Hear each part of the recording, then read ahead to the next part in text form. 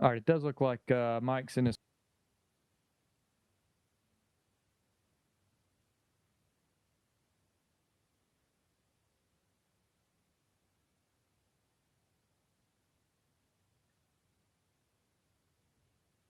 Welcome back to the Ridge Motorsports Park and day 2 of the Speed Summit with Global Time Attack and the SCCA. Throughout yesterday, we had cool, dry, overcast conditions, perfect for attacking the track, and the drivers took full advantage. 14 records fell yesterday, 14, and in some of those classes, those records went down on the very first laps of the weekend. But this track doesn't hand out lap time to everybody at the same rate. Some found it immediately. Others spent the day wrenching, learning the hill, chasing pace, and finding confidence. Today, they get one more shot at it. I'm Mark Kilgore. Alongside me is Mark Yeager. He goes by Yeager. I go by Kilgore. Yeager, 14 records on day 1. Do you think this track has anything left to give? Absolutely. This track has absolutely got something to give. The track is a little damp this morning. We're hearing that Bailey Woods might skip the first session and look to get his optimal session in session number 2. But that doesn't mean that people can't go out and make the attempt in session number 1. What we have today is, again, very good conditions. This track was epic all day, where, like you said, we had records fall in the very first lap, and we had records still falling at the end of the day. So when we're talking about global time attack, like in this instance, we had 4 records, for the most part, fall because people were breaking those records after and after and after. Some of those records being unlimited all-wheel drive from Tony Zerka, breaking the record, breaking it down to 1 minute, 39 seconds with 6.695. So huge record fallen, obviously. So he's really excited. He's going to continue to press. We expect Tony to be able to put down faster, bigger, better lap times. What do we have in limited class? What we had was Bailey Woods coming out in the very first session, and that's the only session he ran, by the way. And he ran a staggering lap time of a 1 minute 35 second 0.812. Bailey Woods, Velvet Thunder with that BMW M3, smoked the record for limited rear wheel drive and the overall record. He snatched that away from Cable Rosenberg by almost 2 seconds. So huge pickup from him. As you can see, we have our competitors lining up. They're ready to go attack some time. We're actually going to get in the car with Mike Reyes in his Supra here very shortly. Beyond that, we also had Jared Floyd, street rear wheel drive. Overall street record, a 1 minute 40-second 0.965 in his GR Toyota Supra from Sector 1 Design. Jared is coming to play. He is a league above the rest in street class right now, but we're going to see who can pull it out. Isaac Torres, he's really gunning for it. Mike Reyes, he's pushing hard. They got to within 2 seconds, but we're still a little ways off. We're going to have to see these guys push really, really hard to get that done. Last but not least, we got Teddy. Teddy pulled it out in his Honda Civic Type R. He's pushing really, really hard. He ran not only just an enthusiast front-wheel drive record in this Type R, but an overall enthusiast record with a 1 minute 46.770, staggering for a front-wheel drive record. You know, as people always say, front-wheel drive is at such a diminished, all these excuses, driver excuse. Nope. Teddy said, screw that. I'm just going to go out. I'm going to break the overall record for enthusiasts and just lay it down for everybody else. Now everybody else has kind of got to come chase me. He's kind of in another league of his own. He's heading up that enthusiast class with a passion. Kilgore, what do you think, man? Where are we at? Where are we going? Well, as we see the cars come out, we do note that Jay Pan, I think, was leading everyone out. Bailey Woods was not at the front of the pack, so it looks like he is going to save his tires for that perfect optimal session. Let everybody get out there and put some heat into or dry out the track, put some heat into it. But I will note that we got Jay Pan going out, who's currently sitting in second in limited class. George Zhao, I have not been able to, I'm not sure if he's going out or not, but I think we may have some limited cars going out here. But we definitely have Mike Reyes going out, so we will jump to his in car here very shortly, be able to watch him go around. In street class, as you noted, Jared Floyd is currently sitting first with the overall street class record at a 140.9. In second, we have a Toyota Supra on Supra on Supra on Supra on Supra at the top. Jared Floyd sitting in first. Jake Breeden in second, sitting at a 141.6. So he's about 7/10 behind Jared. In third place is Isaac Torres. They had a lot of issues yesterday, really only able to get down a representative lap in the last session with a 142.1. So he's about, 1.2 seconds away from Jared Floyd. So again, I mean, that is not a small chunk to overcome, but it is one that is doable. We've seen Isaac throw down some ridiculous lap times. He won the last event at Thunder Hill. And so he definitely has the pace in it. It's whether or not that they really feel comfortable with the car. And then in fourth place is Mike Reyes at a 142.9. So these guys are all, as you said, very tight, 2 seconds covering the top four. I think all of these guys are going to be in session, in group one for this first session. Not entirely sure who all is out there. We definitely saw Jared, definitely saw Isaac, definitely see Mike. Not sure if Jake's out there or not, but we're going to figure that out as some of Brian is out there. So we will definitely figure out, who's going to be out there and who's laying down some laps as we start to see times come across right now, starting their flying laps. All right, so we got some in-car footage for you guys from Mike Reyes. This is going to be awesome. We're going to kind of see. Now, I will say this, guys. Keep in mind, what we initially saw was the track's a little damp. It's not ideal conditions. That's why we had so many people kind of skipping out on this first session. So you might get to see the wheelman, Mike Reyes himself, really have to wheel the crap out of this car to keep it on track and keep it good to go. So he's going to go out there and probably do some exploratory laps. We're excited to see what, it's the only sad part of this whole situation is we're not getting the Boss race vision out of his helmet cam because that would be the most epic footage ever. But this is going to be still some pretty good footage from Boss Racing. Yeah, if you want us to follow along with us, you can check out online.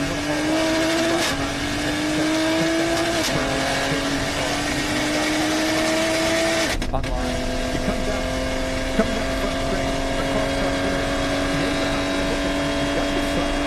the track looks pretty good.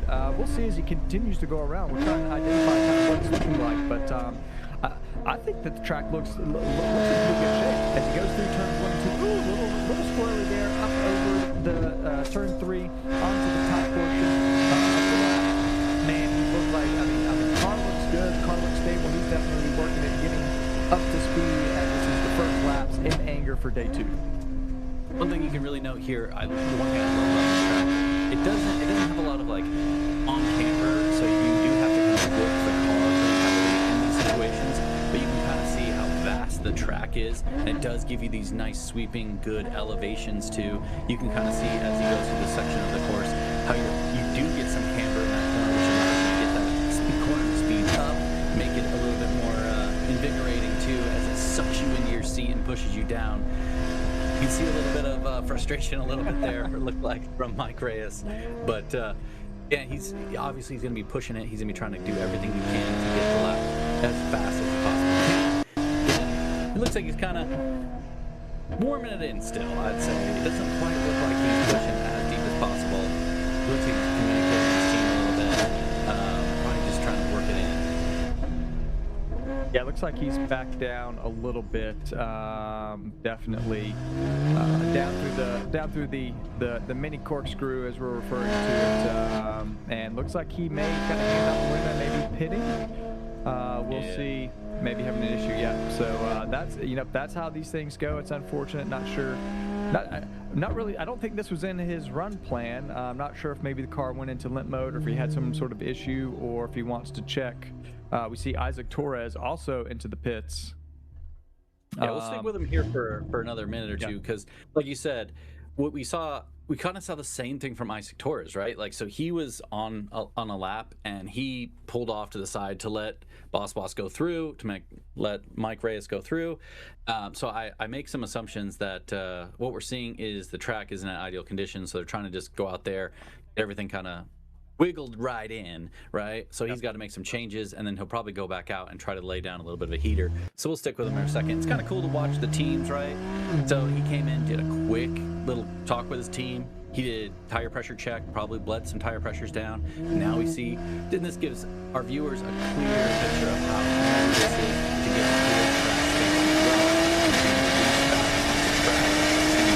allowed to just push out and essentially get on your merry way, stay out of the way of other drivers. This gives you a good view of that turn 1, turn 2 complex and how invigorating that corner is to go through as you push up in an elevation and then coming back down. It's just, that's part of the beauty of this track at the Ridge Motorsports Park.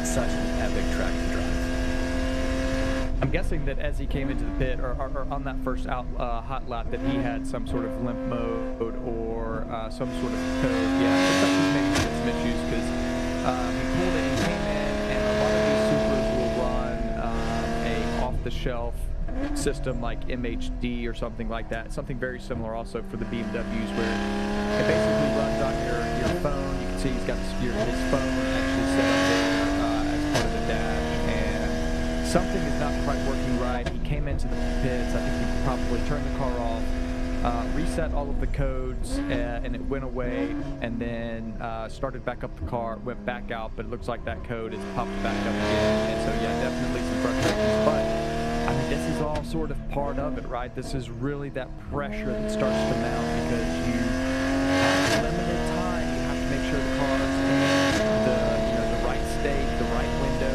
You as the driver have to be ready. And when these things don't go exactly to plan, it piles on some pressure. And at some point, you just have to kind of figure out, okay, I've got to get a lap in. He's already sitting at a 142.9 in fourth place. I really know he was wanting to get on the podium, but coming back into the pits. We'll also note, Jared Floyd was out there. He is leading the session currently with a 141.5, but he's about 0.6 off his best time. Brian Casasilla is also out there at a 143.3. Brian, so he has bettered his time by about 0.4. So Brian is finding time out there.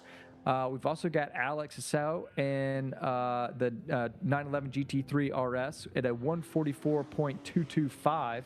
His best time yesterday was a 139.6, so he's a little off. And then Kasem Farm, a 144.2. He's also off a little bit. So Brian is finding some time, but some of the other drivers aren't. So, may still be a little bit of dampness out there. Still, I don't think Mike's, totally out of it yet. He's got to get this car fixed, but there's still some time for him, maybe in the second session, for him to still be able to put down a good representative time to get on the podium in street class. I was going to say, from what I see, so Jared Floyd, he did do a really solid lap with a 141.5, but still, that is a pretty far ways off from his lap yesterday of a 140.9. So that tells me the track is probably not at optimal conditions, although Brian just laid down a nice little lap, a 142.342. So awesome job from Brian. Sadly, it looks like Brian is kind of in this no man's land. So where he is currently in 13th place, he just did a huge pickup, but it keeps him at 13th place because the 12th place finisher is at a 141. Limited class is completely stacked, guys. But for Brian, I'm betting that is something that he is just eager to get to, considering the fact that is a huge pickup. Kasem Farm just laid down a nice lap, only 0.4 off his previous best. He did say, yesterday, he focused on SCCA. Today, he's focusing on GTA. So we're going to be seeing a lot of work from Kasem as he goes through and pushes the limit in GTA today. As he feels, I think he has this feeling that he's got the SCCA portion locked up so he can kind of put more focus on GTA. Yeah, I will note that Mike Reyes has pulled the car back into the pits and into the paddock. So I think he's figured out, he's kind of figuring that the work on the car is going to be a little bit more than they can do just in the pit lane. So he's put it back in, and they're going to figure that out. But we've still, as you say, we still got some cars circulating. We'll see Jared Floyd out there. His last lap time, I mean, he's done 4 laps out there. His last lap time was a 1:42.4, so, about a second off his fastest lap today, which is still a little bit slower than his overall fastest lap. But yeah, Kasem again on his 4th lap, finding his best time of a 1:41.844 today. So, yeah, I mean, the guys are getting close, but obviously Brian either made some setup changes or is just simply getting more comfortable with the car at this track, which, again, we've talked to him before. We know sort of his mode of operation, which is, he really throughout the weekend slowly builds the car, slowly builds the time into the track. So I'm not surprised that he's been able to find a huge chunk, 1:42.3, which is, I mean, 1.4 seconds faster than what he drove yesterday. So I know he's got to be happy with that, but at the same time, I'm sure he's also thinking, I need to be getting faster. You know what I'm saying? I need to actually be finding that time quicker. Kasem Farm up to a 1:41.377 now. So that is a little bit faster. That is a 10th faster than he ran yesterday. So these guys are finding a little bit of time. I think we can see there at turn 4, a little bit of that water just sitting on the side of the track. It does look like that there is still a dry line, but there is just a little bit of dampness as we can see that. But yeah, Kasem Farm picking up time. It is awesome. I mean, again, kind of sad part about his situation. He picked up some lap time, but Damian Tushiniski, he's sitting at a 1:40.5 in ninth place, or sorry, in 5th place ahead of him. So even though he did the pickup, still in the same position as he currently was. He does have roughly about 8/10 that he's got to pick up to move up to that 5th position. Again, limited class is just completely stacked. And I think I told you guys the wrong placing for Brian earlier. Brian still in 9th place. He is in 9th place, excuse me, in limited class. Again, limited class is completely stacked. We had 21 competitors sign up for the event in limited class, so absolutely huge. Same as street class. Epic amount of entries with 23 entries in street class. That's just a tremendous amount of people coming to attack the clock. Do have a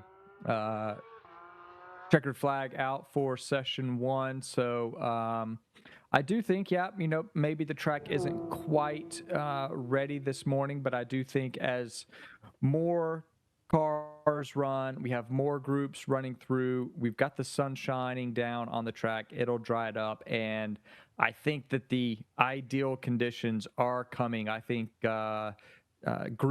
session 2, which today will be a very fast group. I mean, we didn't see Bailey Woods, we didn't see George. We actually did not see no Zerka, no J-Pan. He actually did not go out. Yeah, no Damien. So a lot of these cars are holding back, which, I mean, pros and cons, right? Pros and cons. Part of me would think, you know what? If I have an old set of tires, maybe I have a new set of tires for today, but part of me thinks, if this is what I would probably strategize. If I have an old set of tires, I still want to get out there and use this session to get back in the groove, to get that muscle memory back, feel out the track, feel out where it is, make sure everything is good with the car. Maybe just do a couple laps, maybe do one push lap on an old set of tires, and then throw on that new set for the second session. I'm a little surprised that we didn't see more people going out there just to try and put some laps down, especially if they have an older set of tires. But that's just me. What do I know? So, I definitely think we're going to see more cars coming out in session 2. I definitely think we'll see more cars in group 2 and group 3, even in this first session. Yeah, I'm interested, right? And I kind of want to give the viewers and people an understanding. So when you're talking about running this time attack event, this is kind of the random disparity that you kind of run into is Bailey Woods. He is currently leading the entire event. You know how many laps he's done? 2 laps. Compare that to other people who have run, let's just say, 22 laps from Nick Nang. So at the end of the day, that's the disparity that you can have in terms of the time attack laps produced between 2 different drivers. Is you can have literally 20 more laps than the person who has the fastest lap possible. But guess what? All you got to do is go out and run the fastest lap possible in one session, and that puts you on the podium. Again, we kind of talked about it briefly. Did we talk about limited class? I know you talked about street class, but I kind of want to give a rundown of limited class. Did we do that? No, we have not. Have at it. All right. So again, we already kind of talked about him a little bit. You know, maybe we're overselling Bailey Woods. I don't think we're overselling Bailey Woods. I think he's coming out and kicking ass. So AMP Auto Works, Bailey Woods and his 99 M3 running a 135.812. He is currently leading limited class, followed by J Pan. He registered as a McLaren. I'm 50-50. Like he's run a GT3 with us a lot before. I'm gonna go off what the registration says, but I want to say I think he's in a Porsche. So then you have Alex Hasso in a GT3 as well. He's running a 139.653. I didn't say what J Pan's time was. He's running a 138.501. So that's the podium. Who do we have just off the podium? Damian Tushiniski in his Subaru Impreza. Kind of. It's a time attack monster. So what we got going on with him, he's run a 140.5. Again, one of the things I want to really stack up with him is the fact that he has only run 3 laps. Three timed laps. He did have some transponder issues. He was working through some other things. So kind of an interesting situation there. He's going to look to run more laps today. Interesting fact I found out yesterday from him, he runs CRSs. So my opinion is he's a little bit outgunned in terms of tires. I could be a little off. That's just my impression. That's what he could get in the time allotted to come to this event. But he's having trouble getting the tires warm enough. So he's got to figure out a way to get those tires warm enough to do the job. Kasem Farm coming up in 5th place with that 141. He did run a faster lap in that last session, so he did improve his time, but not improve his position. All right, Kilgore, let us give us a little rundown of that enthusiast class. For enthusiast class, we got Teddy Choka leading the way, which I do expect he should be out in this group. Let's see here. We're just double checking for group 2. Yeah, he should be out in this group, so we will see. Yep, there he is, just crossing the start-finish line to start his flyer of lap.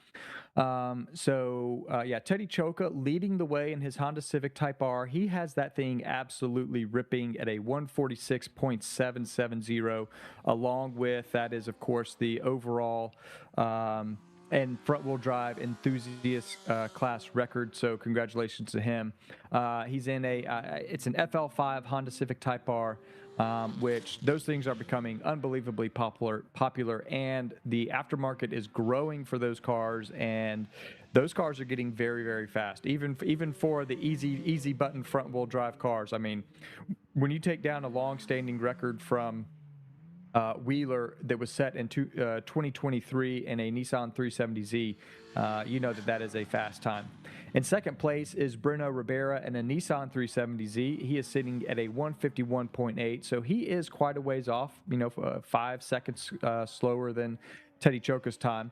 But currently sitting in second. And then in third place is Stephen Ellis in the Toyota GR86 with a 155.6, so about another 4 seconds back. So quite a bit of spacing between these 3 cars. But, it's interesting that you were talking about Damian having some trouble getting heat into the tires. Stephen Ellis also said the same thing. He noted that he was also having some issue getting the car or getting the tires into a good window. So not really sure, you would think with 60-degree weather that they would be able, to get those tires in. But again, they're, especially with Damian, new car, new build, they're still trying to kind of figure out how to get the tires in the window, get the alignment, get the suspension settings right.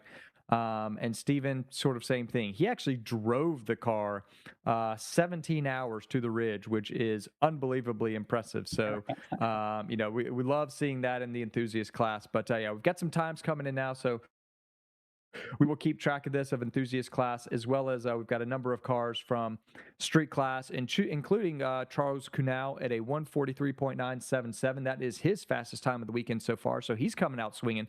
He had some Dude, that's issues a big yesterday. pickup. That is a big Yeah. pickup for him. He was at a 145 before.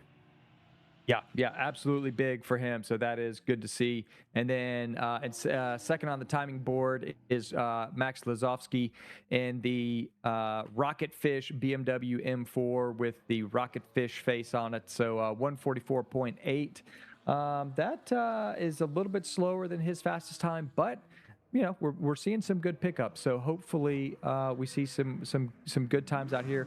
I do note Teddy Choka at a 147.1. And still, about 0.4 off of his fastest time. So I think we're going to see some fast times here in this session. Well, big thing I want to talk about with Max real quick. So they were having some struggles yesterday. So basically his charge piping kept popping off. So it really put him into a pretty negative situation where he couldn't gain any consistency and confidence.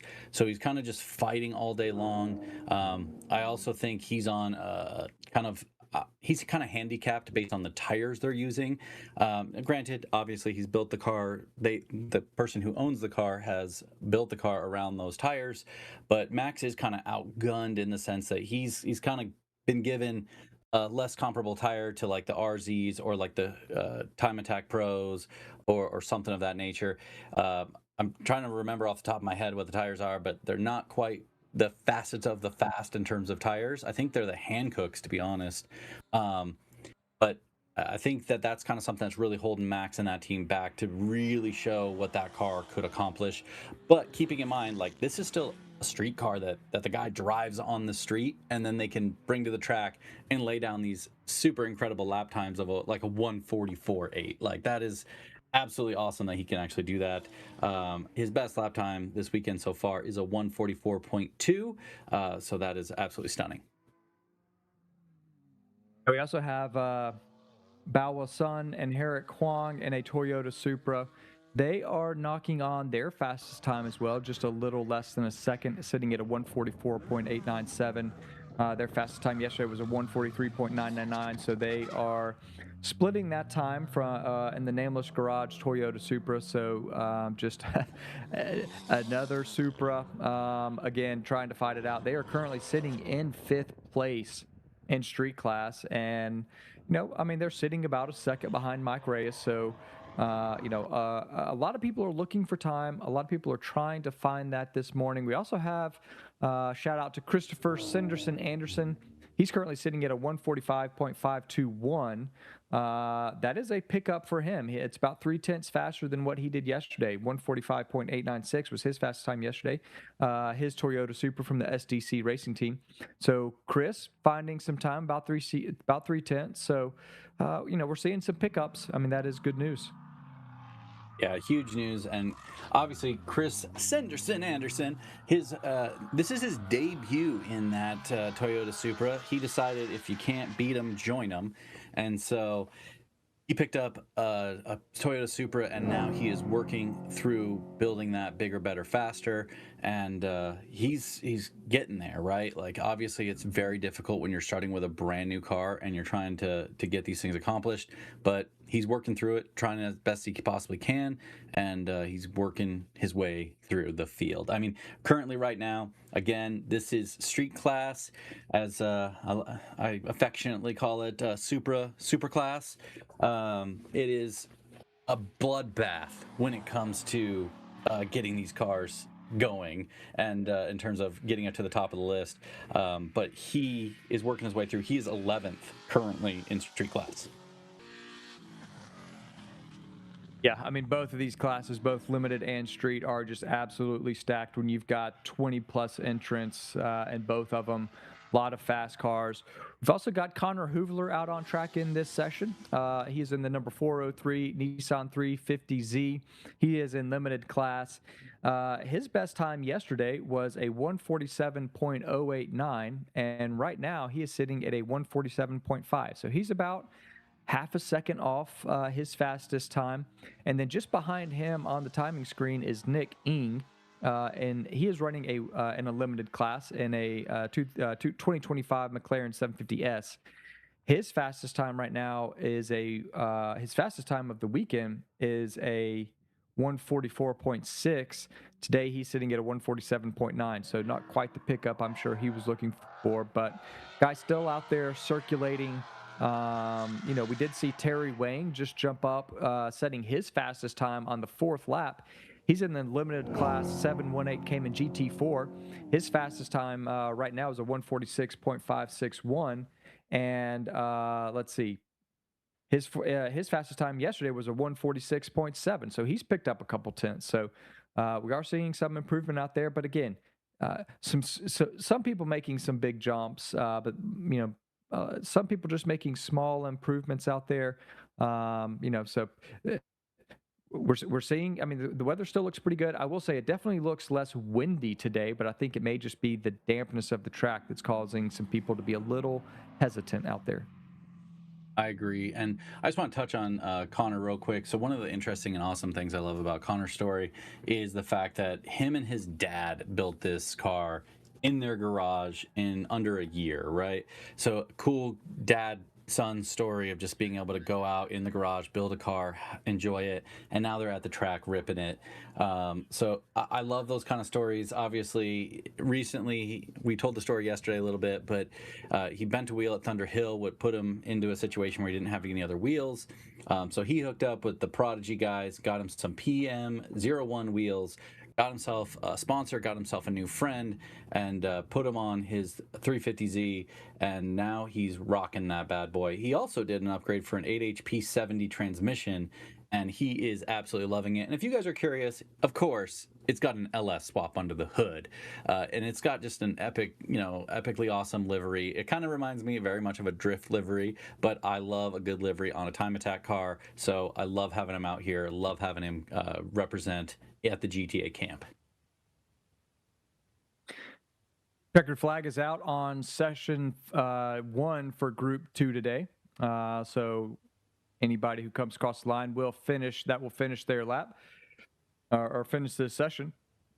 As we see, speaking of which, Connor Hoovler come across the finish line, and that was a 2-minute lap for him. So I think he had shut it down.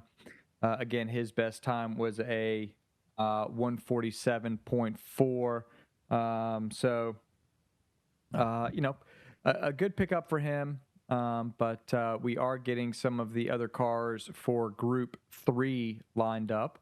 But yeah, Teddy Choka still leading in enthusiast class. No real pickup for him, but he has a pretty big gap. Did see, again, a big pickup from Charles Cunal, so good for him. I know they were having a little bit of trouble with his F82 M4 yesterday, so got some of those issues resolved. As we see some of the cars get ready to be lined up for Group 3, we will take a quick break, and we will be right back as the cars go out on track.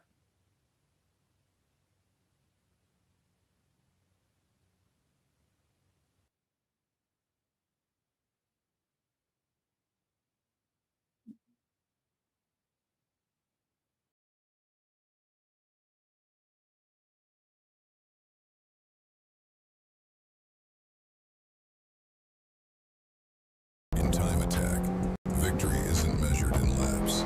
It's measured in millimeters and milliseconds. When every fraction of a second counts, your rubber is the only thing connecting pure power to the pavement. You don't have time to hunt down the right setup. Simple Tire gets the high-performance tires you need shipped fast, right to your door or installer. Simple Tire, driven to deliver. Official sponsor of Global Time Attack. They said we couldn't. They said racing belonged to someone else. That the world already had its champions, its circuits, its rules. They told us to go home. But while they talked, we built. We laid bricks in Indianapolis. We carved speedways into the sands of Daytona. We turned a California lake bed into a battleground for the boldest. We didn't need permission. We needed pavement. One by one, our names became legends. Foyt, Petty, Andretti, Earnhardt, Shelby. We weren't just about speed, but about defiance. We looked at their pace and said we can go faster. Through damage and disaster. We pushed past what was safe, past what was known, past what they said was possible, because we knew the moment we lifted, they'd be right. When the green flag dropped, it wasn't about what they gave us. It was about what we took. And what we took is our place in racing.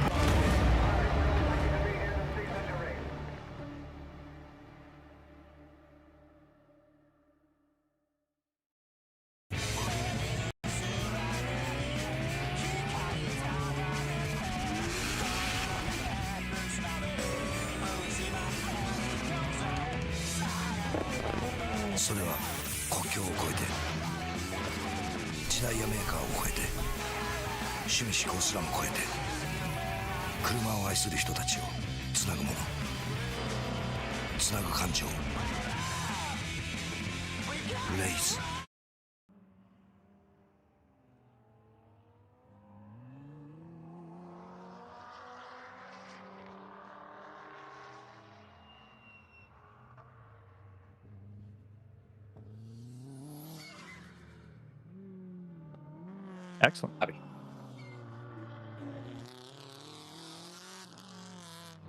Welcome back to Session 5, Group 3. This is the first session for today for Group 3 for the Global Time Attack. We have people out here looking to make some improvements for their weekend, maybe looking to move up in their respective classes, looking to just better their times from yesterday. Track is still a little damp. It is drying out. Had a little bit of rain overnight. Came in, some of the drivers coming in this morning and finding that there was a little bit of dampness out on track, but we are seeing that does look like the track conditions are getting better. Some people are finding some time, some people not. So we'll kind of see as this group progresses. We can see there, turn 4, right on the right side, mid part of the track. We can see that's sort of been one of the wettest spots that we've seen, and it is continuing to get smaller and smaller as people are running. So I think that is a good sign. Got Landtrong leading the session out here in his Audi TT RS. So Jaeger, any news or updates that you've seen from anybody yet? Well, before I talk about that, real quick thing. So if you guys are looking to understand the lap times and you want to follow along there, make sure you go to Kerbz, KERBZ.com. That'll bring you over to the Kerbz app, and then you can follow along in Kerbz. That'll give you the overall, that'll give you live results, all those things for GTA. If you're looking for SCCA later on, that's going to be on the SCCA's website. You can check out the lap timing there as well. That gives you all the live timing, keeping you up to date. Beyond that, so now we're running into, like you said, Group 3. We got a couple people coming out now. It'll be very interesting to see what these guys can do from a pickup perspective. I think now that we've had 2 groups before them, they're going to be sitting in a pretty good position. Like you said, you're getting kind of that dry line per se. One person I want to quickly touch on. So as you just saw, Stephen Roth in that BMW, he had a little off right there at the mini corkscrew yesterday afternoon. Talked to him a little bit. He said cosmetic, basically hurt the splitter a little bit, hurt the front bumper a little bit, but as you can see, he still has a front bumper, he still has a splitter, so he was able to get that car repaired. Now he's back on track.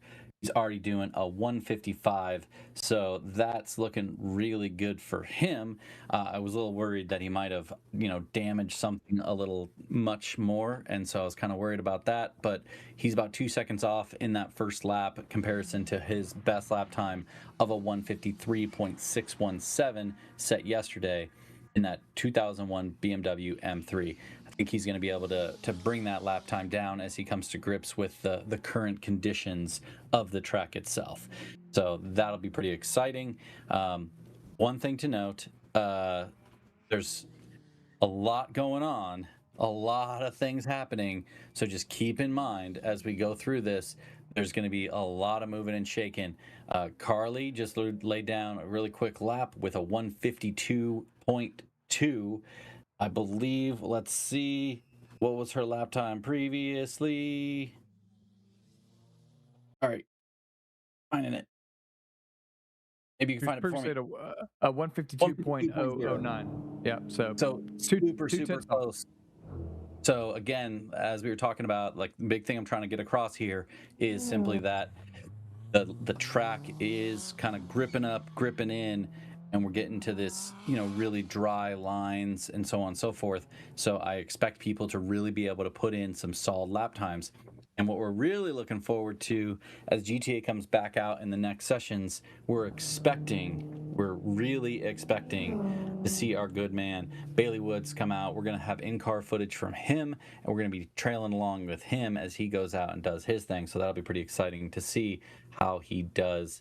And hopefully, as we're going to have all the GTA sessions run, the SCCA sessions run, our expectation is the track will be in very good shape for them to go out and run some very good lap times at that juncture.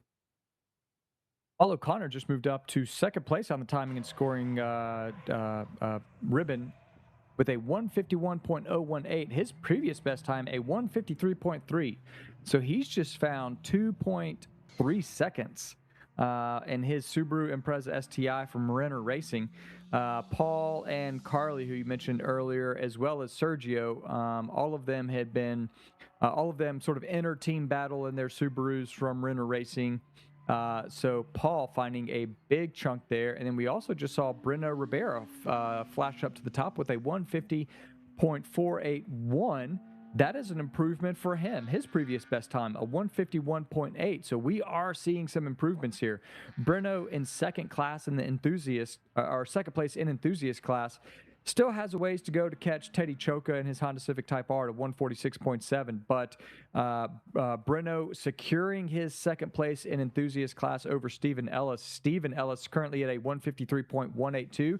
That is an improvement for him. So we are definitely seeing some improvements from these drivers. Stephen Ellis currently in third, finding a couple seconds in enthusiast. Breno finding a couple seconds in enthusiast to secure second. So a lot of moving and shaking. And as I say that, Carly Devery just moves up, another huge pickup for her, Jaeger. Yeah, dude, she's picking it up. She's laying it down. Everything's looking good on that Subaru front. Obviously, we were talking about it a little bit yesterday. She was having some cooling issues. They found a stuck or a non-opening thermostat, really hampering her productivity and being able to stay out on track, learn the track, do the thing. And so her being able to be out on track now we're seeing her be able to put down fast lap times that she was expecting in the beginning. So that's a really good job from her in terms of, I believe 100% that this is her first time ever at this track, and being able to put these times down is going to be pivotal in her ability to work through. I'm interested because I was talking with Carly at Thunder Hill. One of the things she talked about, and I was kind of giving her grief about, is when she's going to start putting some aero on that car, when we going to start seeing some cool wings and splitters. I'm a big wing and splitter kind of guy. And she said not till she goes, I believe she said not till she goes sub 2 at Button Willow. I could be wrong. I'm trying to remember from like 2 months ago. So, but I think that was the case. I think based on her development as a driver and how much she's been improving lately, the next time she goes there, she's going to be able to hit that without a doubt. And then hopefully we'll see her wallet, opening up and shelling out some money so she can have some more fun and go a little bit faster. Aero improves everything. That's what it does. Makes it more fun. I was going to say, I mean, if she wants to go sub 2, just throw some aero on there and it'll be a lot easier. It'll be a lot easier, like crazy amounts easier. I get it though. People have their goals. They want to hit things before they change it up. So I do get that. Looks like Nick Stediford picked up a solid over about 1 second of lap time, running a 150.606 from his previous best of a 151.754. And I think I saw on Instagram. And I could be wrong, so I don't want to go too deep into it, but I'll have to double check. You better make sure you get this right before you start. I mean, it's just conjecture, right? Everybody believes it. It is what it is. Let's see. I mean, I definitely see a thing where someone had a ring on their finger. And then I saw something where people were in a wedding dress and it looked like a priest. out on the racetrack. So maybe it was a Nick Stedford and Savannah Little marriage. I don't know. I don't know. We'll have to find out. We'll have to check the IG to make sure that's a true or false story. But go over to their page, check it out, and find out the truth for yourself. All right. Not seeing anyone. I want to know who the first driver is going to be to break this 149 or to break into the 149s in this group, sitting at a 150.2 currently, as we just saw Stephen Ellis coming through there. Here, coming to the checkered flag now. Nick Stenford. Ryan was trying. Yep, Nick Stenford now up to a 150.2. And again, that is basically he's in limited. That is basically it's a C8 Corvette, and for the most part is fairly stock, other than some wheels and tires. He's got some brakes, and that is it. So, man, I know we've been saying it, but those C8s, some of these newer cars are just absolutely rockets, and it is really impressive to see. However, all that to be said, you still see, some good old Subarus and an Audi TTRS, Nissan 370Z still holding it down, running close times to Nick Stenford and Savannah Little in that Corvette. So some really solid times, some really solid pickups from some of these drivers. Brian Smith in the 2018 Camaro ZL1 in limited class ended up on top in this session with a 150.1, and his my gosh, his fastest time yesterday was a 150.154. His fastest time today, a 150.155. So we can give him the award for most consistent. How about that? I'm sure he would have liked to seen that 149, but basically matching his time down to the 100 that he did yesterday. But one thing I want to quickly point out, if you're on curbs, they are working through, the curbs people are kind of working through some things right now. But you might see a couple people that we see, like we have Panda Yang in enthusiast class. They're not in enthusiast class. So just letting you guys all understand that. Like we see George Zhao leading street class. That's George Zhao is in limited class. We're fixing that, so don't worry about it too much. We'll get that fixed here very, very shortly. But just kind of give you an idea of the curbs people. They've been working with us really, really well, and they're working through getting that overall classification so everyone can understand where they stand, where they have to hit, where they have to go. So really helping out us as racers to understand and how it works within Time Attack, so it can be as good as it possibly can for you guys. So whether or not you're racing and you're checking the overall standings, or if you're just rooting on your favorite driver, you know where they stand. So just get on curbs, check it out. Obviously, we're working through some of the other aspects of it, but check it out, guys. That is going to wrap up the first session of the day for Global Time Attack. As you can see, though, I mean, the weather is good. It is looking pretty. We've got the sun out there. The track is drying up, and it is currently, looking at the weather, currently it is 69 degrees. So good, solid Time Attack weather. We are going to take a quick break as we transition to the SCCA Time Attack Challenge presented by TireRack.com. And as a reminder, this is simulcast on both Global Time Attack and SCCA's YouTube pages, so you can follow us on either. As you get ready for the SCCA sessions, you can go to timetrials.scca.com to keep up with the live timing. If you go there, at the top of the page, you'll see a link to the live timing. You can click on that and follow along. So we will be back shortly.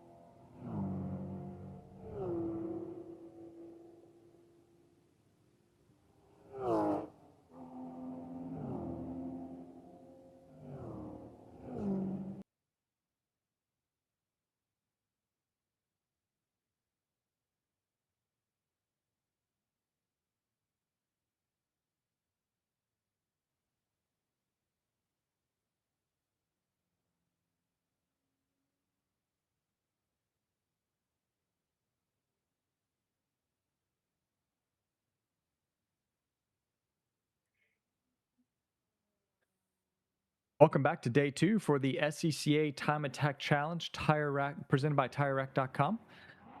Cars are out on track, hitting their first flying laps, and this is going to be the fastest group for the SCCA.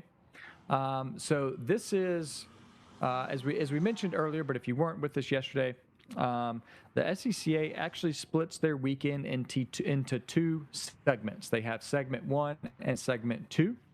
Segment 1 consists of sessions 1 and 2 yesterday, and then session 1 today. So this session here is going to round out segment 1, and then segment 2 includes the last session yesterday and then the next 2 sessions today. Each driver's segment 1 and segment 2 are added together, and then that total time is what actually provides the placement in your class. So this requires consistency and reliability in the car, and that you have to be able to set times in both segments. And in fact, we have already seen some cars that set some very fast times for segment 1. However, they've had some reliability issues and they may not be able to set times for segment 2. So we will have to see how that plays out. But we are getting some times coming across the board now, and we're seeing Kevin Schultz lead the way with a 148.3. If you're just joining us as well, the track is drying out. We had a little bit of dampness this morning, but the track is drying out. The sun is out. It is a cool condition, around 69, 70 degrees, so great time attack weather. So we are expecting some fast laps. Jaeger, what are you seeing?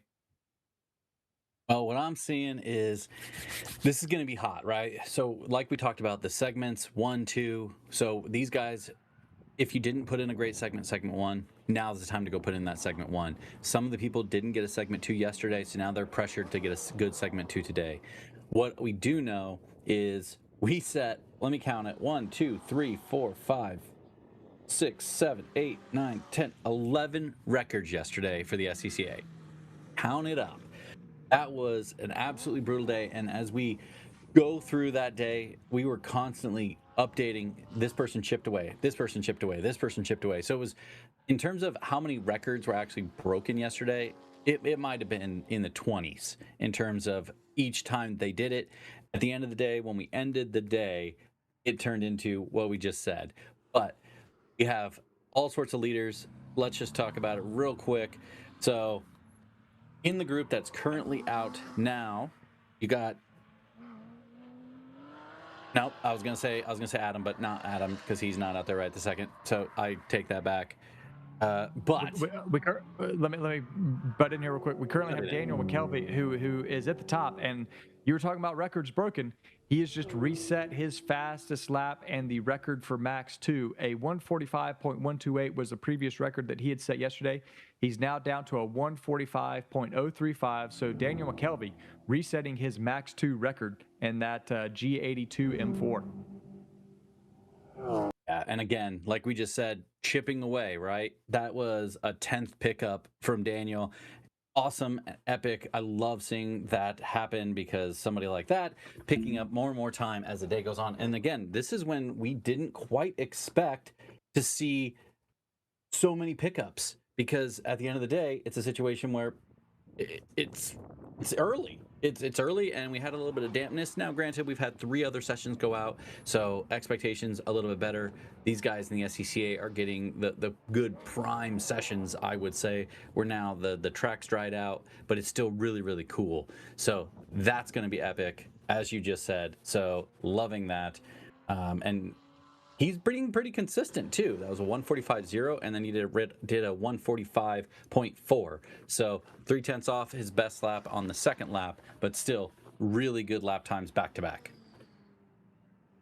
We are missing Kasem Farm, who we saw running earlier with the Global Time Attack in his 2025 Porsche 911 GT3 RS. So it looks like we're missing a few people, but as you noted earlier, Kasem, has very, very solid times for his segment 1 and segment 2. So he may be sitting out this segment as he's feeling comfortable on his segment 1. Ron Pratt and Duke Langley ran early yesterday, but then we have not seen them come back out. They are two of the drivers in unlimited category, unlimited 1, that look to have had some issues. So, we'll have to see if they are able to make it back out. We also have, we're missing Kyle Deaton in Unlimited 2. He is the current record holder. He set the record yesterday to 148.1, but he also does not appear to be out there. So a few people not out there, not sure if they're having issues or if they're just waiting maybe until some slightly better weather or waiting for the track to dry up.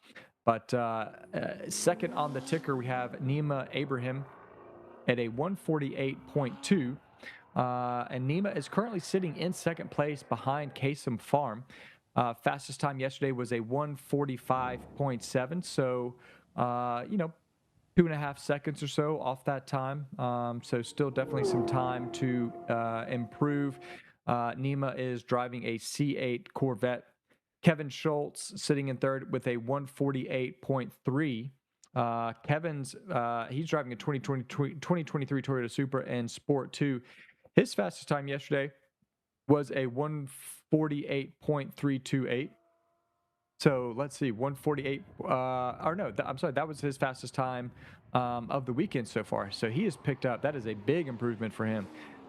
Kevin's picked up a lot of time. So, and this is sort of the interesting thing, right? So yesterday you may have been sort of warming up, getting into it, and you actually do have the opportunity today to improve both your segment 1 and segment 2 times, which Kevin Schultz has just done that exactly. He had a major improvement today, but that time actually goes on segment 1. And then if he goes out in the next session, which will be a segment 2 time, he just needs to beat a 154.966 to improve. So obviously that's like 6 seconds that he can improve from his segment 2 time. So he can definitely move up quite a bit. He's already leading S2, but he can move up in the overall standings in his 2023 Supra. One person I want to quickly mention is Josh Cummings in his 2016 Porsche Cayman. So yesterday he laid down a 150.934 for his segment 1. Currently, he's running a 153.526. Overall, he has the current record for Max 4. So he set that record at a 150.934, and he's looking to either best that record. Now, granted, I think he's in a really good place in terms of the overall attributes. He has a good time for segment 2 with a 151.642. So really, he just needs to actually improve on segment 2. So he's probably just going out there and trying to figure out a way to enhance his time at a later date, because he really needs that segment 2 to be improved. Whereas Alex that you've mentioned in the RX-8, he's nipping at his heels with a 151.7. So that 151.6, that's a little too close. He needs to move his time up in segment 2, in my opinion, to make it so that Alex can't catch him in that RX-8.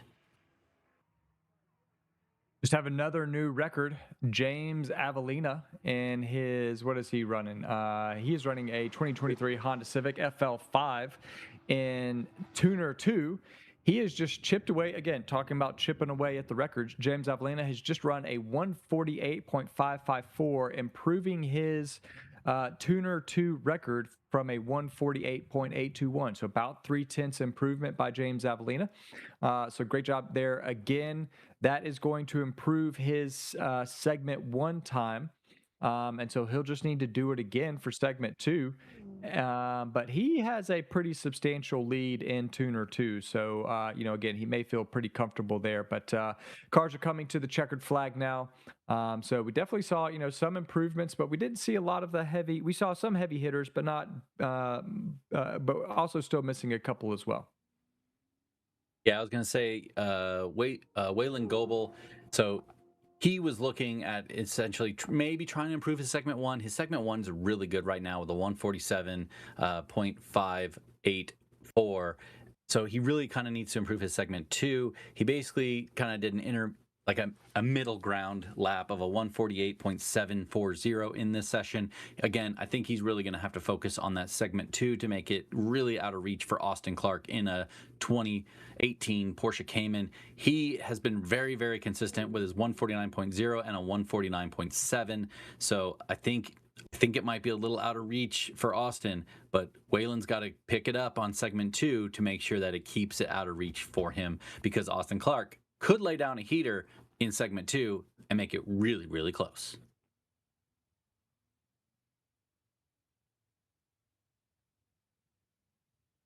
Looking at some of the standings generally, we've got Edward Marshall. So this is the unlimited class. Some of the contenders that were out there. We have Edward Marshall.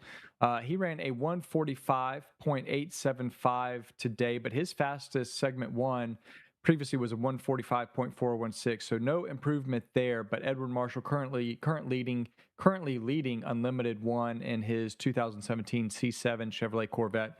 Currently sitting in second is Jonathan Greenleaf, who was also out there in a 2017 McLaren. His fastest time yesterday was a 149.3, so he was running a 150.1, so about 8/10 slower this morning, so no improvement for him for segment 1. But his segment 2 is a 151.2, so if he is able to improve his time in subsequent sessions, he can pick up his segment 2, but he is sitting about 6.5 seconds behind Edward Marshall. So that would have to be a very large improvement. And again, Ron Pratt and Duke Langley, setting segment 1 times, but they had some issues not able to get out. So currently Edward Marshall and Jonathan Greenleaf fighting for the overall win in Unlimited 1. In Unlimited 2, we have Kyle Deaton and Alan Hanna. Again, we said Kyle was not out there. And we expect to see Alan in a subsequent run group. So Kyle Deaton currently sitting with a 149.1 and a 148.1 for his segment 1 and 2 times, and he has a pretty substantial lead over Alan. Kyle in a C8 Corvette and Alan in a Mazda Miata. So we could not have any quite different of 2 cars in Unlimited 2, but that is sort of how you can run these groups. I'm sure Alan's car maybe has the interior stripped out, or there can be some kind of specific things that put him into that category, but we do expect Alan to come up in some of the later sessions, so we'll see if he can improve his time.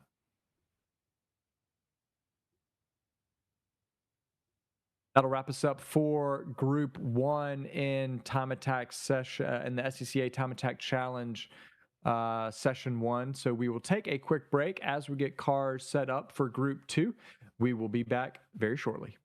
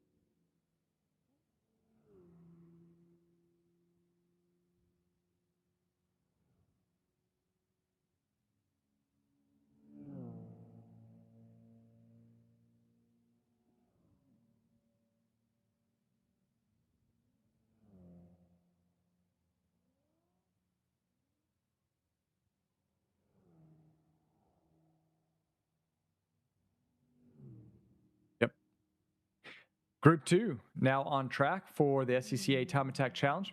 Got a number of different classes here, and we'll kind of do a quick overview of the SCCA classing system. SCC basically breaks down their cars into 4 categories. That is Sport, Tuner, Max, and Unlimited. And then within each of those groupings, they have subgroupings. So basically, for Sport, you could think of it as Sport 1 through Sport 6. Sport 1 being your fastest grouping within the class or within the category, and then Sport 6 being your slower grouping. Sport 1 often includes things like the Chevrolet, Corvette, BMWs, Porsches, and sort of the big bore, high power cars. Sport 6 being the smaller displacement things such as Mazda Miatas, Honda Fits, as we see out there. I think that was Nazar Satian, as well as maybe some, like a Mazda Protege or something along those lines. With cars sort of spread throughout with things like Sport 2, Sport 3, Sport 4. Follows the same thing through Tuner, Tuner 1 through Tuner 4, 5. Tuner, let's see, it goes through Tuner 5. And in Tuner, you're allowed a little more modification, whereas Sport is very restrictive as to what you can do. Basically, some very minor suspension modifications. Still has to have a full interior in Sport. Can't really do much to the engine. So it's very restrictive. The nice thing about that is that it is very accessible. It is a great way to get involved in time attack racing. Whereas Tuner 2 allows you a little more modification. You can start to do things like a little more complicated suspension changes. You can do 2-way adjustable reservoirs for your suspension dampers.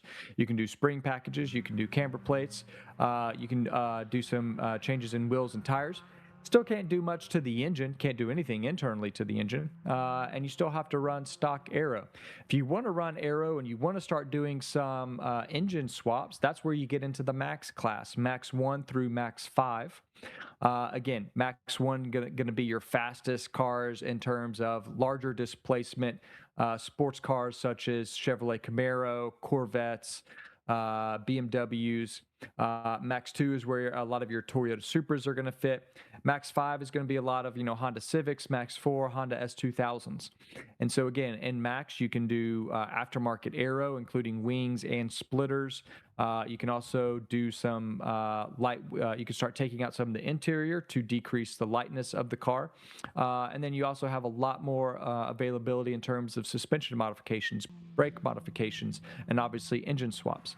And then in Unlimited, you basically have Unlimited 1, Unlimited 2, and that basically means you can do just about anything. Doesn't mean you can do absolutely anything, but it still has to be based on a production car, and it is a very, very small rule set, meaning that there's not a lot of restrictions.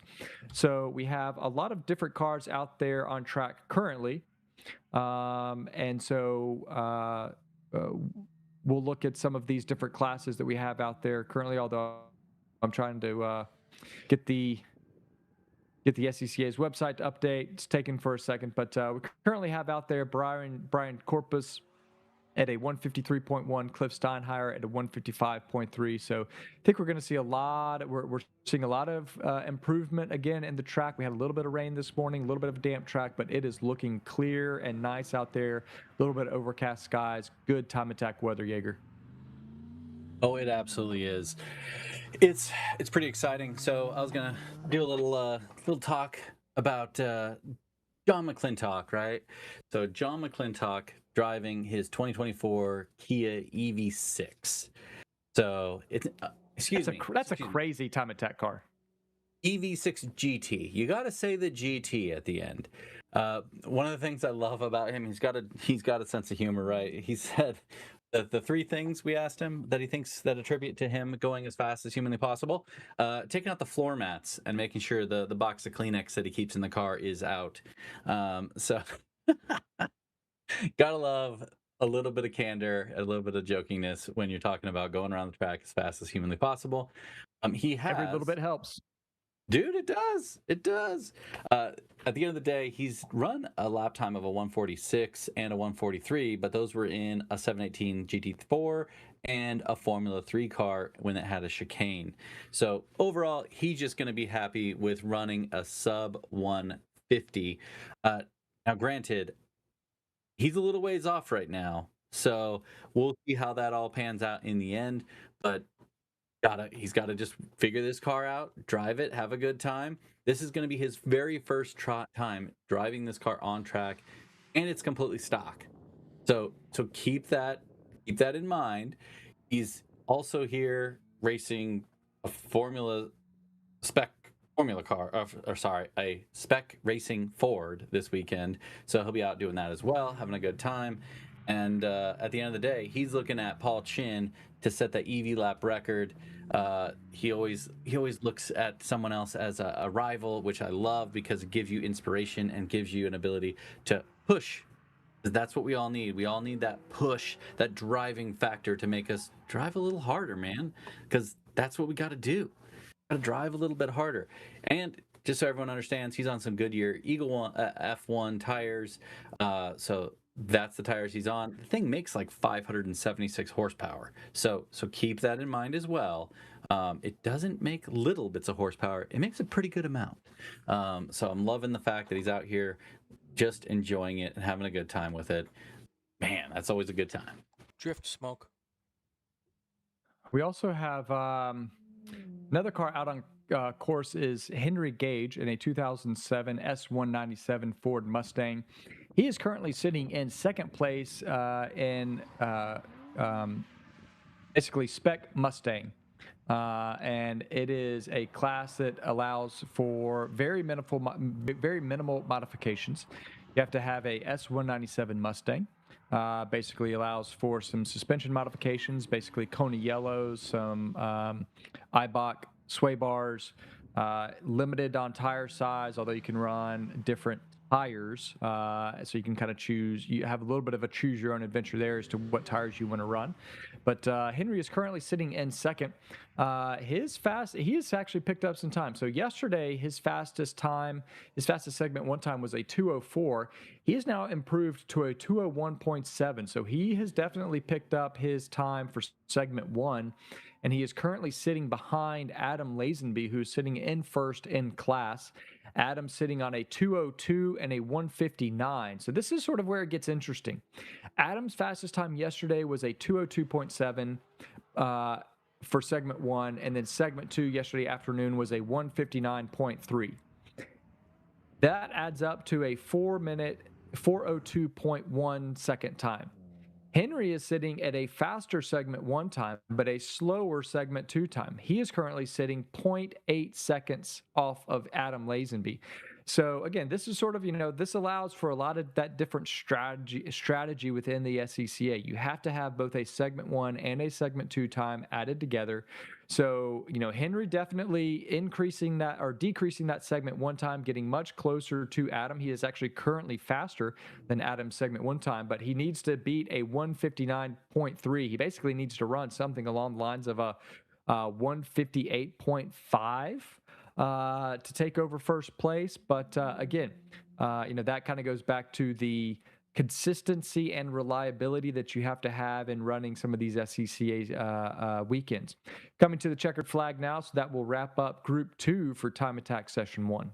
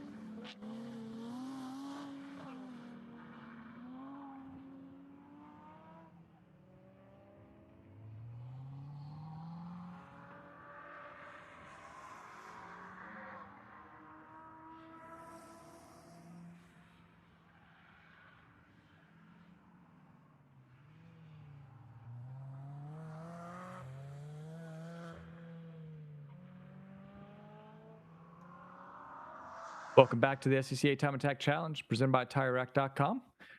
Cars are coming across the line for Group 3, Session 1 of today's event Sunday here at the Ridge. We've got Alex Paraskevas leading the way with a 152.921 in his 2005 Mazda RX-8.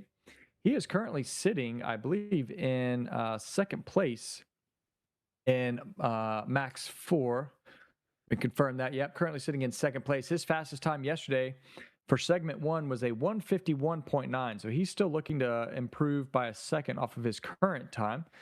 He is currently sitting behind Josh Cummings, current record holder for the Ridge in Max 4. Only sitting 1.1 seconds back from Josh. So Alex definitely in reach. I think you mentioned that earlier, that Alex is breathing down Josh's neck. So Josh in the 2016 Porsche Cayman in one of the earlier run groups did improve a little bit. Alex also looking to improve, so we'll have to keep looking there. And then second on the timing and scoring is Carl Tanner at a 153.230. Carl, that looks like an improvement for him. Carl's fastest time yesterday was a 153.884 for segment 1. So that will be a slight improvement for him, only putting him 3.8 seconds behind Alex. So quite close there in Max 4. Another entrant we have is Cass Chan, currently sitting at a 216.1. And Cass is in a 1990 Mazda Miata. Pretty much nothing done. He is sitting in Tuner 5, so that does allow for a bit of modification. But Cass currently has basically a seat and harness. That is what he attributes to most of his time out on track. His previous best lap here was a 2:15. His projected lap time, then something that he was hoping to hit, is a 2:12, and in fact, that is exactly what he has done. He has hit a 2:12. He hit that. Let me get that lined up here. There we go. He actually beat that yesterday. A 2:11 and a 2:10 is what he ran yesterday. So congratulations to Cass that he was able to actually go faster than his projected time. He's currently sitting on a 2:11.1 for his segment 1. So he definitely has some time to improve. Currently sitting at a 2:16 for this first session. So can definitely go faster. And we'll see if he can improve his segment 1 time at all. But yeah, a lot of people improving. We have a lot of different classes here. Anything from sport to tuner. We also have the current leader, Adam Lazenby, in the Spec Mustang. We've got some max classes as well. So Dan Bullis, Sport 1 in his C8 Corvette, currently takes over the top spot in this group, a 151.3 for him. So, Yeager, anybody else you have your eye on in this session? Oh, I got my eye on Steve Solis, man. He's got a 2002 Chevy Corvette from Aberdeen, Washington. This guy, so he supercharged it, put some flex fuel on it. Of course, he's going to rock the E85. And his previous best lap time ever at the Ridge was a 2:03. He has already bested that. He's hit a 2:0698. Although he's projecting a 155. He's going to need that 155 because currently he's sitting in third place in S2, and he really needs that 155 to jump John McClintock in that 2024 Kia EV6, who has a 156.4. So he's really looking to get to that best lap time that he was shooting for of a 155. That's going to be the ticket item that he needs to do. What did he do for preparation of this event? Well, at the end of the day, he had to put this supercharged car on the dyno, get this thing dyno tuned. Big thing is he's got 5 track night in America, so obviously big track day guy trying to get out, have a good time. He has to figure out when to lift the skinny pedal and hit the brakes at the right time, but at the same time, he's got to smash that skinny pedal on the straightaways and use that extreme speed that this car is going to have. The thing that's kind of hurting him a little bit is he's still running some Continental Extreme contacts with this 600 horsepower Corvette beast that he has. So at the end of the day, it's one of those situations where he's got to use the lightweight aspect of the Corvette. I say lightweight, it is 3,000 pounds. But he's got to use that 3,000 pounds in conjunction with this 600 horsepower and driving skills to get to that 155 lap time that he's hoping to get. So hopefully he's able to do it. He's currently only at a 2-minute .698. Hopefully he can improve that lap time in this session. We'll see as the session plays out to see if he can get to that sub 2-minute lap. One of the other beautiful cars that we keep seeing a lot on the stream is a 1968 Chevrolet Camaro with that beautiful blue paint and the white top. That is John Niedermeyer. He's from Olympia, Washington, and he's not a lot done to that car, but still quite a bit in terms of Speed Tech suspension. It's got an LS3 engine and a bare brakes. He's run this track before. His previous best time was a 1:59. He's currently sitting in 4th place in Max 2, running a 2:01 is what he ran for both of his segments yesterday, 2:01.0 and a 2:01.8. So hovering right around that 2:01 area. His previous best, as I said, was a 1:59. He was really hoping to hit a 1:57 this weekend. Not sure if he'll be able to do that, but he might be able to pick up some time today. His current best time today is a 2:02.7, so still, about a second off of what he was doing yesterday. But he does a lot of track night in America, and he says that he doesn't really have any main rivals, but really the thing that he tries to always compete against is the track. Talking a lot about, he really, he thinks turns 3 to 5, that complex is one of the main challenges of this track. But that car puts out 525 horsepower out of that LS3, 490 foot-pounds of torque, and puts that all down through some very, very sizable tires, 315 up front with a rear 335. So, man, I bet that thing is a hoot to drive around here. It absolutely is. A lot of these cars are, though. That's some of the greatest aspects of, SCCA. They give you a lot of different classes that you can take part in, and they give you places that you can thrive in, giving all these different opportunities from Honda Civics to BMWs to Toyota Supras to Lotus Emiras, all the cars, all the things with different classes to make you competitive. Heck, even a Honda Fit. So at the end of the day, it allows you to have all these opportunities to go to the track, have a good time, enjoy it. I will note Adam Lazenby, current leader in Spec Mustang. So he improved his time down to a 1:59.668. So he is able to improve his segment one time and has extended his lead over Henry Gage. So just exactly as what we were talking about, where his previous best time was a 2:01, he's now moved that down to a 1:59.6. So Adam Lazenby doing well to improve his time. Then also want to take a look at Tuner 3. Currently sitting second place is Laurie McKelvey. She's in the 2025 Toyota GR86 with a sweet looking livery on that car. We noticed that yesterday, but man, that thing looks so good. But Laurie's best time yesterday was a 2-minute flat. She's now improved that to a 1:59.6, picked up almost a second. So Laurie picking up some time. But looking pretty good in second place in Tuner 3. She is chasing down Michael Andrea in a 1997 BMW M3. That is an E36 chassis M3, who's currently sitting on 1:57. So Laurie's got to find a couple more seconds to see if she can chase down Michael. But again, we're seeing some improvement, so it's great to see everybody out there continuing to push. Yeah, I'll be interested to see if the day, as we hope, if the day can hold out, as we talked about a little bit more earlier, the track's drying out, the track's getting faster. It seems like everybody's running good competitive times. So my expectation is that we're going to continue to press, continue to get better, faster throughout the day. So we're seeing improvements, and I'll be interested to hear from the drivers. So if you're a driver and you're out at the event, make sure to come stop by the trailer over by the start-finish line. You can come in, talk to us, and let the viewers know what's going on. I know some of the SCCA guys, they're a little bit more laid back. They're not big interview people, but we love to have you guys come in, talk to the SCCA crowd, give an inclination of what's going on, how's it going, and it really helps out. And looks like we're going to jump into GTA. Group 1. Oh boy, I see who's out front.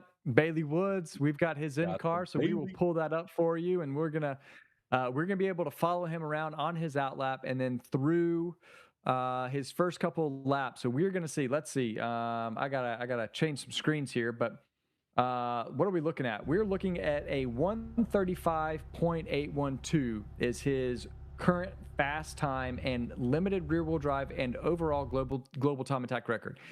You could see that he has a lap time setting right up top. So we will be able to see if he beats that 135.8. And if he does, Jaeger, we're going to lose our minds. Yeah, I am super psyched. I'm glad we get to watch this live from the in-car. And I have to say it like this. Look how beautiful this car is just in the in-car. Like, he's done such an amazing job building this car to be such an amazing machine. Here we go. And just keep in mind, I want you guys to all look at this and understand he's still shifting gears. He is still shifting those gears. So the car that he's built, he's rocking these Hoosiers. So I'm really interested. And just, I want everyone to understand, these aren't Hoosier slicks that he's rocking. These are Hoosier Track Attack Pros. This is a 200 tread wear tire that he is currently on. And he is leading the charge in limited class, and not only in limited class, but the overall track record at this moment in time. This is going to be a very special lap to watch. I am belligerently excited to watch this lap and watch this lap unfold. He has such a clean build. It is an E36 M3. Not sure entirely what the weight is. I'm sure we have that information somewhere, but it is. He has stripped everything out of that car. It is mostly built by RS Motorsport and JMP Auto Works there, and they have done an extremely good job. Bailey doing what every driver should do, pointing out to and waving to all of the corner workers, because they do so much for us getting out on track. So I appreciate him showing everybody how it's done. He's getting those Hoosier tires warmed up. But yeah, like you said, just a good old H pattern, just a good old 5-speed. But here he goes. He is running a B48 engine, which is basically the smaller version of the B58 that is found in all the Toyota Supras. The B58 being a twin turbo inline 6, the B48 being a single turbo 4-cylinder. But he's got a big old honking turbo on that thing that is tuned by Strom Motorsports. So I think he's pushing well over 500 horsepower. So here we go, down the corkscrew. We're about to start that lap, Jaeger. How about it? Oh, man, I am wicked excited, man. He's going to come out of this corner, and he's just going to set himself up to get into the beans, and then we're going to see him start ripping through the gears as we do now. It is on, baby. This is the lap. This is the moment. This is what we've been waiting for. Let's see what he can do. We're just going to shut up and let you guys just enjoy and watch this lap.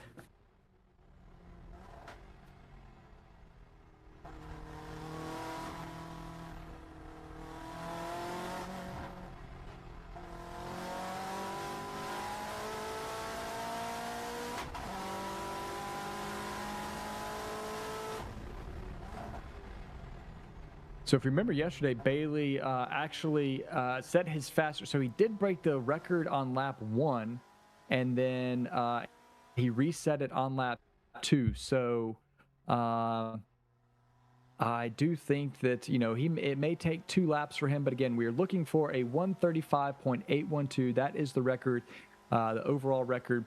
Again, going through, and I love this shot. Like, you can really see the elevation. You can see the camber, on camber and off camber curves. This is just incredible to see.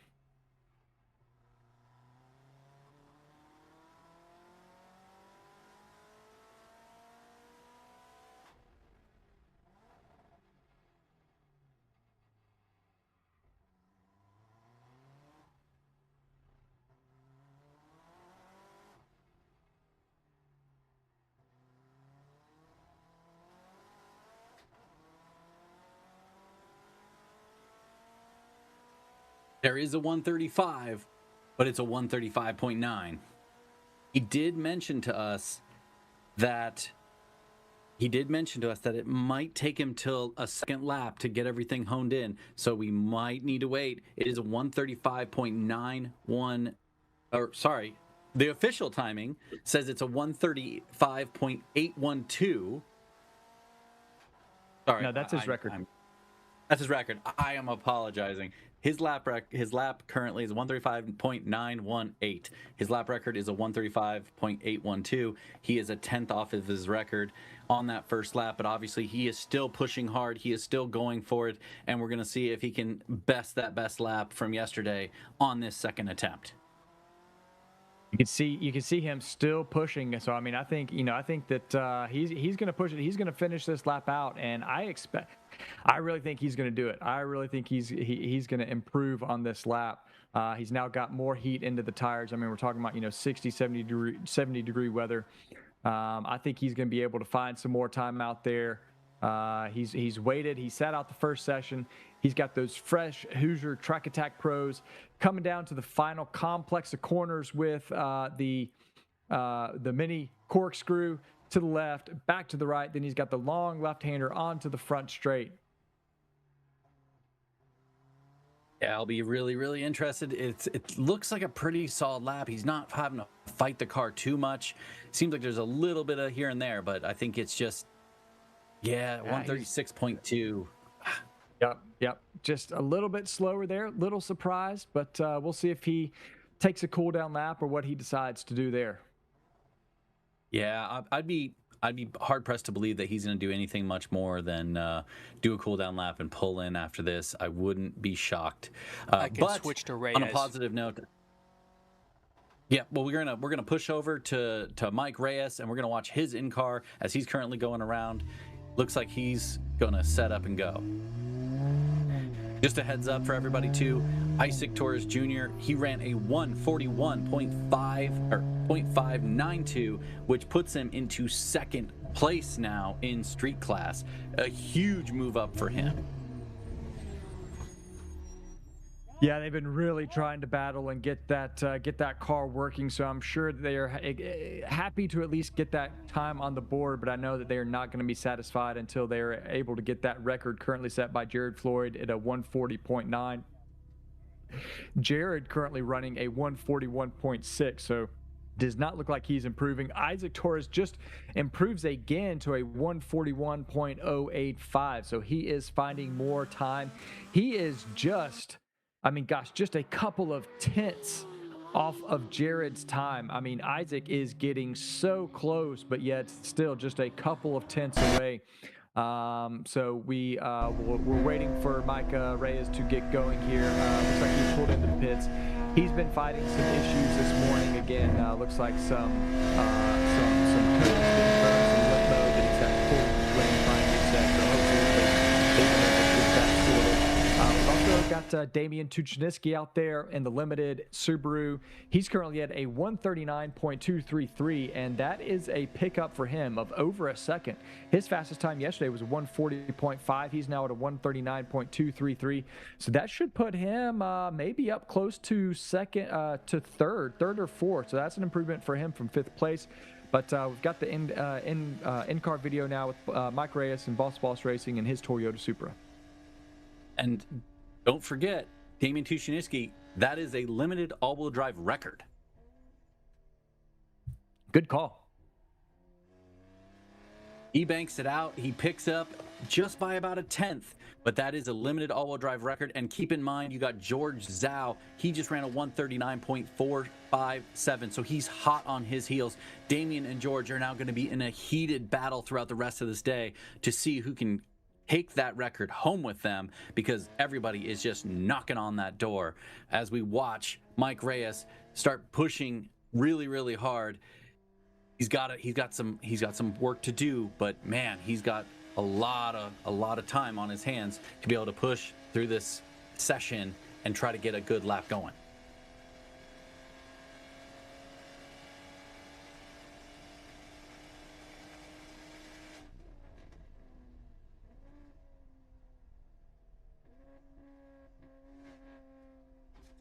So Mike is running on the Yokohama AO 52s. He said he's got a couple. Ooh, Man, he is fresh. He said he's got a couple sets, but not sure if this is the actual fresh set, but he is really pushing now.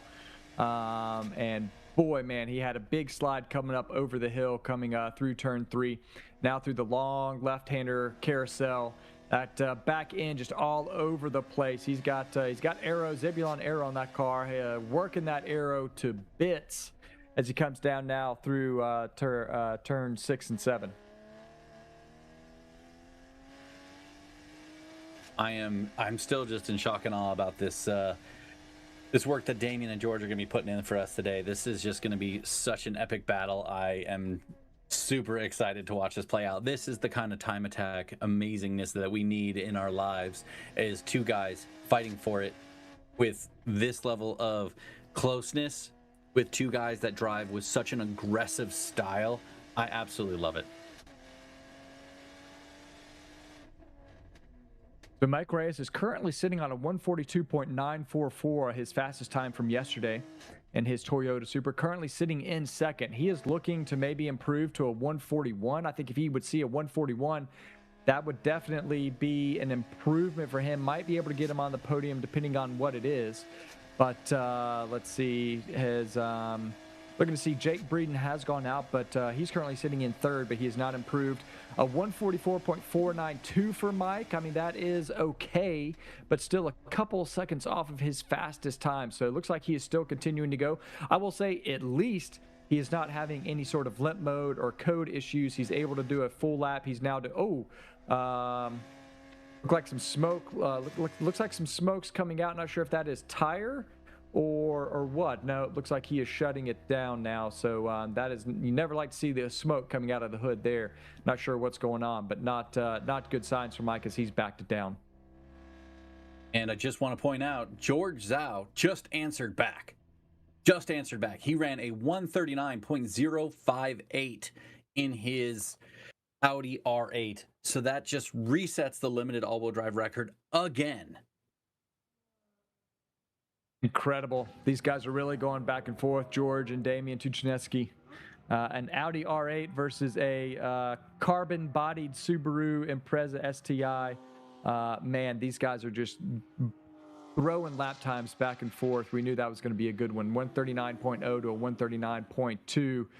Again, as expected, this second session is really throwing out some good times. Unfortunately, Bailey could not best his time, but I mean, he was just a 10th off. But we've also got Jay Pan out there. His previous best time was a 138.5, so he has improved to a 138.1. George Zhao has improved and now holds the all-wheel drive limited record at a 39.0. Damien has improved to a 39.2. So even Tony Zerka, a 40.2. We were really hoping he was going to get to be able to best his 139.6, the new unlimited all-wheel drive record. But he's still a few tenths off, but still a very solid time for him. And again, I'm just going to say it, Isaac Torres jumping up from, I can't remember what spot he was in previously, but jumped up. Now he's on the podium spot, second place. Jared Floyd still 2/10. He's only 2/10 away from Jared Floyd. So that's really going to put pressure on Jared Floyd to get some lap time in the next coming sessions. Obviously, as the day goes on, it always gets a little bit harder. But as we saw from yesterday, there was plenty of time. Jake Breeden, I don't know what happened with him in this session, only running a 150 where he has a 141 from yesterday. I think, had some issues that he wasn't able to really conquer in this session. But yeah, we're just gonna have to wait and see what he can put down in that next session. Hopefully, I'm just hoping that Mike Reyes's car, everything is all good and he'll be able to go out in the later sessions and try to put down a better lap time. I'm hoping that smoke that we saw out of there wasn't anything catastrophic. Obviously, it's still driving, but hopefully there's nothing negative going on with that car and he'll be able to get it fixed up and ready to go.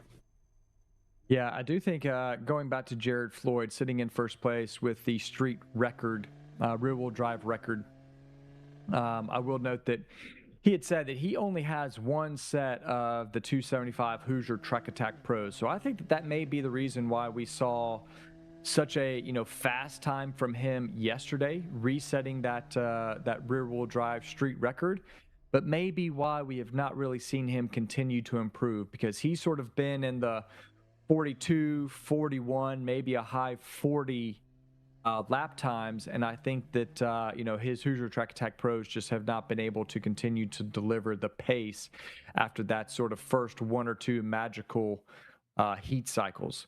So question then becomes, Isaac Torres obviously getting faster, just 2/10 off. Does he have anything left? Because I'm not sure that Jake is going to improve. I think he's laid down his marker, or excuse me, Jared. I think he's laid down his marker of a lap. And now the question is, can anybody chase that down? Isaac getting close, but boy, we will have to see if they've got anything left over the next couple of sessions through today. Yeah, I don't remember if we mentioned it. You might have mentioned it, Kilgore. Maybe I missed it. It's been wild. It was a wild session. But Jay Pan, I believe he ran his fastest lap in that session with a 1:38.115, which is obviously super critical, because with George Zhao and Damian Tushiniski their lap times further and further up the board, that puts them really, within striking distance of Jay Pan. So he needed to clap back with something to kind of stick himself out there ahead of those guys. So really, really important that he did. And he didn't miss the mark. He got it. Yep, absolutely. It is a tight battle up there at limited class for the final couple podium positions, as well as in street class. So we will have some enthusiast class cars with Teddy Choker coming out in this next session, which we will take a quick break as the cars head out. We'll take a quick break and be right back here shortly.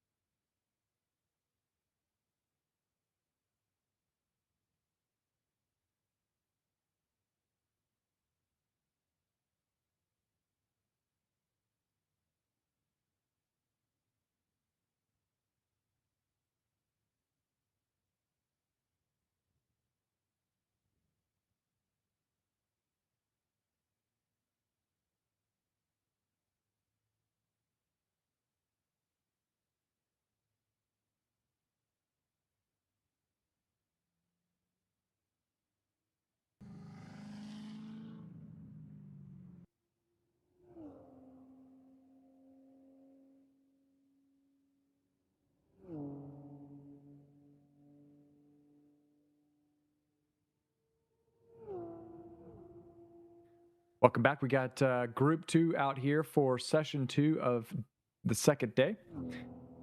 Number of these drivers, we got Teddy Choke out there in the Honda Civic. He is currently leading the enthusiast class.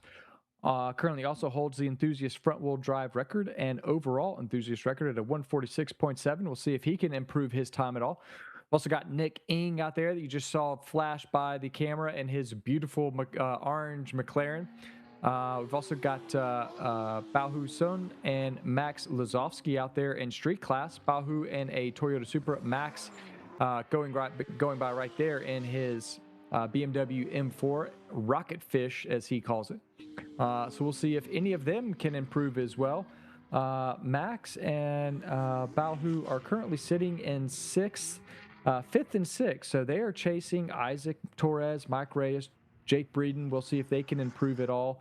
They are a couple of seconds off the podium, so we'll see if they have anything. Got a little bit of a dust cloud out there for turns 10 and 11. Not sure what that was about. But Car 2-4. Car 2-4 dropped a couple tires, but we've also got Charles Kunal in his BMW M4, F82 M4, as well as in street class. So we'll see if all of these guys can improve and see if they can get any closer to the podium. Yeah, I'll be really interested. We got some interesting people out there. We got the Senderson himself. We got Max going out. I'll be really interested to see what Kunal is. He's really, really good about dissecting data and taking coaching and producing. So I'll be really, really interested to see what he can do in this session, see what kind of improvements he can make off his previous lap times. Got Alex Tanaka and Spitzer Cow in the street Supra 2021 Supra and street class. They came with a 44.0, and that is an improvement for them. Yesterday that was a 44.7, so they've picked up 7/10.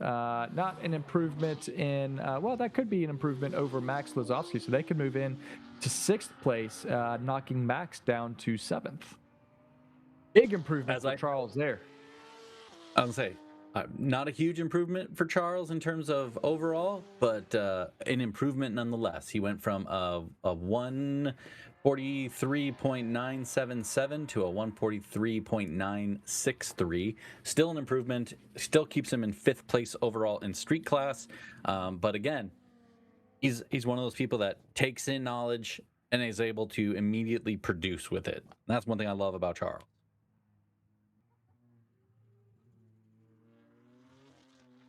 Like Teddy put down a 147. He's currently, that's a little bit off his pace of the 146. Again, he's got a pretty stout lead over Breno, as Breno only is holding a 150. So he's got a 4-second delta, almost 4-second delta to kind of hold on there. So we'll see what that eventually leads to. As you talked about, Sun just did another good lap with a 143.789. Another good lap from those guys. Yeah, that's a pickup for them of a couple of tenths. So we're seeing some improvements here. We also have Spencer Kimball out there in the street class. Let's see. No, yeah, in the street class E36 M3 from turn 8. Spencer running at a 145.3. Again, that is a slight improvement for him over yesterday. So we continue to see improvements. Connor Hoovler at a 149.0, who we talked about last session. A little bit slower for him, but still out there turning some laps. And then Terry Wang with a 150.6, and that beautiful light blue Cayman GT4. And Terry was running yesterday at a 146.7. So, a little bit off of his pace, but not exactly sure what his tire situation is like.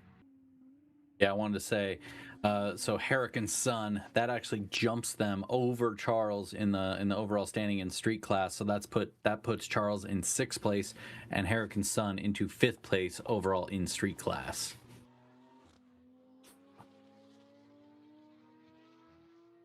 Again, what have we talked about, Kilgore? We've talked about the Supras of street class. I think that makes what, 1, 2, 3, 4, 5 Supras in a row. They take up the 5 top spots in street class. Yep, I think you're right. Absolutely. The Supras, they are just so dominant right now currently. Such a tunable car and really fit the street class very well with being able to make some power. You are limited to, for street class, you're basically limited to a total tire size. You can run a 275 square if you wanted to, or you can mix and match that however you want. But basically, you're limited to and 1100 total millimeter tire size.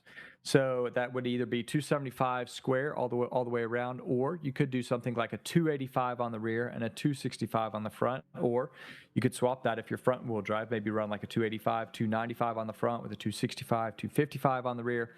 But yeah, I mean, the Supra just really fits this class well. The F82 M4s also do well, but they're a little bit heavier than the Supras. And you know, we haven't seen a lot of the G series, but they obviously have even more weight, but they are able to make more power, but you're still having to put all of that power through a 275. So I think that is one thing that GTA does with the street class is they limit the power, not by specifically limiting a power number or limiting certain mods that you can do to the engine. They basically say, you've got to make as much power as you can, but you're only going to be able to put it down through a 275 square setup or a 285 or a 295.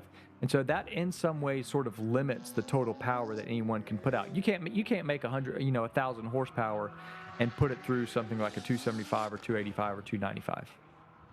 I mean, you can always try, but at the end of the day, if you make the power completely unmanageable in a car, it's just going to be at your detriment. And that's where sensible rules like that make sense, because you could go down a rabbit hole and try to limit turbo sizes. You could try to limit horsepower. You could try to. But at the end of the day, what it could do is just increase complexity within the rule base. Whereas, like you said, if you just create 275 wide tires, the max you can go to, or something of that nature on tires, which are easily visibly understood and easily checked, it just makes it so much easier to understand for people coming to the track. Do whatever you want to the engine, do what you want to do, make as much power as you want, but by the way, you got to make it all flow through these 275 wide tires. I think it just makes it easy. Yeah, I totally agree. And we will note that the combination of Sun and Huang in the 2023 street class Supra, they improved their time even a little bit more to a 143.425, and that was on their very last lap. So lap 4 was the one that they found that time. And then the same thing for Alex Tanaka and Spencer. They also improved to a 143.801. That was also on their last time. And so we are seeing, you know, a couple of the fastest times in this session being set after a number of laps were found. So you know, again, the driver hone their driving skill, hone their lines, and finding time. So it looks like Sun and Huang likely, as you said, likely sitting in 5th place behind Mike Reyes. One thing to note too is Harry Wang set his best lap time of the event with a 146.561 in his 718 Cayman GT4. Great job, Terry. Damien is here. So as we got a checkered flag on Group 2 for the second session of today. We've got someone who's going to join us. He is the driver of the Renner Racing Subaru Impreza, Mr. Damian Tuchinitsky, who very briefly had the all-wheel drive limited class record and then had it scooped out of his hands by George Zhao. But I gotta imagine, Damian, you gotta be happy with the performance of the car so far this weekend. I gotta say the car is driving quite well. There's still some room for improvement, but couldn't be happier for the first time here.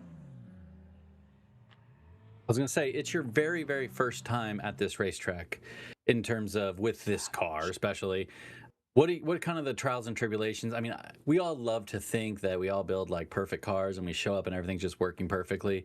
But give us the nitty gritty, Damien. Tell us what really has happened and kind of how the car's been performing and kind of how you prepared for this event.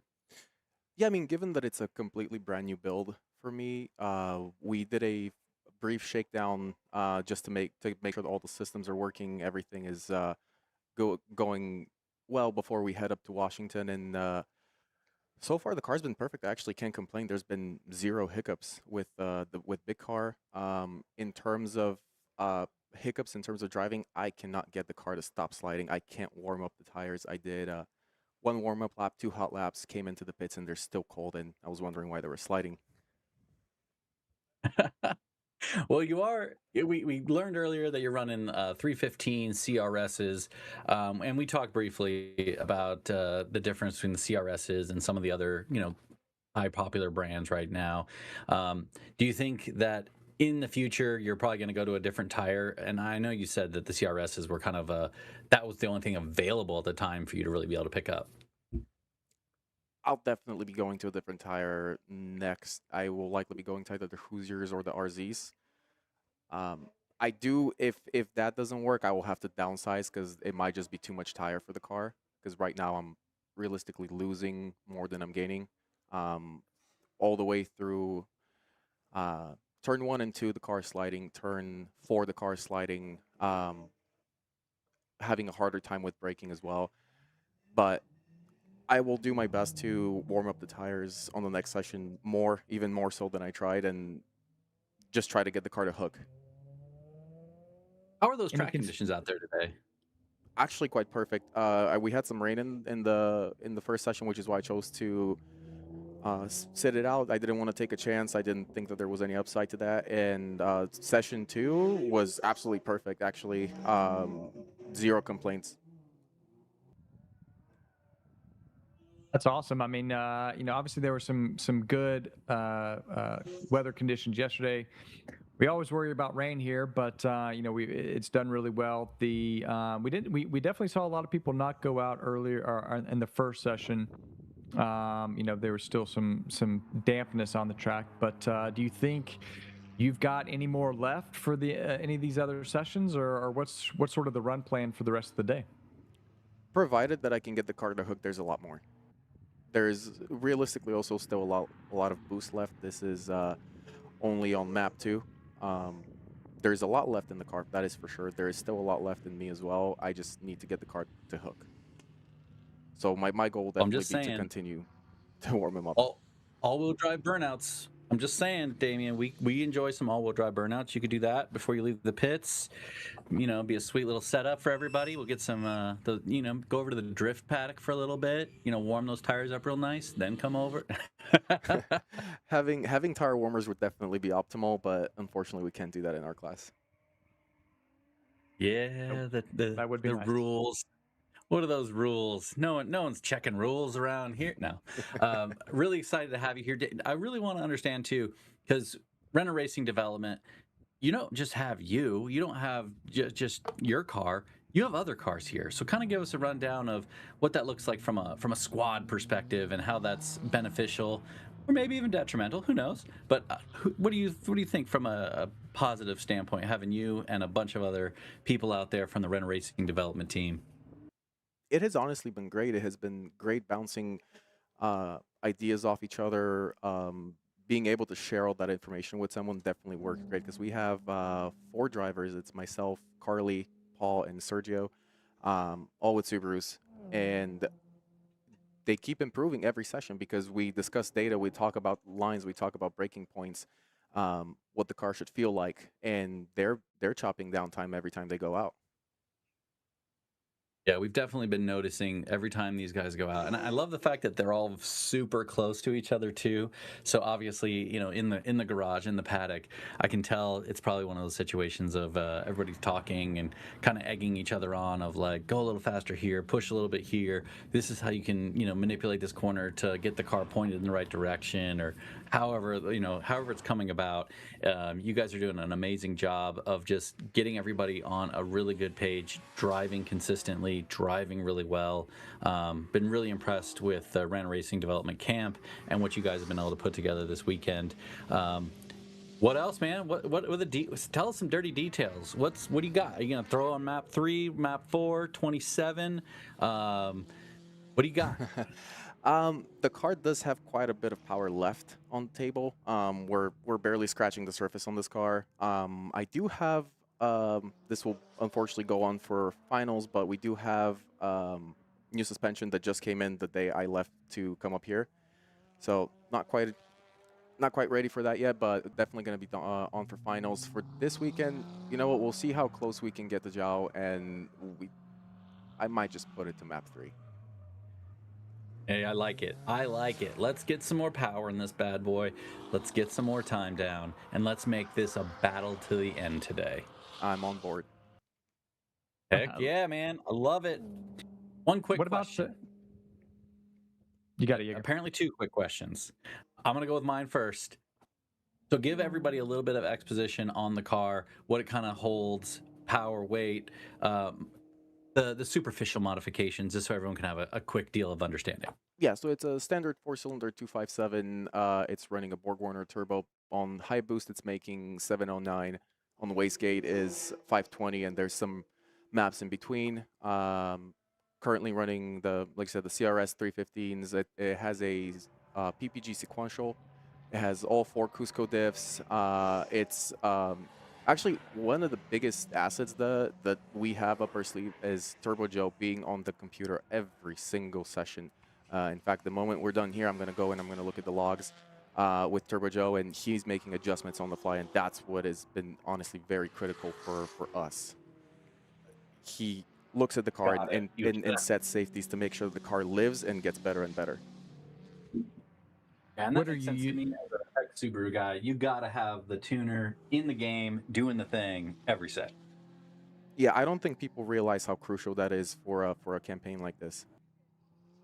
What are you using for the standalone system? We're using Haltech 2500. Okay. And give us a little bit of an idea of what you think of the track. Obviously, first time here. What parts did you find?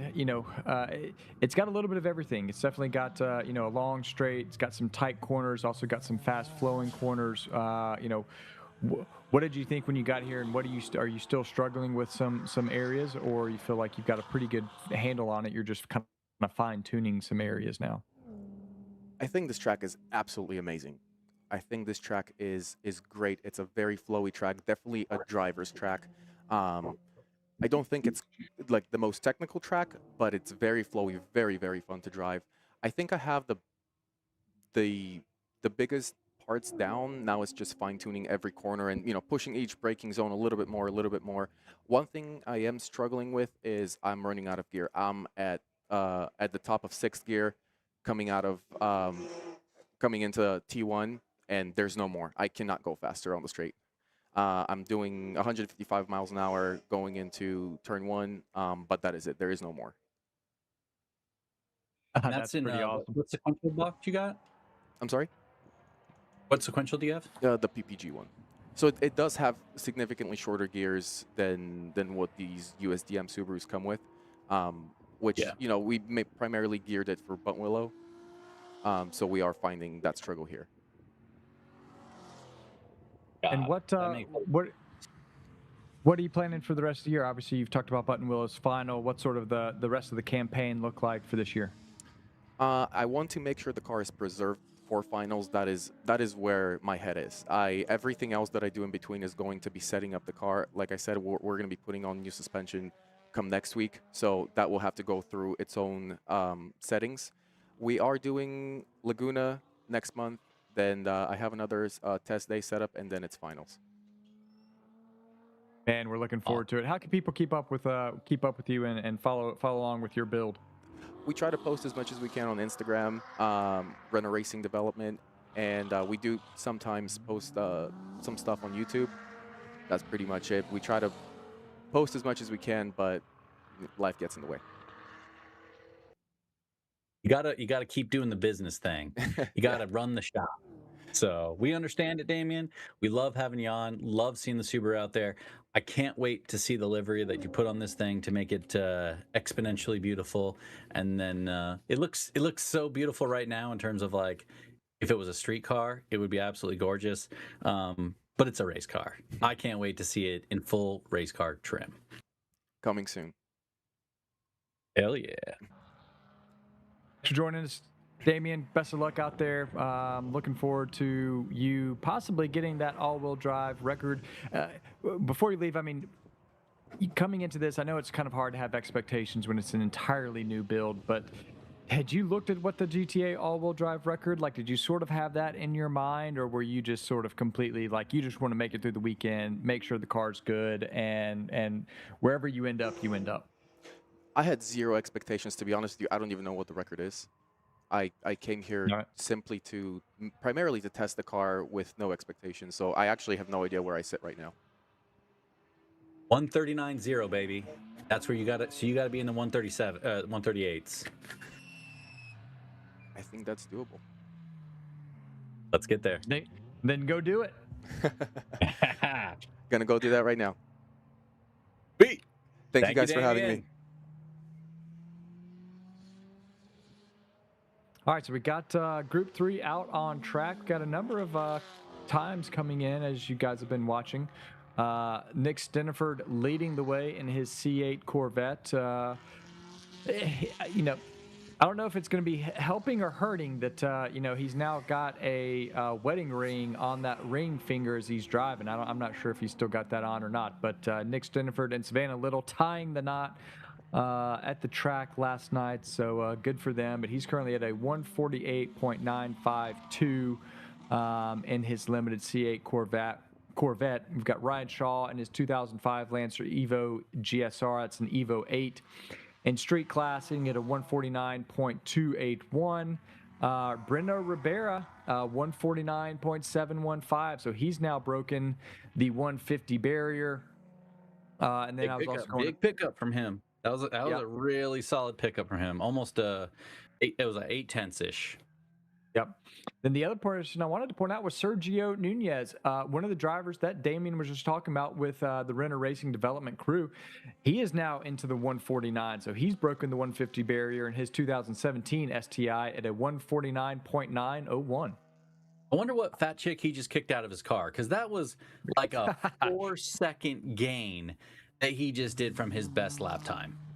That was a huge improvement. Yeah, we did not see him out in the first session, so I'm not sure if he was maybe working on the car, just waiting for the right conditions. But, I mean, you're in an STI, right? Like, a little water, a little dampness on the track shouldn't matter to an all-wheel drive STI, right? It never does. It's just pedal to the floor, all wheels turning. Let's keep going. Another pickup, we got Steven Ellis. He was at a 153.1. He just picked up to a 152.4. We're seeing some really good, solid improvements for some of these guys. I know we talked a little bit about Steven. You had some information about Steven in regards to he was just struggling to get the tires up to temperature, kind of like echoing what Damien was just saying. So maybe he's just finding the right thing, finding the way to do it, and pushing hard and getting a solid pickup from his point of view. Yeah, he's currently sitting in third place in enthusiast class behind Breno. So Breno was previously sitting on a 151.8 yesterday. So Steven has chipped away. I mean, he's in 3 seconds or so, a couple seconds now, away from Breno. So Steven closing the gap, but still sitting in third place there in enthusiast class. So we'll have to see if he can continue to find any more time. But again, as we said, driving that car to and from the track 17 hours one way. So that is a lot of drive time, both on track and on the highway. Yeah, another pickup was for Charles Lincoln. He picked up from a 152.6 from his 152.7, so a 10th pickup from Charles. And I just want to say a big thank you to Ray's Wheels. They're a premium high-performance forged wheel company that supports GTA and has for a very long time. Same as Garrett Advancing Motion. Go pick up your Garrett turbochargers today. They are an amazing product that a lot of people use to go fast, do the thing, and go attack time. And Modular Motorsports Racing, if you have a Mustang or any use of a Modular Motorsports application, aka a Ford engine, go check out MMR for their Modular Motorsports application products. We'll take our break here. We have a checkered flag on Group 3, and this will finish up Global Time Attack's second session for Day 2. We have the SCCA coming up next, so we will take a quick break and be back with SCCA on track.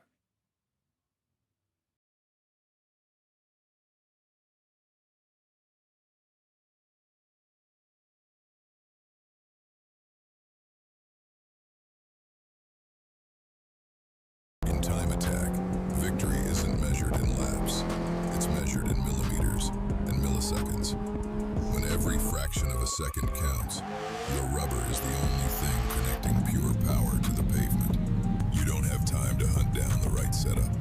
Simple Tire gets the high-performance tires you need shipped fast, right to your door or installer. Simple Tire, driven to deliver. Official sponsor of Global Time Attack. They said we couldn't. They said racing belonged to someone else, that the world already had its champions, its circuits, its rules. They told us to go home. But while they talked, we built. We laid bricks in Indianapolis. We carved speedways into the sands of Daytona. We turned a California lake bed into a battleground for the boldest. We didn't need permission. We needed pavement. One by one, our names became legends. Foyt, Petty, Andretti, Earnhardt, Shelby. We weren't just about speed, but about defiance. We looked at their pace and said we can go faster. Through damage and disaster. We pushed past what was safe, past what was known, past what they said was possible, because we knew the moment we lifted, they'd be right. When the green flag dropped, it wasn't about what they gave us. It was about what we took. And what we took is our place in racing.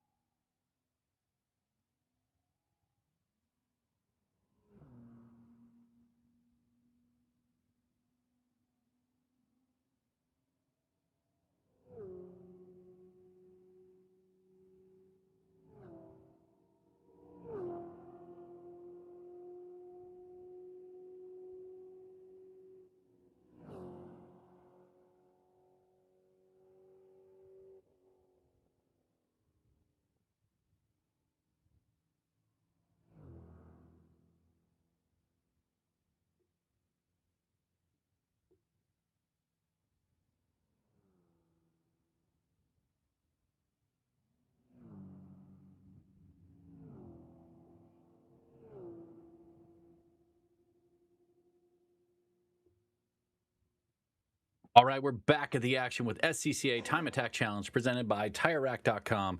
Oh man, it's heating up. The track's getting good. We're starting to see records fall. We're starting to see things happen. Edward Marshall leading us off with a 145.567 so far. Now, again, now we're into the segment 2 category again.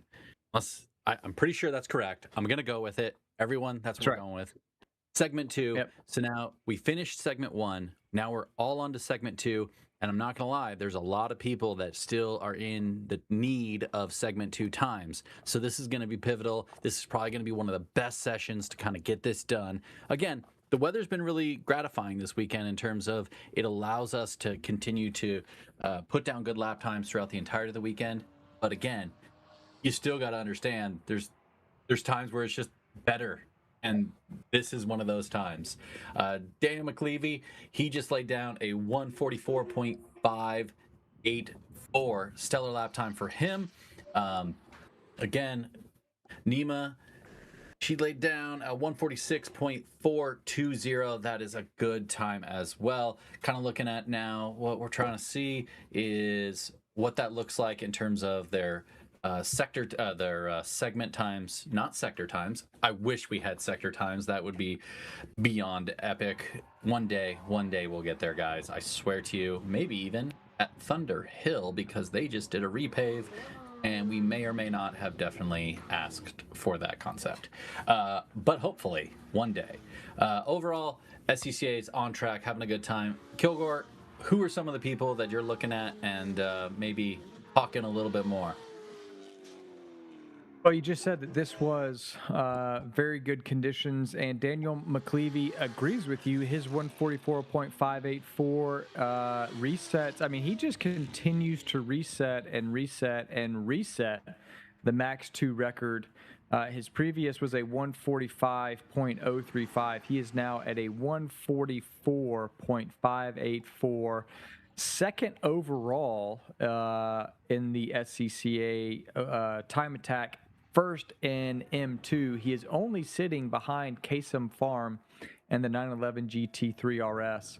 So yeah, again, a 144.584. We have excellent conditions. A lot of people going faster.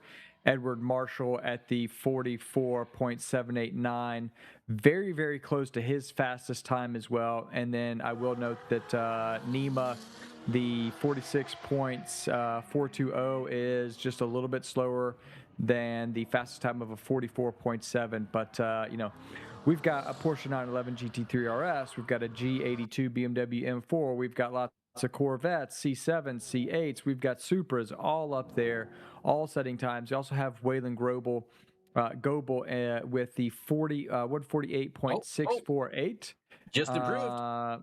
Yep, a 148.245. Yeah, there you go. So still not his record time of a 147.5. But yeah, I mean, a lot of people are improving out there. So great to see. We've also got James Avellina, Josh Cummings, all record holders this weekend. So a lot to be watching out for and seeing what's going on. I'm kind of interested with Avellina. He's seen. I'm stabbing in the dark, right? And we've kind of seen this before. He's got Advans, AO52s. I'm betting he probably didn't bring 57 sets of these tires. So I'm stabbing in the dark here and making assumptions that maybe he brought one, maybe two sets of tires. Kind of knowing the guy, I'm more inclined to say he's probably only got one set of tires. So we're probably seeing a little bit of that drop off just because he's running the same set of tires. So intrinsically, maybe he's driving better, but the overall grip isn't there. Something that kind of the Advans have kind of been known for a lot of people is they're really, really good on like the first couple hits, and then they kind of taper off in the later goes. So I don't know. What do you think? Do you think that might be something that's kind of relevant in that matter? Yeah, absolutely. I think we're seeing that, sort of throughout some of these entries where you definitely have, you usually will have two groups of drivers. And what I mean by that is you will have the drivers who are familiar with the track, who are familiar with their car, and who are familiar enough with the conditions that they can go out and early in the sessions for a weekend, they could set those record times. I mean, we've definitely we saw that this weekend with some of the records being broken on the first, second, third laps, right? You also have a number of drivers who take some time, especially if you haven't been to the track before, or if you have a new build, or if you've made some major changes to the car where you're trying to figure everything out. You're trying to get everything sorted. You're trying to make sure that the car is in the right window. You're trying not to push too hard. And then you build confidence over the course of the weekend. But for someone like James, who's able to push hard, he's been driving his 2023 Honda Civic, the FL5. He's been driving that for a while now. He's very familiar with it. He's a guy who can go out there and he's gotten the best out of those tires if he only has the one tire set. And after that, I mean, it's really hard. He's going to have to find some big improvements in his own personal driving to find improvements in time, as compared to some of the other drivers where you may have a couple of sets of tires and you can find improvement just from the tires alone, as well as improvement in your own driving. So yeah, I'm not surprised if James is plateaued a bit. He's found the limit, he's found the record, and now he's just sort of he's basically driving to the limit of the tire, and the tire is going to give him what the tire is going to give him. I do want to note M4 record by Josh Cummings and his 2016 Porsche Cayman has been reset again down to a 150.365. His prior record was a 150. No, you've already updated that. Yeah, his previous record was a 150.934. So found a little over half a second. So again, I mean, we continue to see people finding time. People are improving, and that could be just from their own driving, could be some new tires for today, could be a couple reasons for that. But we love to see those records keep falling.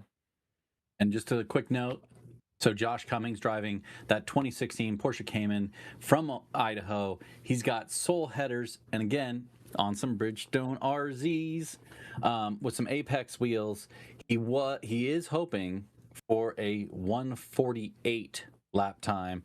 His previous best was 148. He's hoping for a 147.999. So he still has quite a bit of time to go in terms of getting to his projected hopeful timeline. But overall, he just wants to set a new PB, so we're going to have to get behind him and push him a little bit harder so we can get to that new PB. He raced here last weekend in IDRC and didn't go super well because he caught on fire. So hopefully he doesn't catch on fire in his Cayman. And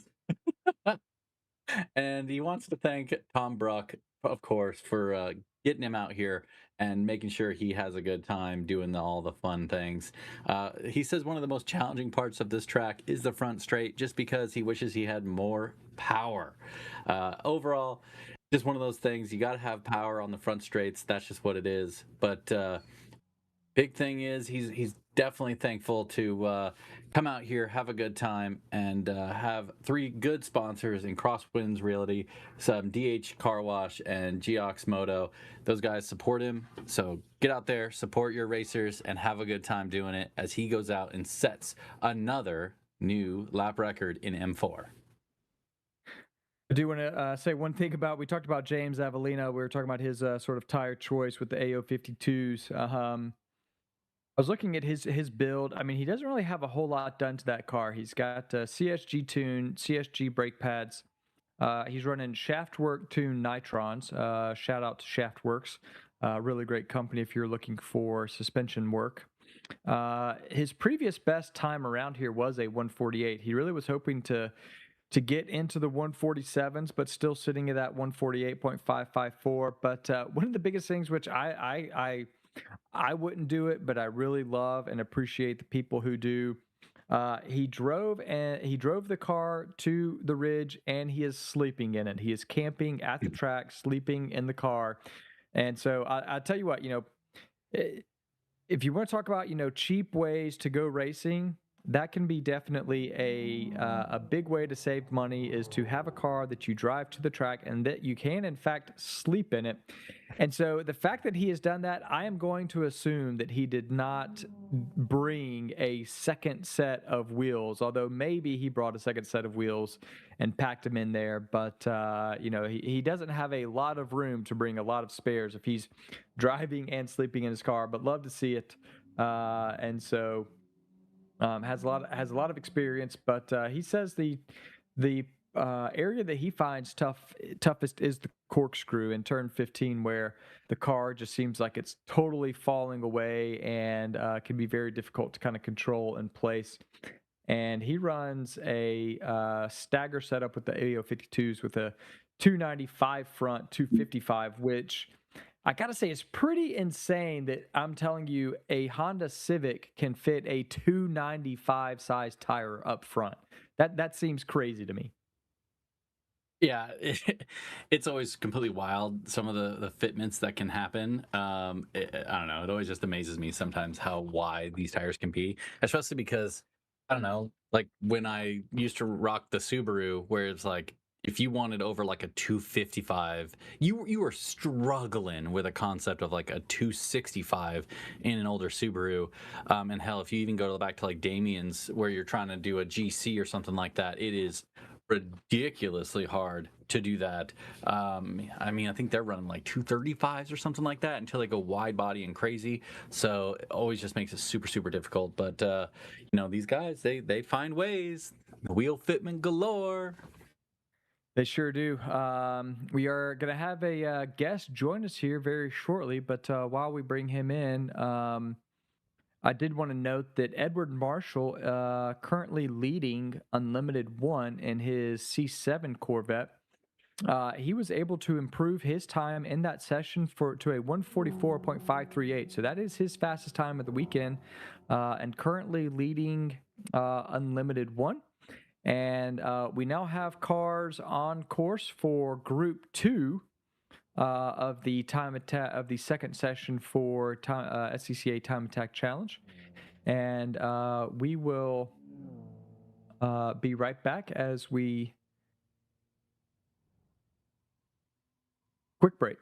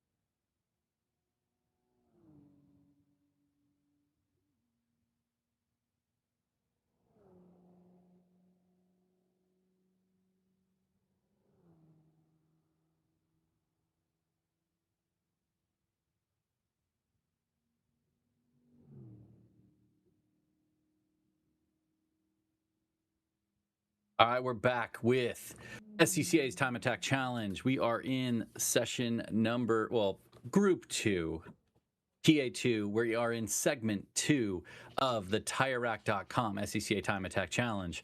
These guys are going out there. And again, we still have some people that are actually missing segment 2. So this is very imperative that they get a lap time for that. One of those people that I currently have that does not have a lap time in segment number 2 is Adam Settlestrom.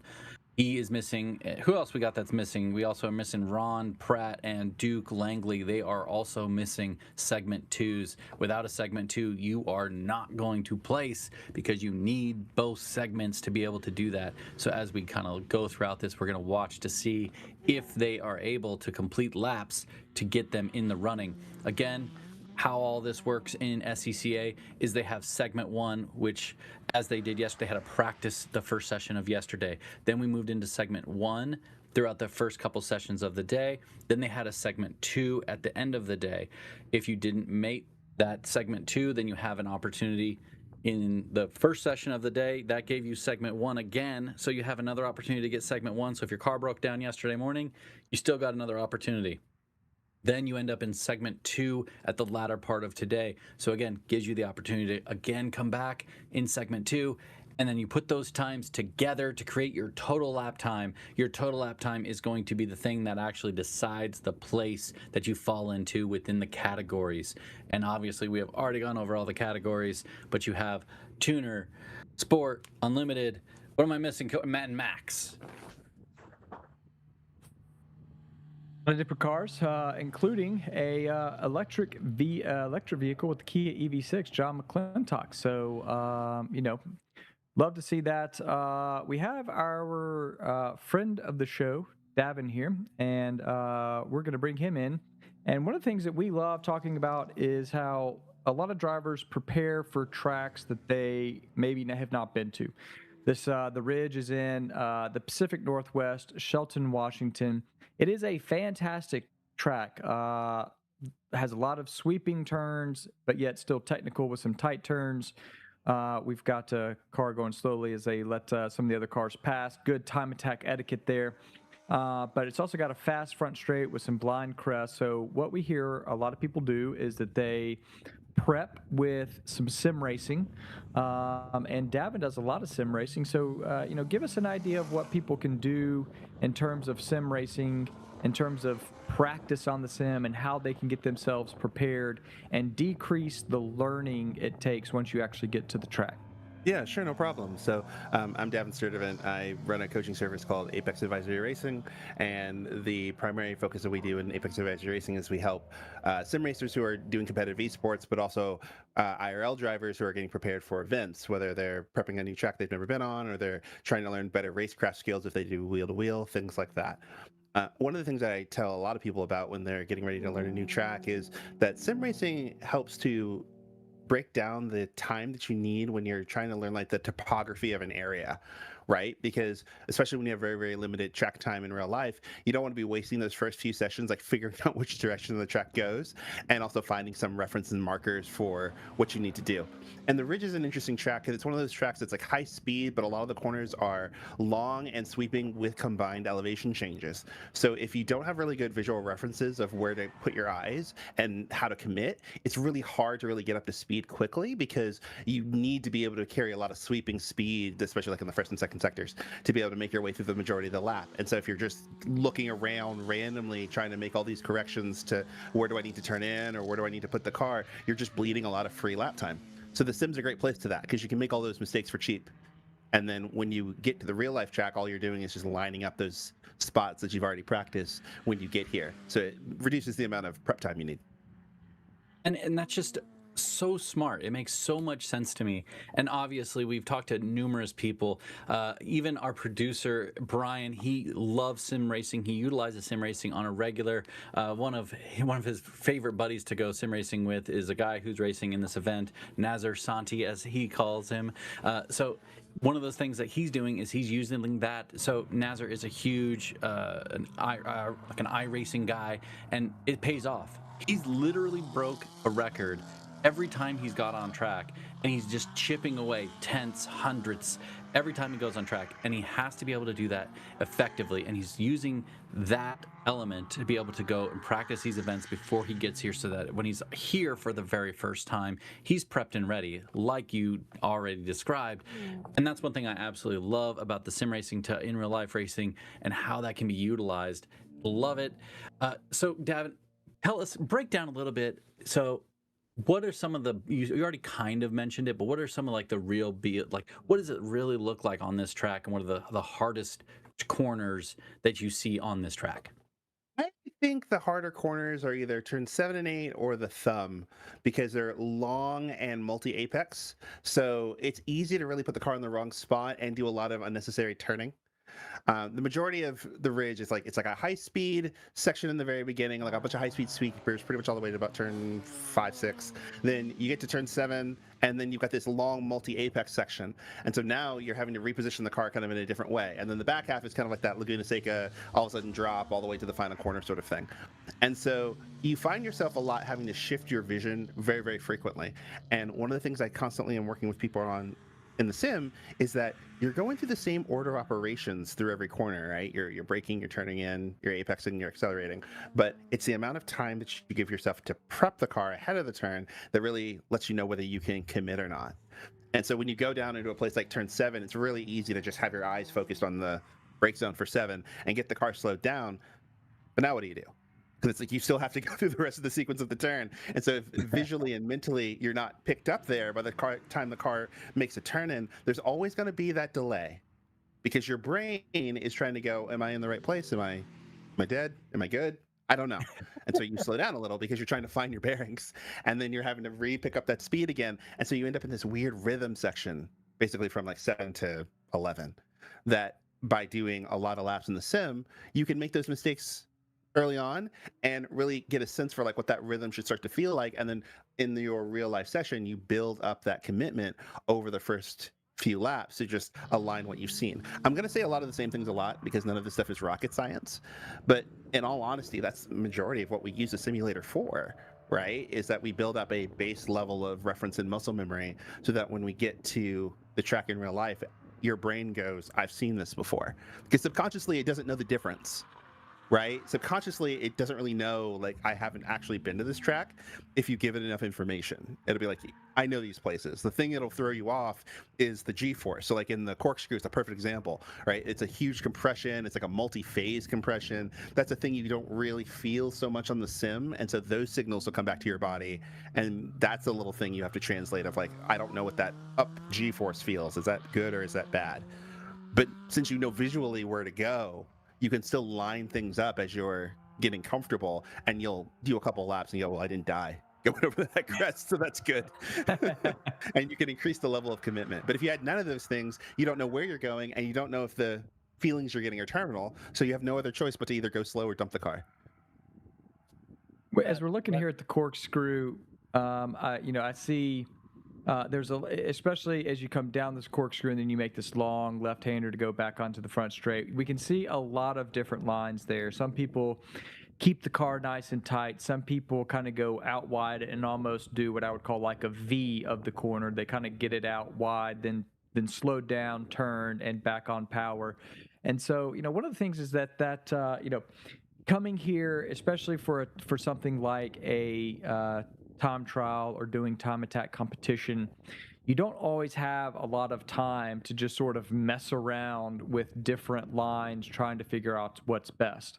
And so I think that can definitely be something that can be utilized in the sim, is that allows you to try a lot of different lines. You can kind of figure out what works best. Now, of course, you may be dealing with a different car in real life versus the sim, but it at least gives you an idea, and it can also help you with understanding the sight lines based on sort of different parts of the track or where you are. And so it kind of just like for you to kind of touch on that a little bit in terms of trying some different things in the sim and maybe then utilizing that, or again, do what you talked about, is that decreases the learning time in real life once you actually get to the track.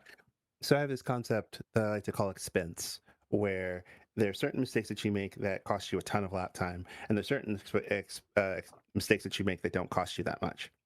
And often when you see new drivers get comfortable either in real life or on the sim, they spend a lot of time charging entrances because they want to carry all this speed in. But because they haven't really set the car up well for an exit, or they don't really know where the timing needs to be to utilize all that speed, they either have to bleed off a lot or they hold a lot of steering, waiting for the car to slide and stop, slowing down. And they don't really know like where are the places in the corner that are going to create a lot of time loss if they make those mistakes.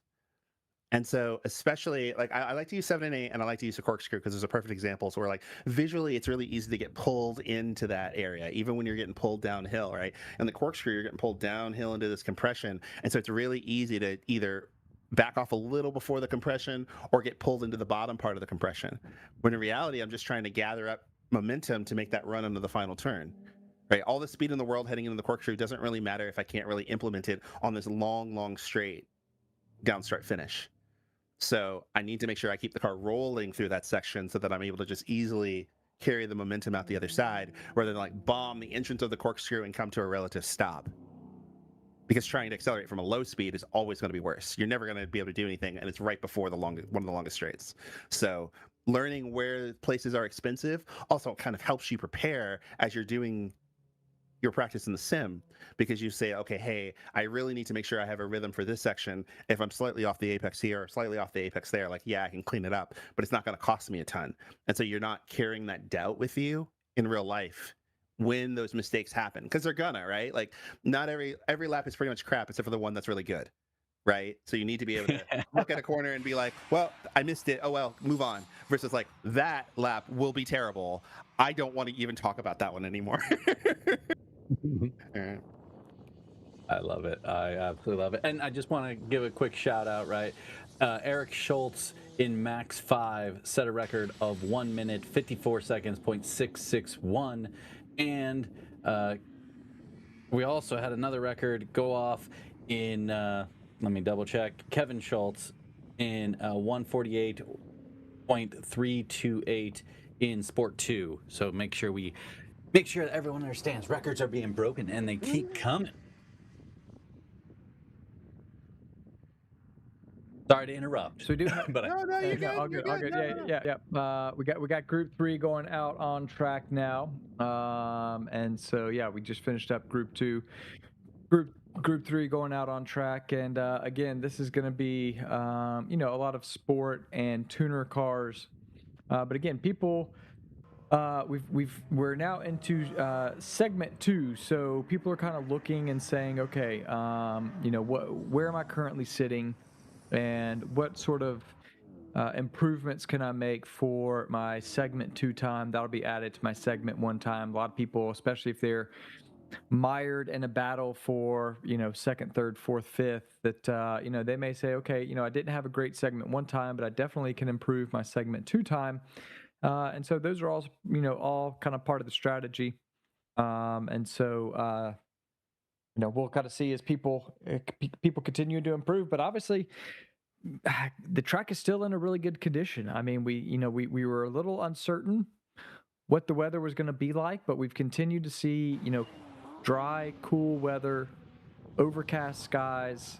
We're not getting a lot of sun beating down on the track, increasing the track temperature. So we always like to see that. Plays nice with the tires, maybe allows people to keep their tires a little bit cooler. So hopefully we'll continue to see some improvements here. Yeah, definitely keep an eye on Dan and Alex Paraskevas, who is chasing. He's currently second in M4, Max 4, so he's going to see if he can chase down Josh Cummings in that 2016 Porsche Cayman.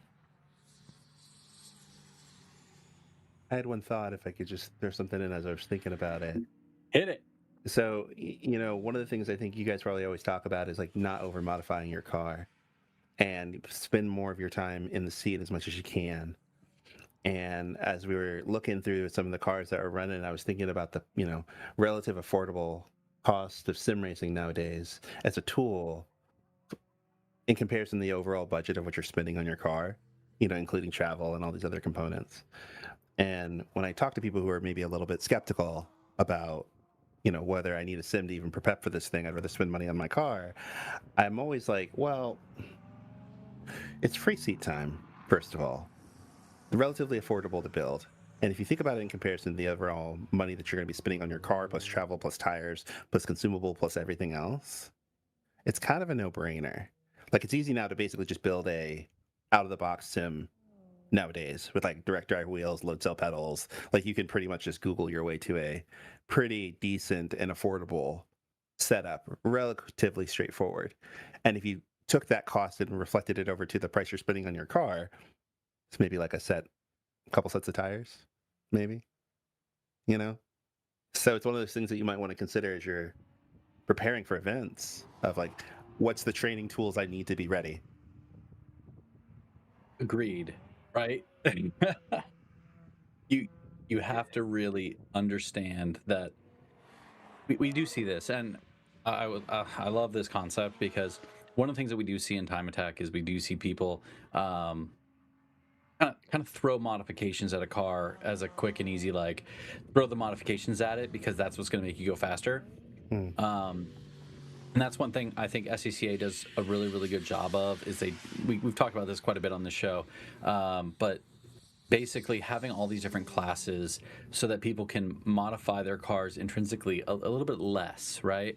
You're not always seeking the most modified car to go as fast as humanly possible. It does give people the alignment to be able to modify a car less, or not worry so much about like top end horsepower or something of that nature, or even, the best tires you possibly can. Maybe keeping it in a more affordability attribute that can allow you to progress as a driver.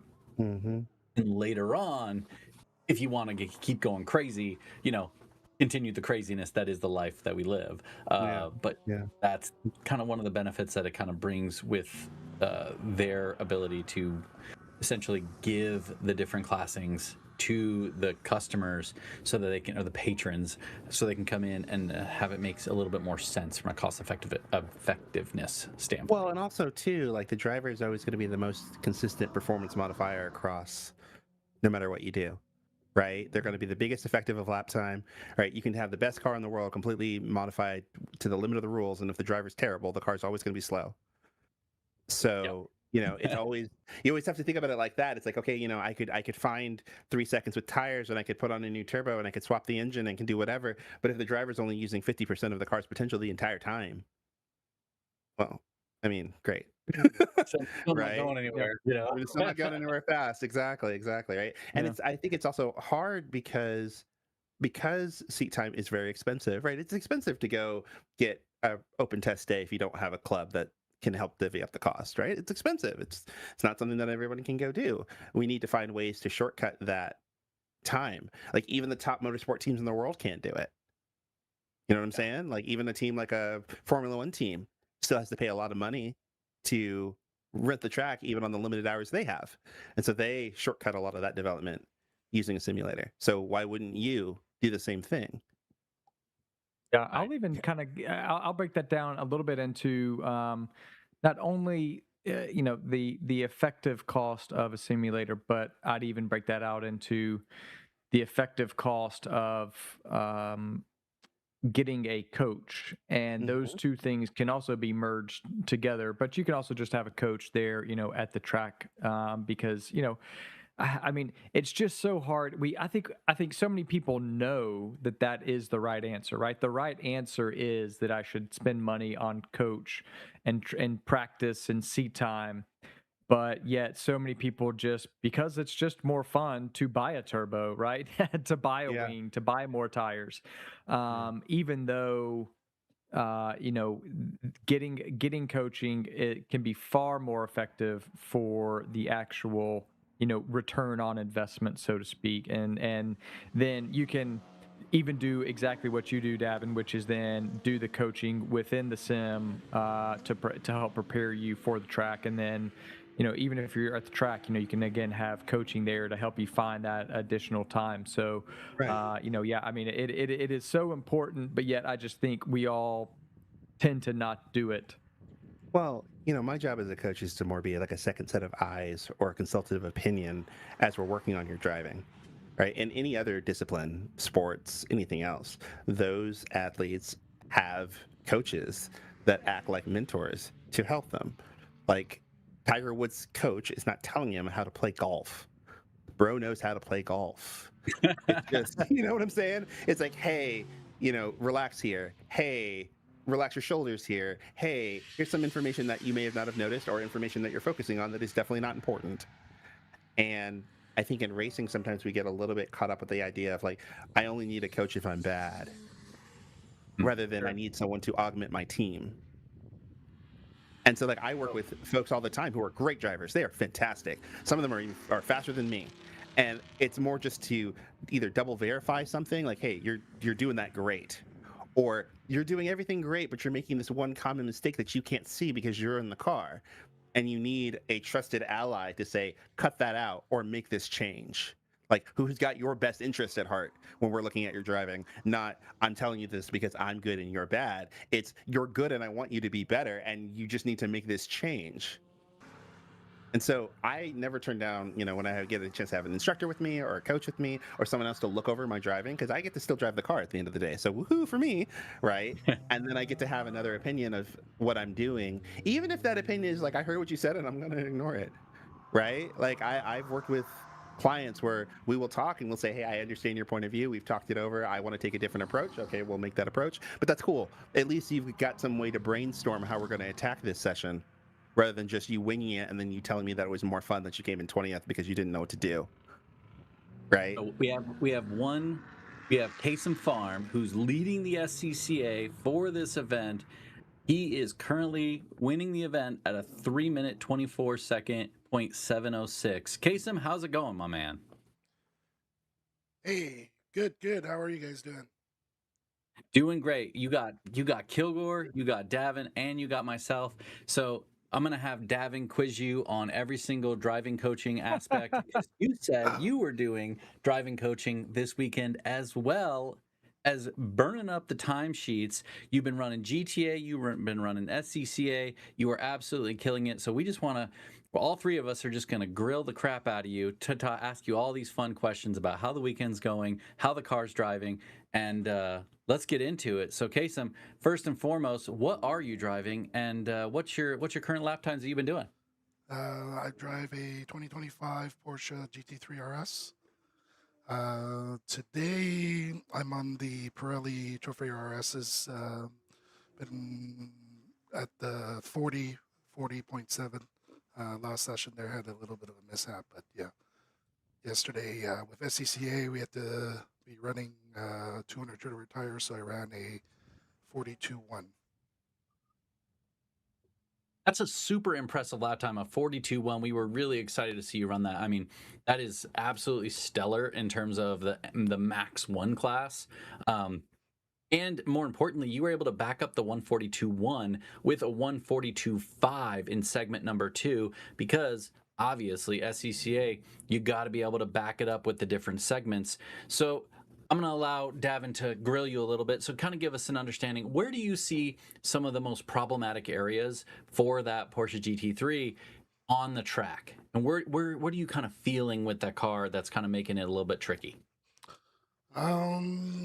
I think it's just the mindset, and for myself anyways, just yesterday being on 200 treadwear and today being on 100 treadwear, it's tough to, because you're taking different lines, the braking points are different, and just trying to adjust.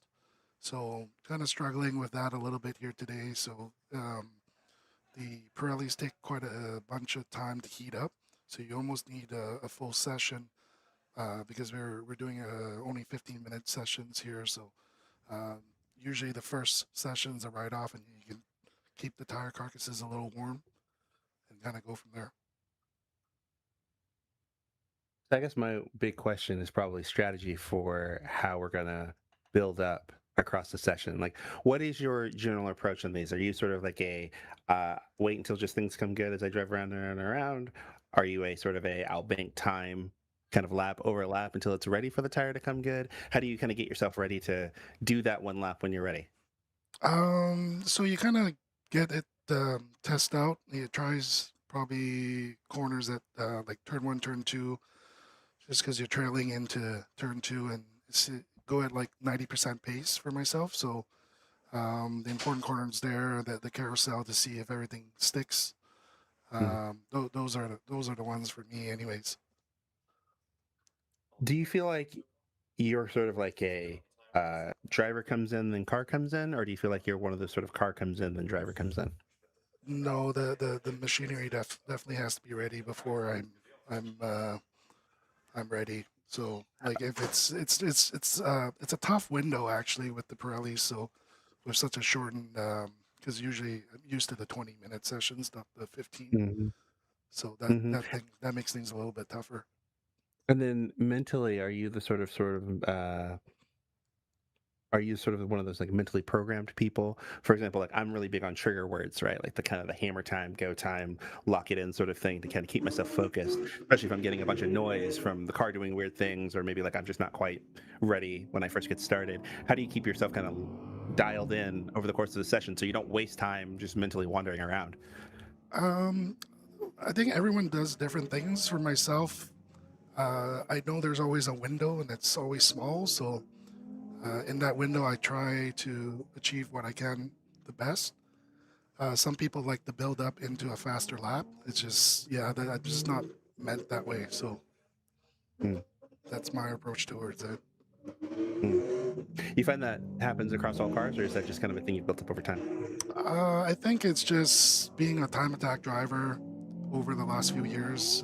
That's kind of, you know, whatever you want to call it, like the mental pressure or whatever. You just got to be ready when the time is ready, right? Yeah, that makes sense. How many laps do you think you did before coming out here? Like today on track or? No, like in the sim to prepare beforehand. Like, how much Oh, preparation do you think you did before the actual event weekend? I don't sim, so there's that. But I don't know. I think Mark talked about it yesterday. But I came all the way from Road Atlanta, and then I made a stop in Road America. So that was my training, my seat time training.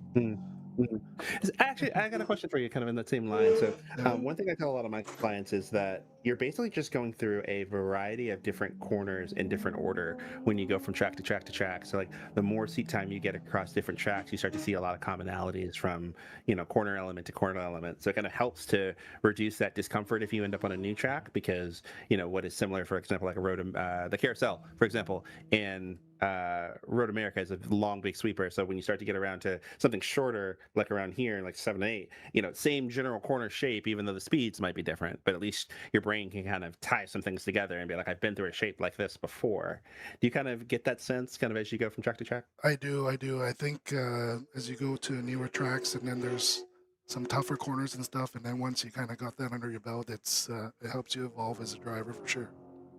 It reduces that amount of time when you're trying to get up to speed in new places, that you're not having to be like, oh, I've never been here, I don't know what to do, because like you're doing the same sequence of events. Like your order of operations is always going to be the same. It's just like the duration of what you do and the timing of what you do is going to change, but you're never going to be like, oh, first I brake and then I accelerate, then I turn. Like that's not a thing, right? Yeah, So I think it's just after you get used to driving different tracks, and then you just kind of evolve as a person and Right.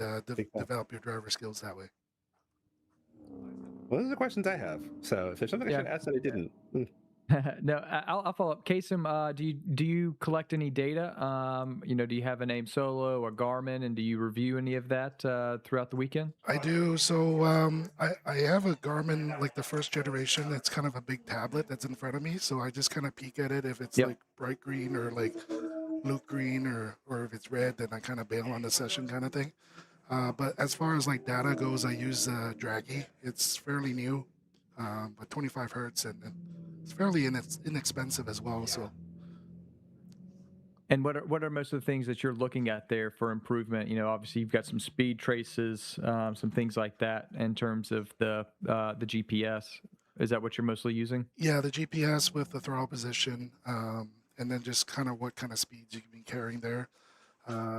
Obviously, there's a bunch of people who are driving the same car as I have, and then a lot of them are my friends, and we kind of stack up against each other too.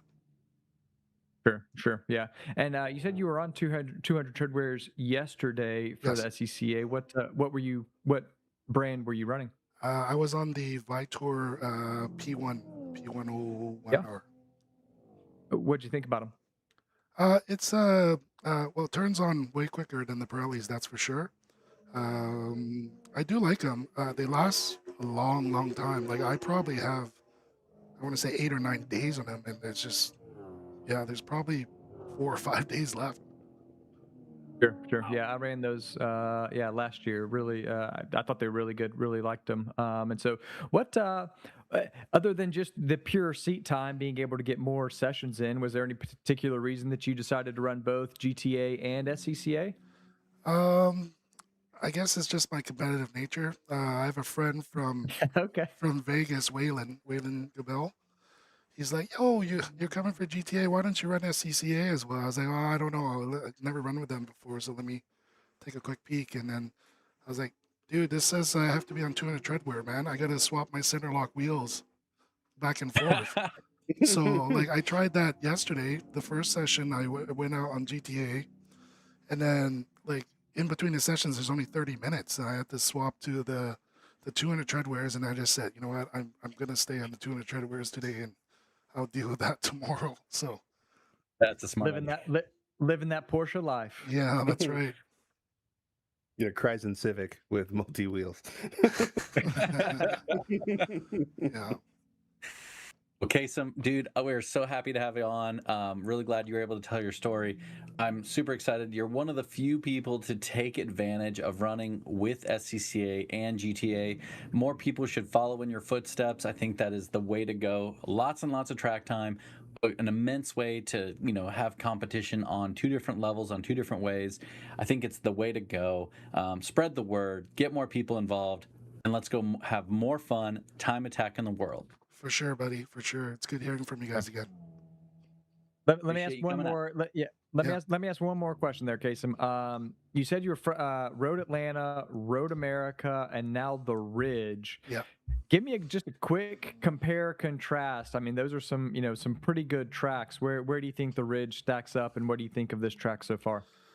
Oh man, I love it here. I live in Canada, so this is about a 14-hour drive for me to get here just from where I was, but or where I live rather. But yeah, I mean, I made it all the way from Road Atlanta, man. That's on the other side of the country. Yeah. Yeah, it is. So, Awesome. Well, yeah, thanks for joining us. Really appreciate it. And we're going on lunch break, so we will be back in about an hour and a half at 2:30 Pacific time, and we'll be back with Global Time Attack. Kasem, good luck out there. Hope you keep the car on the track and keep setting fast times.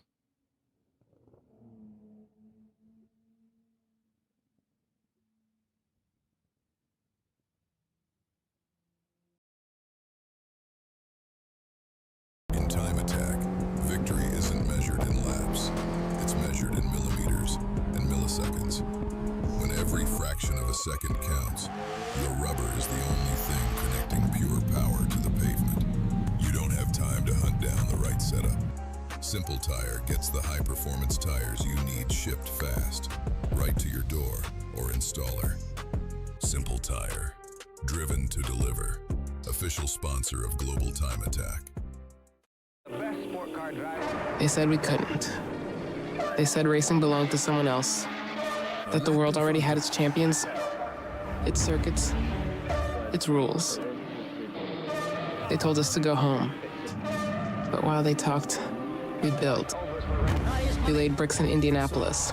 We carved speedways into the sands of Daytona. We turned a California lake bed into a battleground for the boldest. We didn't need permission. We needed pavement. One by one, our names became legends. Foyt, Petty, Andretti, Earnhardt, Shelby. We weren't just about speed, but about defiance. We looked at their pace and said we can go faster. Through damage and disaster. We pushed past what was safe, past what was known, past what they said was possible, because we knew the moment we lifted, they'd be right. When the green flag dropped, it wasn't about what they gave us. It was about what we took. And what we took is our place in racing.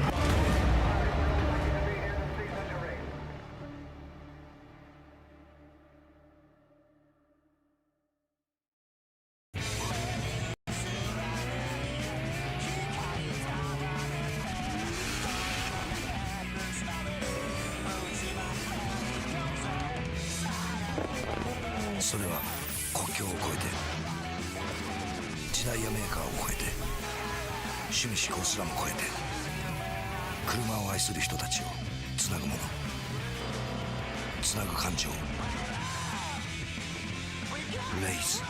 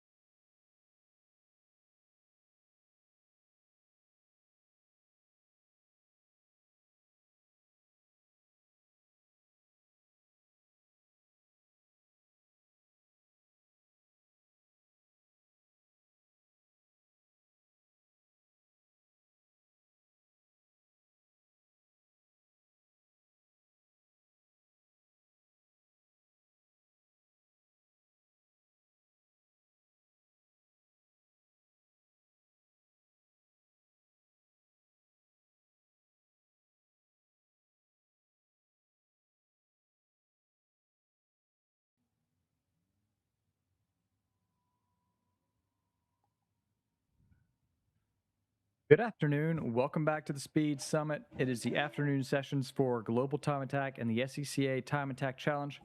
I'm Mark Kilgore. Alongside me is Mark Yeager. We've got a packed house here as well. We've got Davin Sturdivant with us, as well as a competitor who is going to really give us some insight, talk about what has been going on, what she's been doing, how her Impreza STI is working.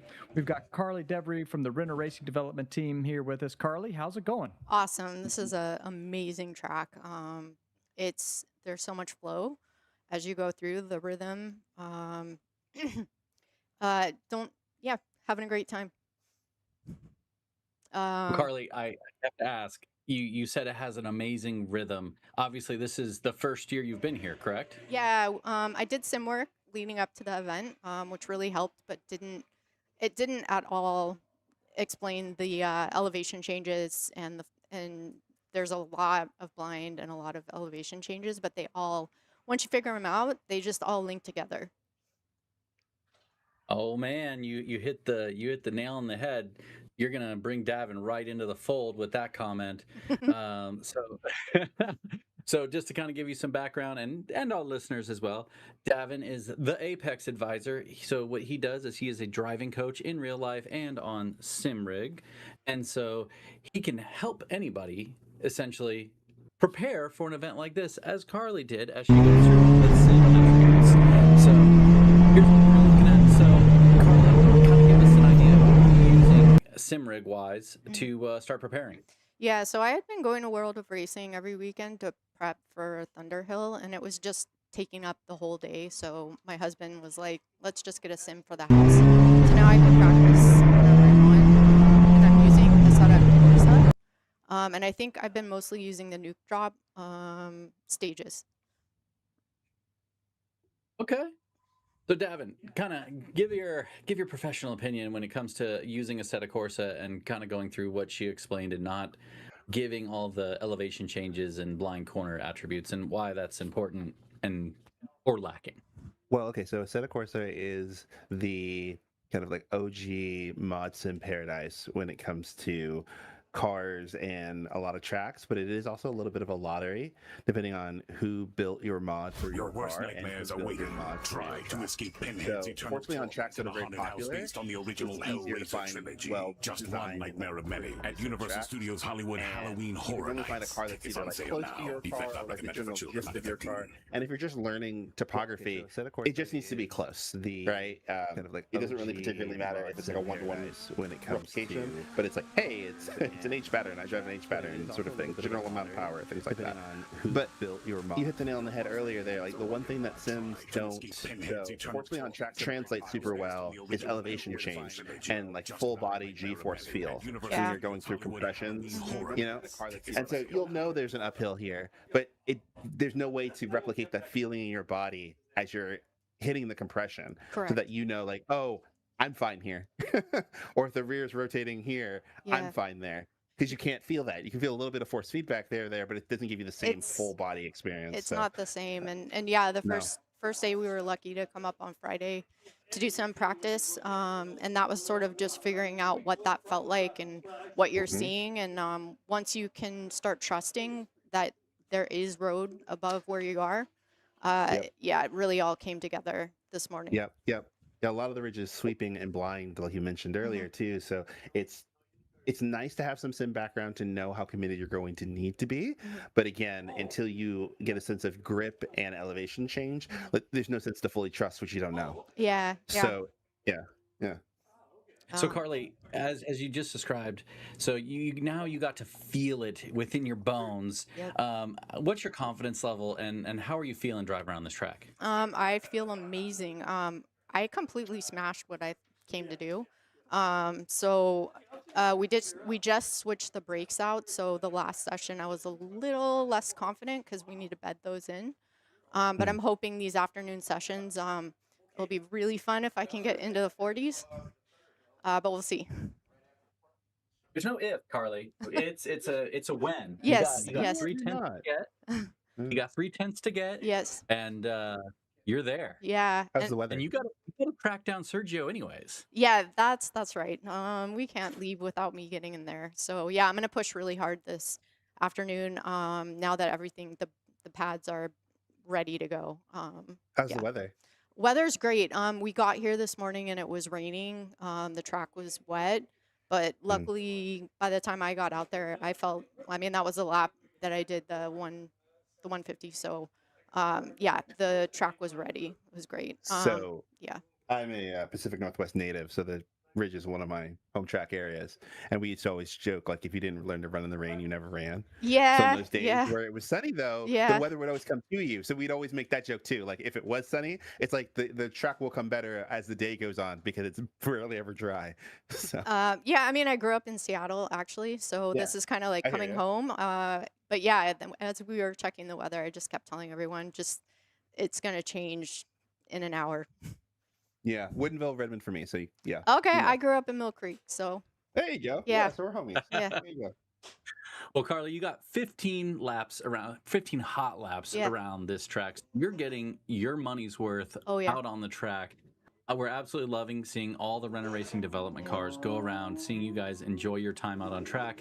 What would you say is your favorite complex of corners?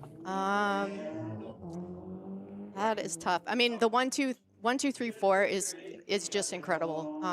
If you can nail it and connect everything, like I've been really trying to carry more speed through 1, and then just the flow of that is all the way up to the carousel. I think that's my favorite. Awesome. I love it.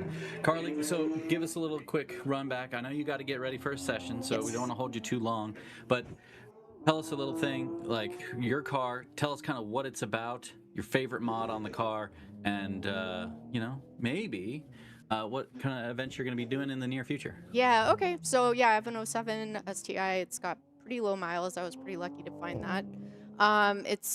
It's a conservative build, nice and stable. I love the suspension, so I did the KW V3 Club Sports, and I think that really added a lot of confidence into my driving. And I'll be doing like one track day in October just to prep for finals at Buttonwillow in November. Yeah. Sweet.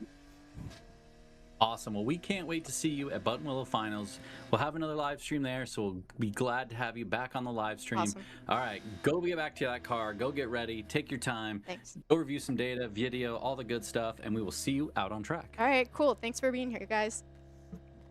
All right, Carly, you have a good one. All right, Uh-oh, guys. Yeah, I was going to say, we got Mike Reyes, we got the end car back again, and I just saw a hand go up in disgust. Looks like he has pulled off. He's going to try and cycle the car and see if he can get it to go away. But yeah, no, this gets so frustrating as a driver. But I mean, Davin, kind of talk a little bit about, obviously there's a very large mental aspect, maybe even 50% of setting a good time is mental space. There's a lot going on in the car. Talk a little bit about that side, but also, maybe how can people work to make sure that they have enough bandwidth and really be able to focus on what's going on, even when things aren't perfect inside the car. Yeah, okay. So, I'd honestly say that 80% of this sport is mental because the driving is something common that we all do. And so once you get a sense for like basic car control, you don't even have to be the fastest driver. You just understand the pattern of what you're asking the car to do. And then you're just refining every lap, right? It's not a time where all of a sudden, like in the middle of a lap, like you dramatically have to change your technique. It's just like, is the car responding to the thing that I asked or not? And so once you kind of get the driver comfortable and able to drive, it's more about getting them to focus on the right things and not self-sabotage themselves. And so one of the things that I will tell a lot of drivers is like focus on the positive things that you've done in the past to drive upcoming actions. Because I know a lot of folks will be halfway through a good lap and they're like, well, I had sector 1 was purple, sector 2 was purple, but I always screw it up in the third sector and I always choke. And I'm like, well, that's negative programming to give your brain, right? The brain doesn't understand can't. So if you always say, I always choke in the third sector, when you get to that part of the track, your brain is looking for a choke and it won't relax until you choke, because it's going, there's that thing I told you that was going to happen. See, you choked, so now you can go on and do something else. So an important part about getting out of that is, doing a lot of laps in the sim to positively cycle your brain on focusing on things, right? I typically will tell people like, focus up, focus on fundamentals of where to put your eyes, where to put your car, because then you can't really be distracted of what could happen because you're only focusing on what is happening, right? I don't want to invent a scenario that has not occurred. I only want to deal with what is occurring in the current moment. And so by focusing on staying in the moment, it helps in all your driving. So for sim drivers specifically, like focus on doing fully committed hot laps in the sim, like you're going to do them here, right? 100% focus for that 2 minutes or so that you need from the beginning to the end. Then take a break and calm down. Then go do another, like a cool down lap, then do another run like that. On, off, on, off, on, off. Because then you pick up that pattern when you get into the car to attack the track the same way. And you're not just like hustling until you spin or something. Okay, quick thing. So we got some guys going out doing laps right now. We got Isaac Torres Jr. throwing down a really monstrous lap of a 141.3, still off his best by about 0.3. Damon Tushiniski, he just threw down a 141 as well. What we've learned from all of these guys is they're kind of struggling with tire warm-up. So I'm going to guess this is going to be a situation where we're going to see some monster laps next lap. So we're going to have to watch really closely as these guys go around and complete their first lap and then start into their second lap. And that's when we're probably going to start really seeing these laps start falling, as we just see Chi Zhang throw down a 140.0. So She just picked up 2 seconds. Yeah, that was a monster. That's moving. She running his 2000. A really good lap. He just picked up time. Nope, never mind. He's still chasing that 139.233. He is chasing George Zhao, who currently holds the record at a 139.058. So we really need to see a 38 either out of George Zhao or Damian Tuchiniski to take second or take over third place in limited class and take the all-wheel drive limited class record. Just got an improvement from Tony Zerka, who which is a new unlimited class all-wheel drive record. 139.45, 139.695 was his old record and is now a 139.452. He is absolutely moving, and he just came through the screen in that yellow Evo 8, so he looks like he is still on it and pushing for more time. I'm betting it's going to be a tire game, right? They're just trying to get these tires up to temperature. They're trying to continue to get heat into them. They're just really, it seems like a lot of guys are really struggling to keep that heat in those tires. The only way to get more heat in those tires, continue to drive hard. So I'm hoping that leads to Tony Zerka continue to push that clock down.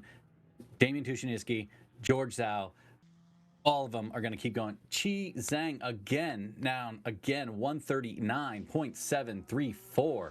That's another pickup for him. Yeah, that's going to put him into 6th overall in front of Kasem Farm. So that's a couple positions up. He's still behind Alex Asau at a 139.6, but very, very close.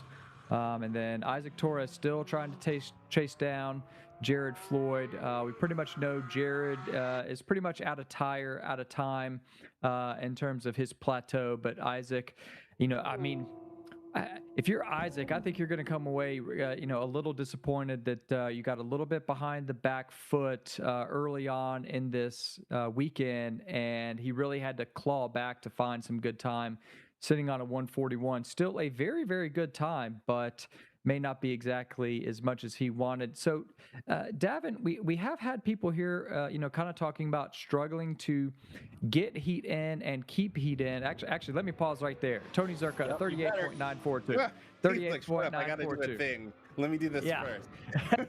Tony Zerka, unlimited all-wheel drive into the 38s, a 138.942. He is on it. I mean, that's a couple of laps back-to-back that he's been able to continue to find time. So congratulations, Tony Zerka, and his unlimited class Evo. That is fantastic. Let's see here. He was chasing Cable Rosenberg has the overall unlimited class time at a 137.1. So still a little bit of ways away there, but that is still a fantastic time from Tony. But Davin, going back to sort of my question, I mean, is there something I'm just a little surprised that that there's sort of these comments and people saying that they're having trouble getting heat or keeping heat in the tires. I mean, even at 70 degrees, I mean, it's overcast, but is that something it's just sort of happens with this track? I mean, you're familiar with it. Well, I mean, that's hard to say without knowing more, to be completely honest, right? Like Sure, sure. it's the Pacific Northwest is a cold, chilly area. It's even during the summerish time.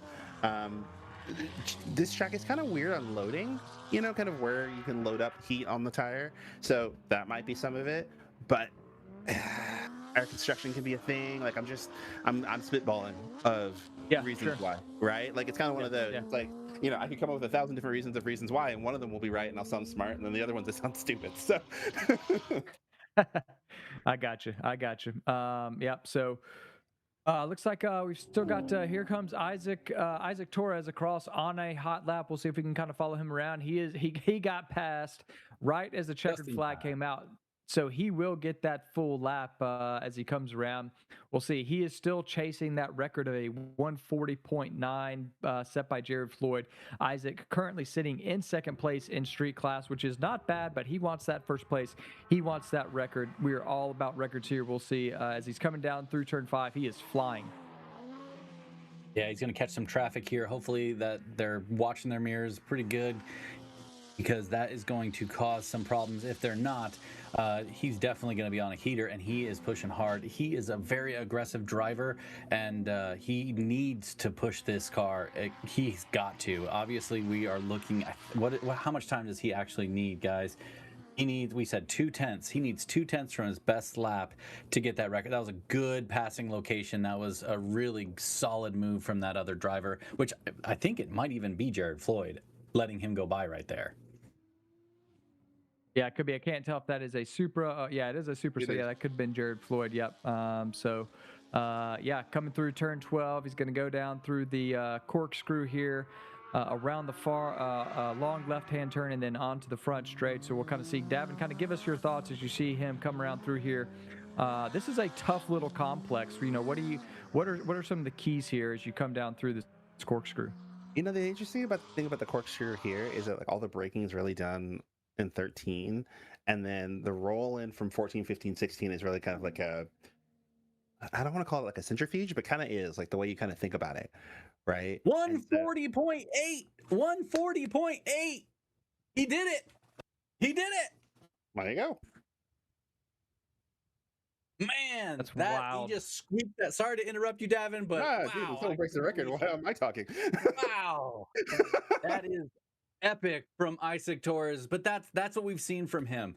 He takes these pressure cooker situations and he just explodes, and he's able to put down an epic lap when he needs to.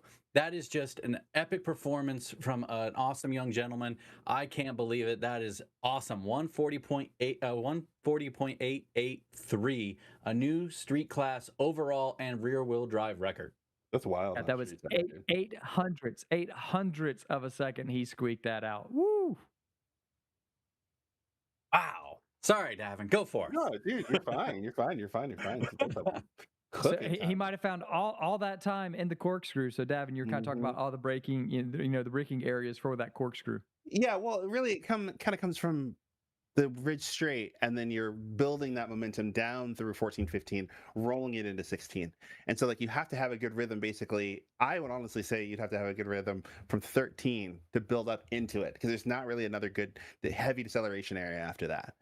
And so if you're not good at kind of keeping that momentum from the previous lap, there's nothing you can do coming into the lap that you've got, right? So I was actually paying a lot of attention through 10 and 11 and 12, because that really is going to pay dividends for what you can use from 13 down the hill.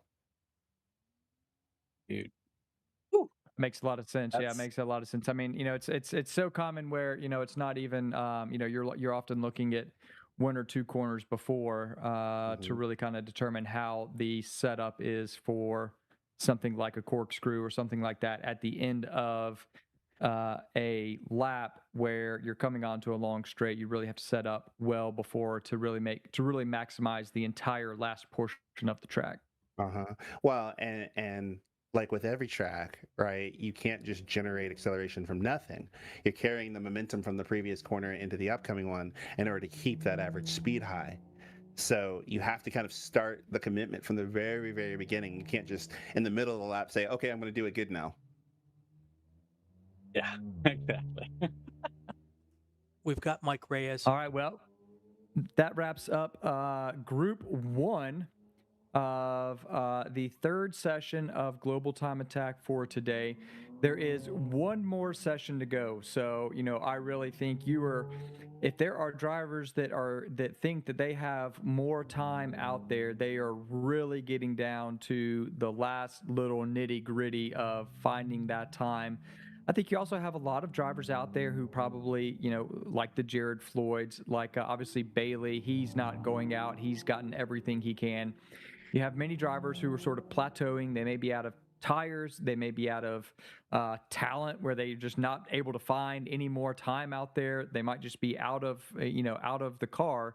And, there's also going to be drivers who still think there is a little bit more to find. So we will continue to see how people progress. But we do have another driver here with us, Mike Reyes of Boss Racing. Hey. He has been providing us some epic in-car video, which is just awesome. However, it has not been going great, Mike. Thank you for joining us. Overall, you've had a really good showing, a 142, I think is your best time, 142.994 currently. Yeah, currently sitting in fourth place, just off the podium. But what's been going on? It has not been an easy weekend with you in the car. Yeah, unfortunately, today the motor went that session. Came back in, heard crazy rod knock. It's unfortunate, and it's kind of funny that you guys showed the in-car of today, because yesterday was going quite well. Every session was faster than the last, and it was amazing to be out here at Ridge Motorsport Park. This is an amazing track, and it's so smooth. Nothing at all like we're used to back home, right, right, Jaeger? So, the conditions were perfect. Today the conditions were perfect as well, but I was just battling the car. But that's just time attack, You really build these cars up to the maximum, and you also get bit to the maximum. So, unfortunately for me, this weekend I got bit. But I'm still here cheering on Team SDC. We're still really trying to get that top spot in street class, and we're hoping that Isaac's that guy. You just did it. Wait, what? You just did it. 800s. Wait, no. 800s of a second.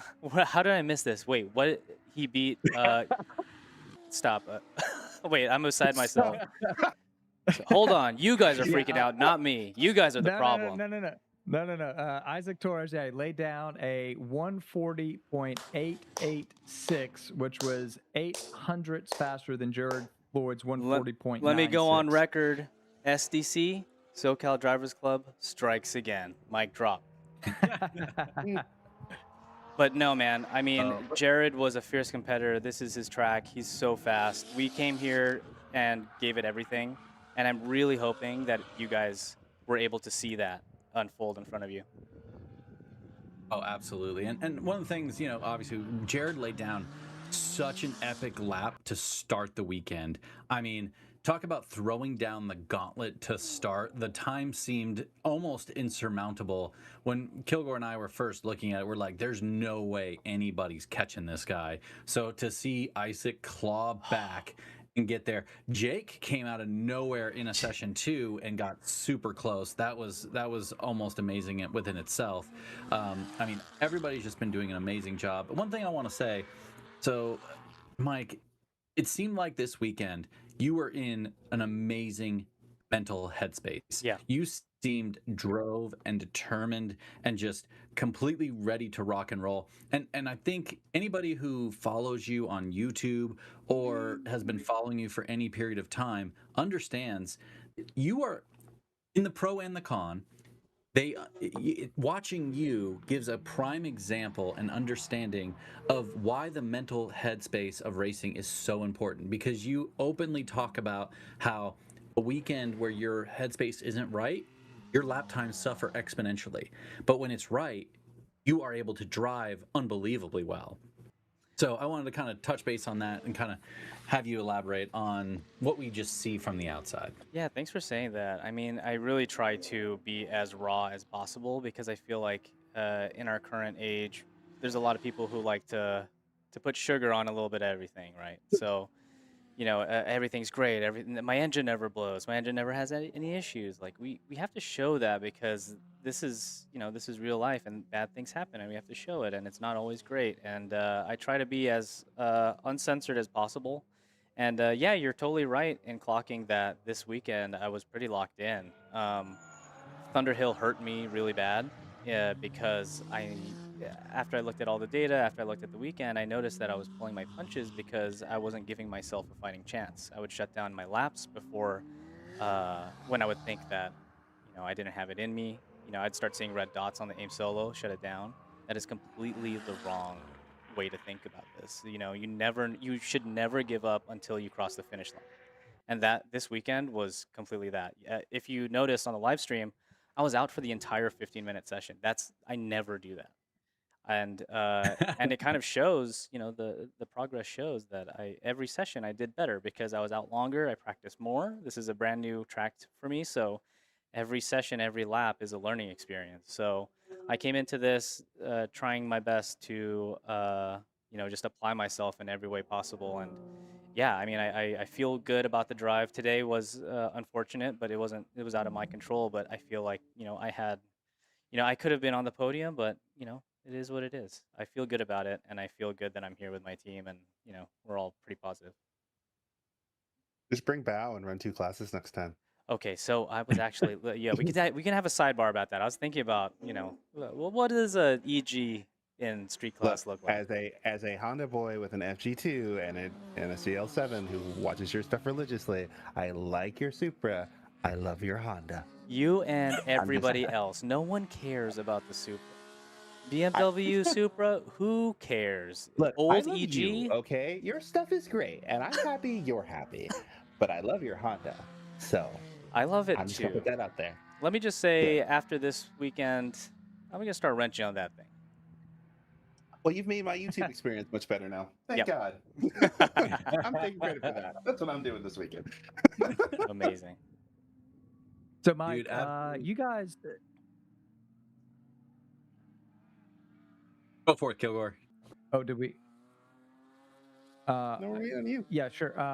So, Mike, you guys at SDC, you guys do a lot of training is it World of Racing? I think it is. Yes, we do a lot of training at World of Racing. Their facilities, and also they set up the sims at the SDC HQ.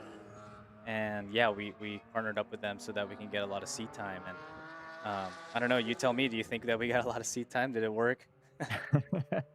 I mean, you guys obviously came here prepared, but I mean, you've been around, Button Willow for a couple of years now. You have a lot of seat time at some of your local tracks, but then, when you go to some of these other places, like up here to the Ridge, I mean, what's sort of your game plan? What's sort of your strategy? You obviously come in as prepared as you can, but there's still only so much that a sim can prepare you for.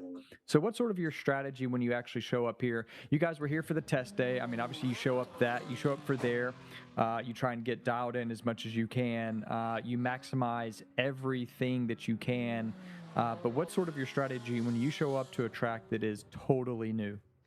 Yeah, I mean, that's where the sim really helps, is that the familiarity, learning where the braking marks are, where to get on throttle, what parts you have to wait for the car to rotate. Those are all things that if we were to go in blind on a first day at the track would probably take us all day. So having that knowledge previously on the sim lets us kind of expedite our whole process during the day. So, thankfully the map, the ridge on Assetto Corsa is pretty accurate, not totally accurate, but we entered our first ever session here on our practice day, knowing where all the braking markers are, knowing where to get on throttle. So it's kind of the first session we go at a very slow pace to just feel out if the braking zones are similar from the sim to real life. And then once we get that all figured out, then we start pushing and conforming what our car wants and what reality is to the track ahead of us. How are the Yokohamas doing this weekend? You're on the Yokohama AO52s. How were they doing with the track surface and the sort of cooler temperatures? Phenomenal. I mean, these AO52s are admittedly old tires, but they still rock. You know, they are so good. They turn on the first hot lap. Yesterday, I was on my AO52s from Thunderhill. Those were scrubs, and I was going faster every session. So the tire was amazing all day. It was great all day today too. And you know, it's kind of amazing. This track is so smooth, and you can run on one set of tires the entire weekend. I love this track. It is so nice, and it's so kind to our tires, and it's so kind to my AO52s. So yeah, it was the AO52s were rocking all weekend, we say.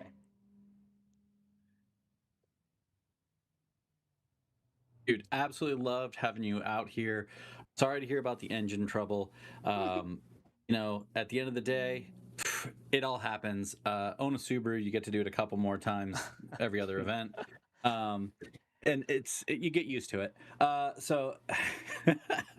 But man, Mike, can't wait to see you back out here. I'd love to see you back out here in the EG. Just love seeing your videos. Keep pumping those babies out, keeping us all entertained. If you guys don't know, Mike also has a little side hustle where he makes some of the best. They call them Boss Vision. It's a helmet cam. So go purchase your Boss Vision off his website. I have one. Everyone has one. Anybody who's making any quality videos at the racetrack has one. Go pick one up today. Where can guys go follow you at if they're not already following you, Mike? Yeah, on Instagram it's Boss Racing, and on YouTube it's the same, Boss Racing. All right, buddy. Well, thank you for your time, and good luck on the next. And hang out, man. Have a couple beers. Have a good time. Thank you for having me, guys. Hey, Mike. All right, so we got a checkered flag on Group 2 for the third session of the day, and I wanted to note that topping the charts was Bao Sun and Hera Kwong. Not sure who was actually in the car, but they just set their fastest lap of the weekend at a 1:43.3. So they are currently in fifth place, just behind Mike Reyes, who was in with us there in the booth. Also think that I'm pretty sure that Charles Canal also bettered his time at a 1:43.9. So he's currently sitting in seventh place in street class. So a strong showing for him. We got Carly DeVry, who is heading out, as well as Paul O'Connor and Sergio Nunez. It is a Renner Racing Development battle, so we will see who reigns supreme in the Subarus.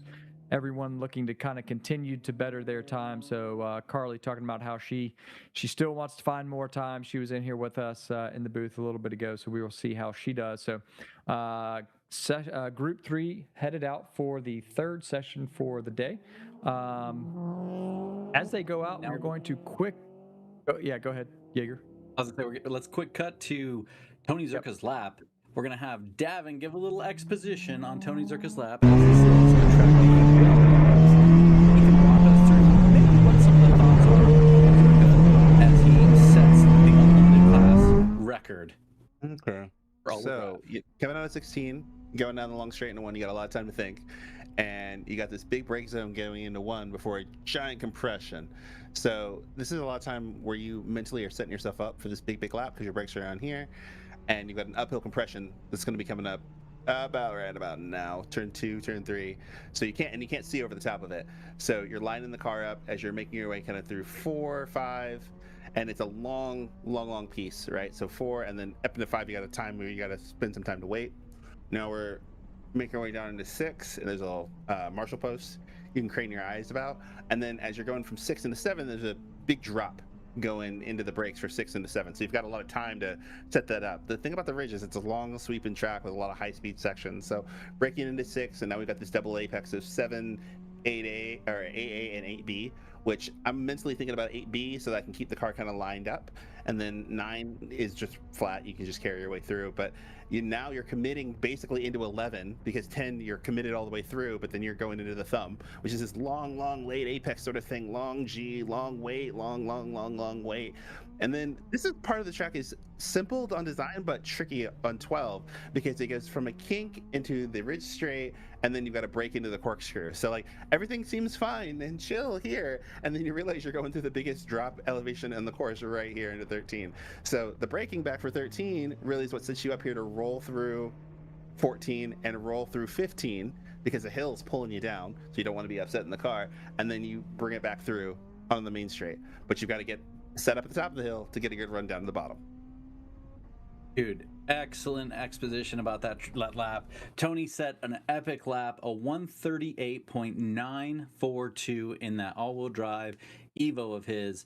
He still's got more in the tank. He's still working it, but obviously when you're talking about trying to wrangle a 6, 7, 800 horsepower Evo around this track with all this aero, it is a monster. So he's got to kind of build himself up and build. This isn't a home track for him. This is the very first time he's ever been at this track, the very first time he's ever touched this track. I didn't ask Tony, I should have, if he'd ever actually done any simulation work. Tony's kind of an old school guy. He's a tuner by trade, so he knows his way around a wrench. He knows his way around tuning an engine to go fast. I don't quite know if Tony is a huge sim guy, so I wonder if his first interaction with this track was maybe on Friday, coming out and doing a practice session out there. So that would be really interesting to see it from Tony, if that was, if he did any preparation, or if his preparation was. Hopefully it wasn't watching Cable Rosenberg's dash cam video, because that would be very, very difficult to understand where to turn. I am really impressed, though, just the amount of commitment for having so little time on the track, because the ridge is a lot of high-speed blind corners. And so initially, I think the hard part for the brain is mentally thinking about a corner you can't see while still being fully committed. You can't just tiptoe over and find out where you need to go. Right. I think of things like 6 and 7. I think of things like going into the thumb. Definitely when you get to 13, that whole corkscrew area, right? You have to really continue the rolling momentum down straights that are long enough that it's actually easy to relax a bit. And so I always found that it was a little difficult sometimes if you weren't mentally prepared to just let yourself relax at an inappropriate spot after running through a bunch of blind corners, and then ruin the end of the lap because you go onto 12 and you're like, oh, I can take a minute to relax. And it's like, no, bro, you can't. You've got a series of medium to low here that you got to really get done to actually make the whole lap worth it. So impressive for having such a little time. Well, one of the interesting things that I saw right there on Tony's lap was there's a number of areas where he's moving the steering wheel very little. You have to position the car just right, and you almost see the track, right? You're almost shooting gaps. You're almost trying to make the track as straight as possible, even though the track is moving left and right. And so that was just something that I sort of picked up there, where you're kind of going through a couple of different turns, trying to keep the car as straight as possible, even though I can imagine that is something that, that's one of those things that some of those nuances you have to pick up, where it's like, okay, I can actually keep this car fairly straight as I shoot through some of these areas. Ooh, we got a big car going off. I'm not sure who that was, but it looks like they came in a little hot into the turn 12 entry. But anyway, any thoughts there, Davin? Am I way off, or is that something? No, I was going to say, I would love to see a pedal cam of a lot of these guys, because as you start getting faster, you start to realize that the steering wheel is a kinetic brake, right? Actually, the thing that taught me this was actually during a brief time in rally. I had a rally instructor who told me that the steering wheel is just a suggestion. It initially nudges the car the way that we want it to go, but all my rotation is done with my feet, right? All the weight transfer is done forward to back. And so it's funny, because when you first get started, you're using a lot of hand, right? Because you see around wheels, you're like, the wheel must be doing it. But when you start thinking about dynamically of the load in the car, it's all done with your feet. So when I see a driver very minimally moving his hands, I know that we're using a lot of load to get the car to move. So the less his hands are moving, the more commitment we have to be on the load transfer to get the car to do all that rotation with very little input. So that shows how confident you are if you can just give it a little bit of a nudge and then load it up, and the car will do the rest of the work. The earlier think we spinner was got- car 92. Yeah, I think we got is Juan Armas or Eric Johnson. yeah. Is that Carly in front of us there? It's hard to tell. I think it was car 92. That was the spinner one. that we saw earlier was car number 92, not okay. this one. Gotcha. Yeah, it looks like okay. Yeah, it does look like the car in front of us, off track to driver's right, is possibly car 197 of Carly DeVry. Commentators curse, unfortunately. We said too many nice things. Yep. Yeah, you have to make it challenging, right? So that they can come out being the hero. No, you're chasing points. Oh, it doesn't look like you're going to make it. Oh, look, PB. No, now it looks stupid.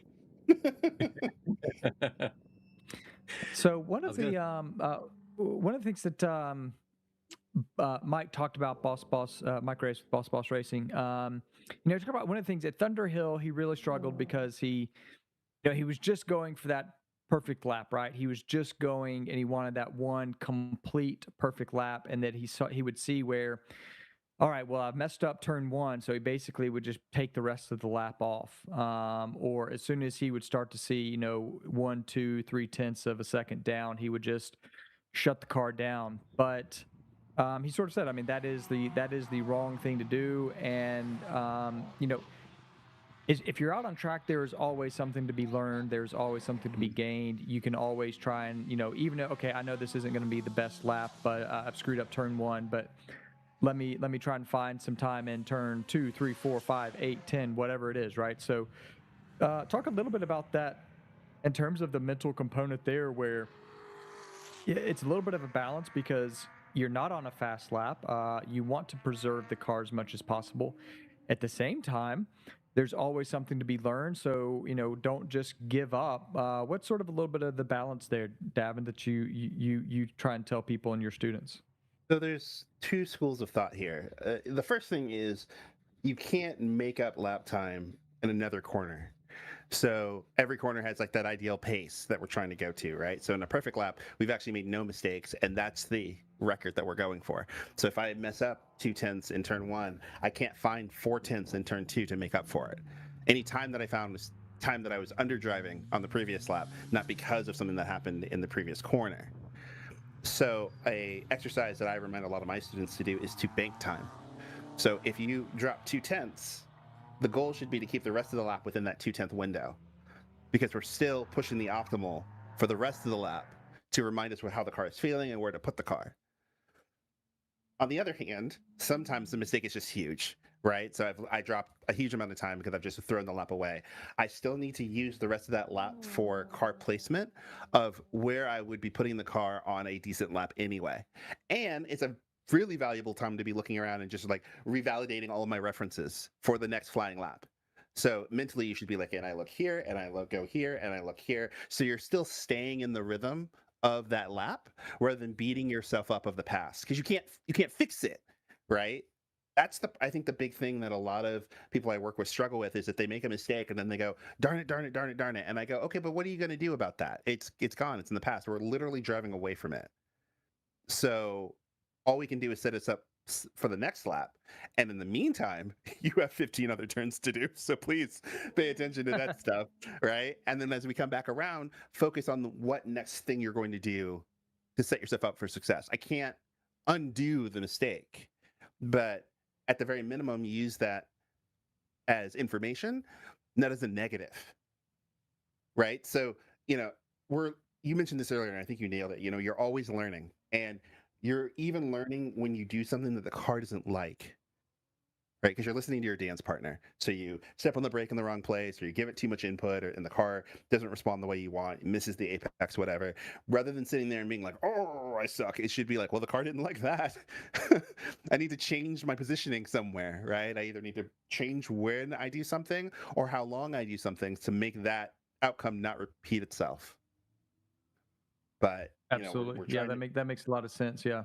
yeah. So my wife's my pit boss, and when we met when I was go-karting, and one thing she said to me when we first started racing together that really stuck with me was, I don't care if you make a mistake, but don't make the same mistake twice. Sure. Yep. And that really dug into my driving, where it's like, if I blew off a corner once, that was okay that I did it the first time. But if I repeated myself and did it again, it's like you weren't paying attention and you're the only one that can change it and you're the closest one to the situation. Right? Yeah. And so Absolutely. Absolutely. I would change my mentality to, okay, what did the car not like?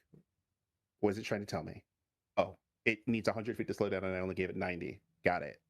I'm going to give it 110 feet just to validate that I'm not insane, and then edge it back up on my next one. All right.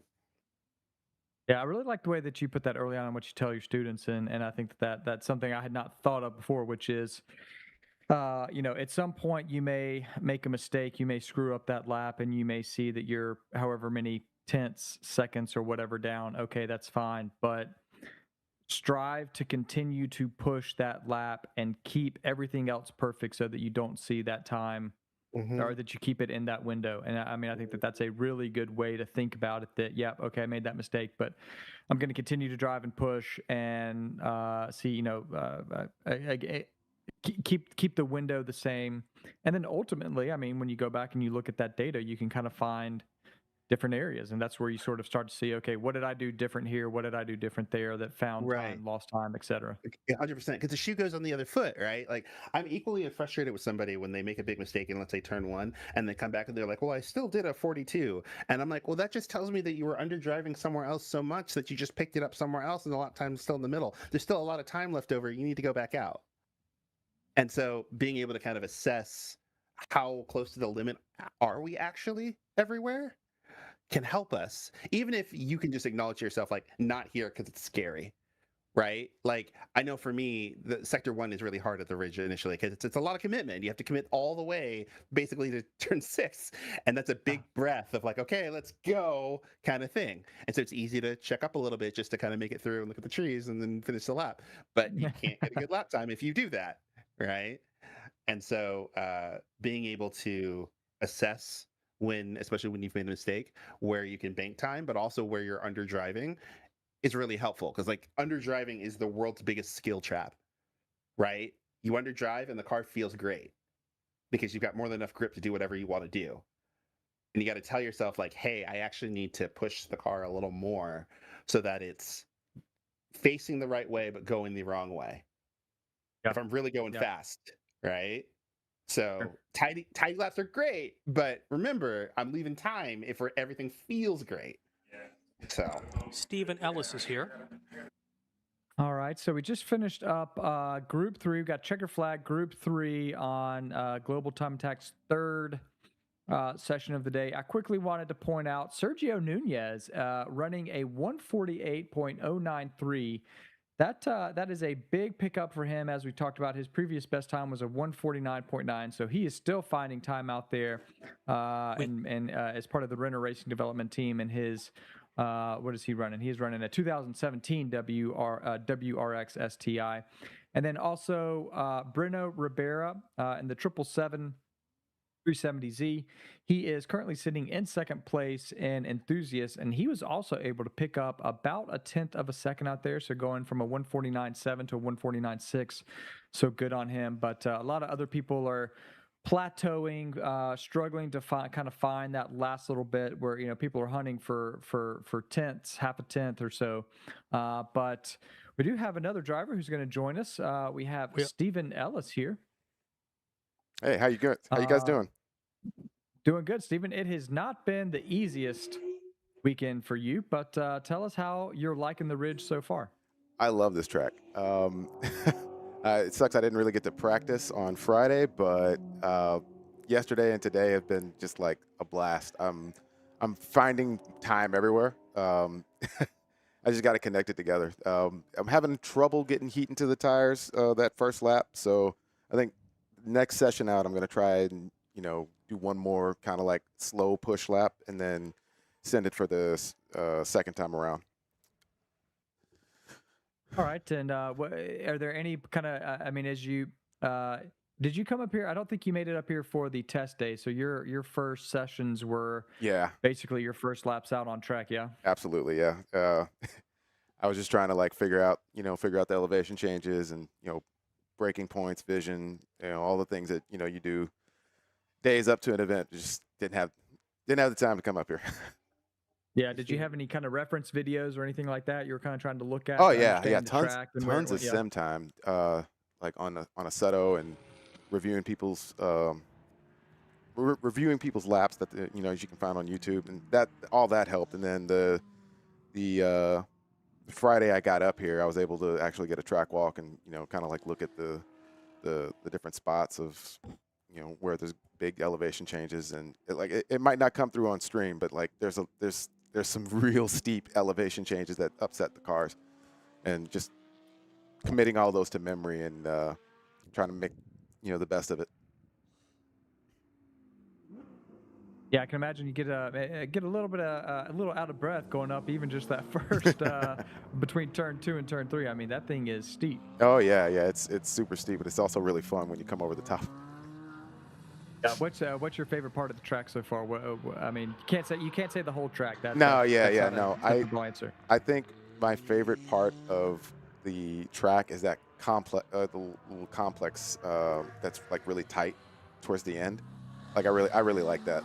13, 14, 15. Yeah, 13, 14, 15. I really like that part of the track. That would be my favorite section. The funniest section is turn 1 going into 2 in my car, because it's just like I don't really brake right there. It's just kind of like a lift off and then downshift, and then you go up that hill and it just kind of like launches. You just that scene in Ferris Bueller where they're driving the Ferrari and they're like jumping. That's how it feels.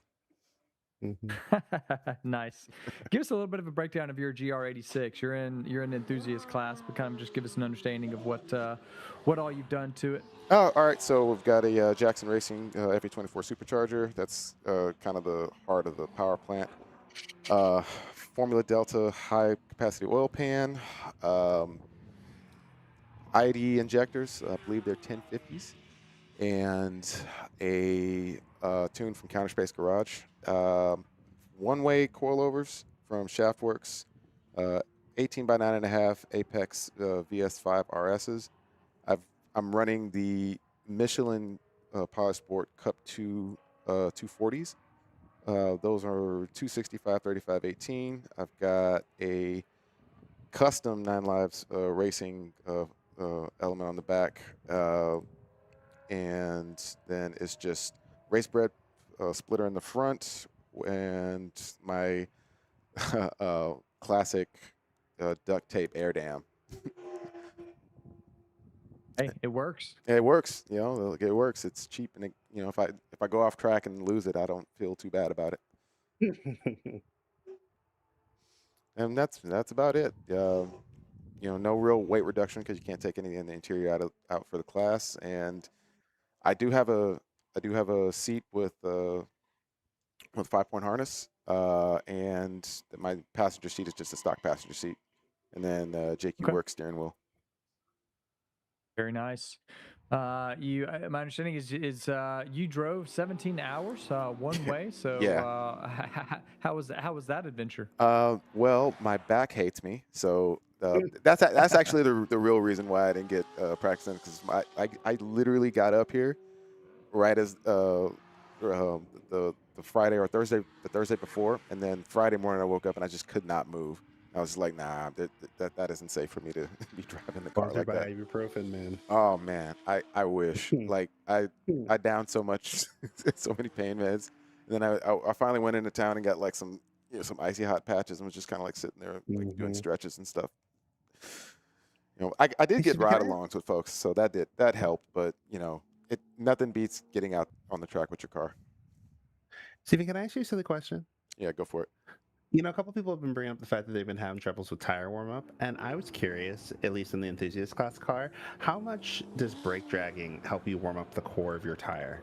All right, so that does help. It helps the front on my car. In the rear, I just have to like push the car to get heat into the rear. There's like no weight in the back of the car, and it's really hard to get heat into the rear tires. That's like sliding around. Yeah, Civic Pro over here, so it's the same thing, right? Like my rear's just along for the ride when I'm driving the Civic, so it's the same thing. Yeah, So I was kind of curious, like, yeah, same thing. It's just part of the cars. Either they got heat in them or they don't. Yeah. And is this your first event on the Michelins, or is that something you've run before? No, this is the first event on those Michelins. I hadn't ran them before, and so it's just kind of like, I'll trust them. I tried to get the Supercar 3, but they were on back order for the size that I wanted, so I was just like, oh, okay, fine. It is what it is. You got some somewhat limited options there in the 220 treadwear sector. I know Jaeger has tried the Vitor Enzos, I think it is. Yes, I used those at Thunderhill. Okay. Yeah. Okay. So How did you like those? I liked comparison. I liked those compared to the Michelins. I like those better. It was just a timing thing. I actually thought that this was going to be next week, so I had all my PTO and stuff lined up next week, and so everybody was like, "Oh, when are you going up there?" I was like, "When am I going where?" And then I looked at the calendar, and I was like, "Oh, And so I was gonna order everything like this week, and then like have it on like for Monday, and then like drive up, like like register and drive up for everything. So like I was like kind of like rushing this week. I like loaded everything in the car, and I told my manager, like, yeah, my bad. But I get you. What's going on the rest of the year? Sort of, what are you looking at doing? Obviously, you got finals coming up, GTA finals in November. Anything else throughout the rest of the year?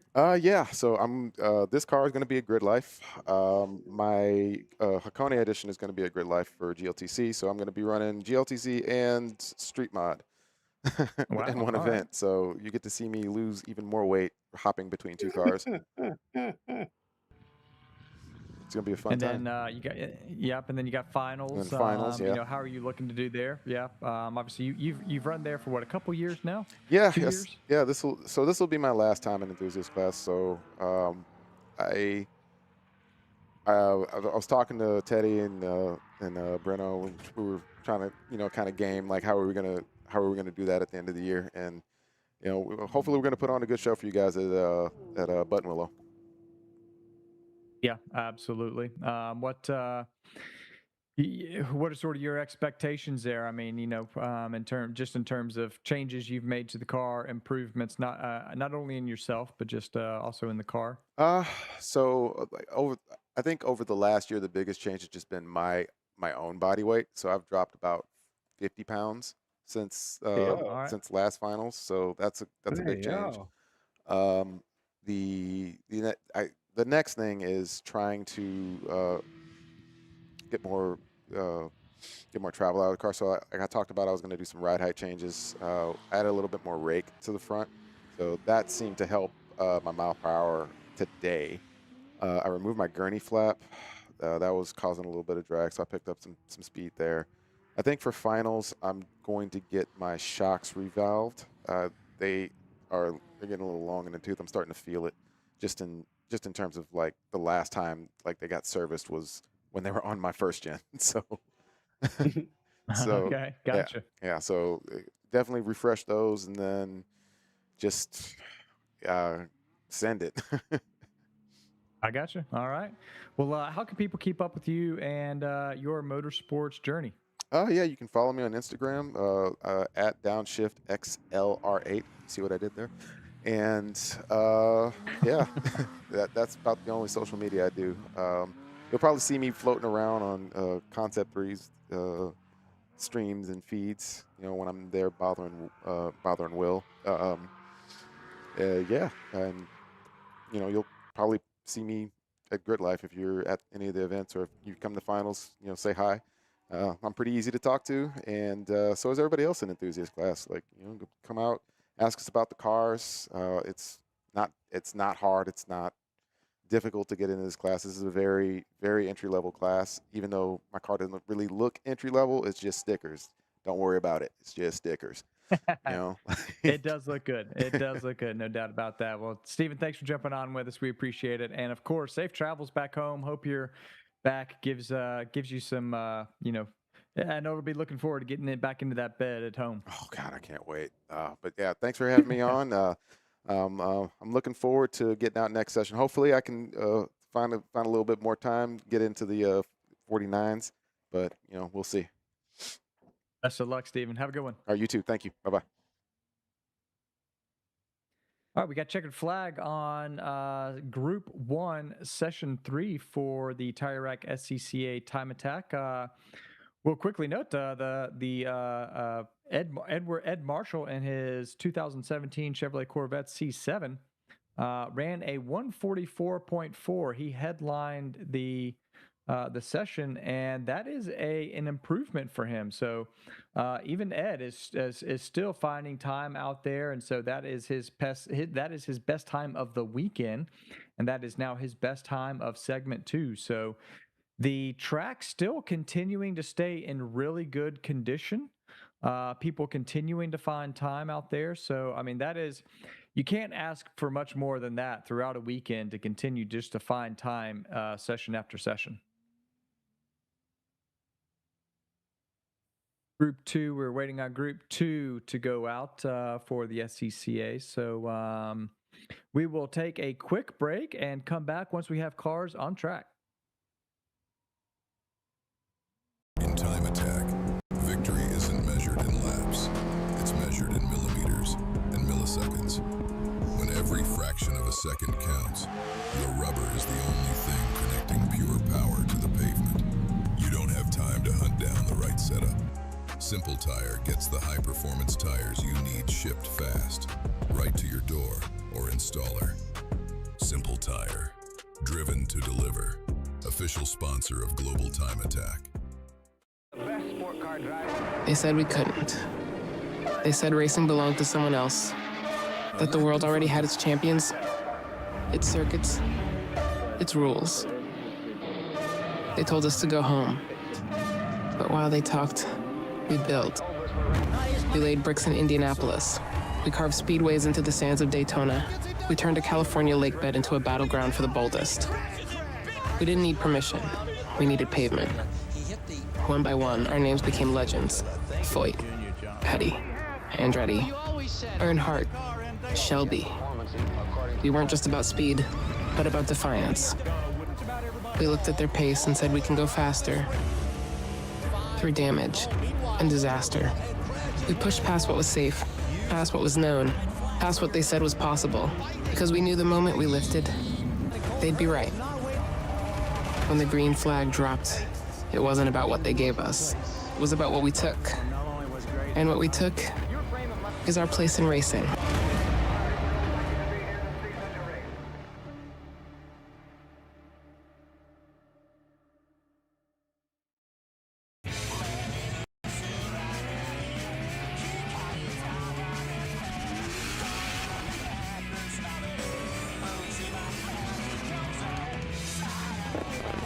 それは国境を越えて時代やメーカーを越えて趣味嗜好すらも超えて車を愛する人たちをつなぐものつなぐ感情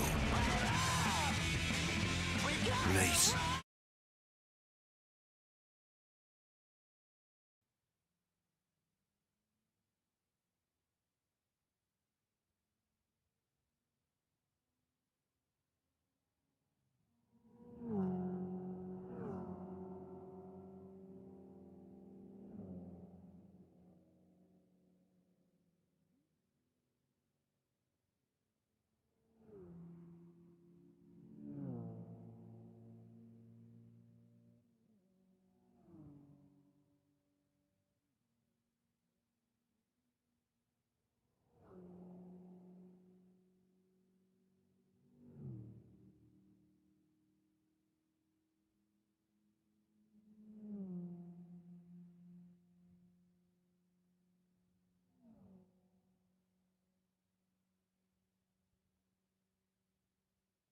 All right, we are back with SCCA Time Attack Challenge presented by TireRack.com. We have Group 2 out on track now for their third session of the day. They've only got one more session, so we are really getting to the point where, this is the sort of last-ditch efforts. People are either plateauing, trying to find maybe just those last little bits, trying to hit maybe some of those goals that they set, but they are really running out of time here. We actually see Nazar Santillan going by, affectionately referred to as Santi by all of his friends. But he is in a Honda Fit, currently the record holder. And let me see what that is. I think that is Tuner 5. And so, yeah, he is currently the record holder at a 2:03.860. So if he can find any more time out there, that is the time that he is looking for. But Davin, looking at something like a Honda Fit, versus we were watching a Evo 8 Unlimited Evo 8, right? You're talking about two very different power levels. How does that play out when you're at a track like this? Are there sort of some of the different lines, so just some of the different aspects you have to think about when you have such two very different cars? Well, given that the Honda Fit is the world's greatest enthusiast car in the whole world, and I will be brooking no argument, I will say that with a car like the Fit, a lot of zones that would be braking zones in higher power cars are just lift zones, right? So turn one's a perfect example, right? In a high power car, it's an easy brake because you're carrying warp speed into turn one, where on a car like the Fit, it's a big lift, right? On the inverse side, I think it's a little easier to be committed 2, 3, 4, 5 because you have no power. So all you do is keep the car flat pretty much and keep your eyes down the road and just keep up as much momentum as you can. I do think that underpowered cars get a bit of they get overlooked because you learn how to drive a car on the limit for longer because the limits are much lower. And so you have less energy to work with. If you lose momentum in a car like the Fit, you don't have just like a little dab of throttle to pick speed back up again. It's just gone. And so there's a very productive usage out of low power cars to be able to get used to like a lot of the full commitment car behavior of just being on the limit that when you go to a higher power class, you're a little more familiar with. I have to imagine, right, with Nazar. I mean, he's looking at the turn 2, 3 as you go up over the hill. That any little micro lift or just waiting even just a tenth of a second to get back on gas, he is probably, even with it fully floored, he's probably still losing speed as he goes up that hill. So you need to try and carry as absolute, as much speed as you can go through there. So, I mean, that is something where I think, you're even going through turn one, you're trying to minimize the scrub on the car. You're trying to carry as absolute much speed as you can up that turn. And then, what about, in terms of, it's a little bit of a shorter wheelbase kind of car. It's a, kind of, as you say, world's greatest enthusiast car, but it's a grocery getter. In terms of like, especially with something like, an Evo that's an all-wheel drive versus this front wheel drive. I mean, how did those characteristics play into how you approach, some of these corners? I think one thing that is overlooked with front wheel drive is the ability to rotate the car fully using the brake where the rear can't do anything. It's like in front wheel drive and all wheel drive, to be honest, the throttle is just like how much understeer do you want? And so being able to get comfortable with getting the car fully rotated, not being able to, let's say, power oversteer if you overslow or other things like that, like you can in rear wheel drive applications, I think it's an overlooked skill. I always tell people, like, spend some time in like a Civic or a Fit or something that's front wheel drive, because the cars are still bound by the same laws of physics, right? We're still on Earth. Weight transfer is weight transfer. But when you can't recover under rotation with throttle, you really have to be committed to the rotation on brake or off gas if you need a big lift. And so I think that there's a big skill in being able to know how to get the car rotated and let the car do the work, knowing that you can't really like jump on the throttle to fix it if you're kind of trying to make a correction. That will help you when you move to other drivetrain classes if you decide to. Yeah, absolutely. Quick note, Kendall Lincoln, currently on the top of the timing and scoring board, is at a 151.018, and Kendall is in a 1995 Subaru Impreza in Max 2. And Kendall was able to pick up just a little bit of time, that 151 point, what is he at now? 51.018. His previous best time, a 51.062. So, I mean, finding, just a little bit of time out there. Also, Eric Stoltz, a 154.453 in Max 5. And so Eric leading that class, currently in first place. His previous best time was a 154.661. So again, finding just a couple of tenths here and there. So we're still seeing a lot of people, finding some small improvements, but trying to solidify their positions. But yeah, Eric Stoltz currently in first for Max 5, and so his and that actually I will need to update that. So he currently holds the record for Max 5 here. So that his previous best of a 154.661 is now down to a 154.453. So good job by Eric Stoltz to continue to improve on his record-setting time. We've also got Michael Andrea, 156.702. And he is in Tuner 3 in his 1997 BMW M3. He is currently sitting in first place. His best time is a 156.856, so he has also found some time down to a 156.7, so finding about of a tenth of a second. The Tuner 3 record is a 156.6, so just missing out by a tenth of a second. If he knows about the record, I'm sure he is pushing, trying to find even just 1/10 or 2 would get him that record around in Tuner 3. So still seeing some improvements there, but getting a little overcast.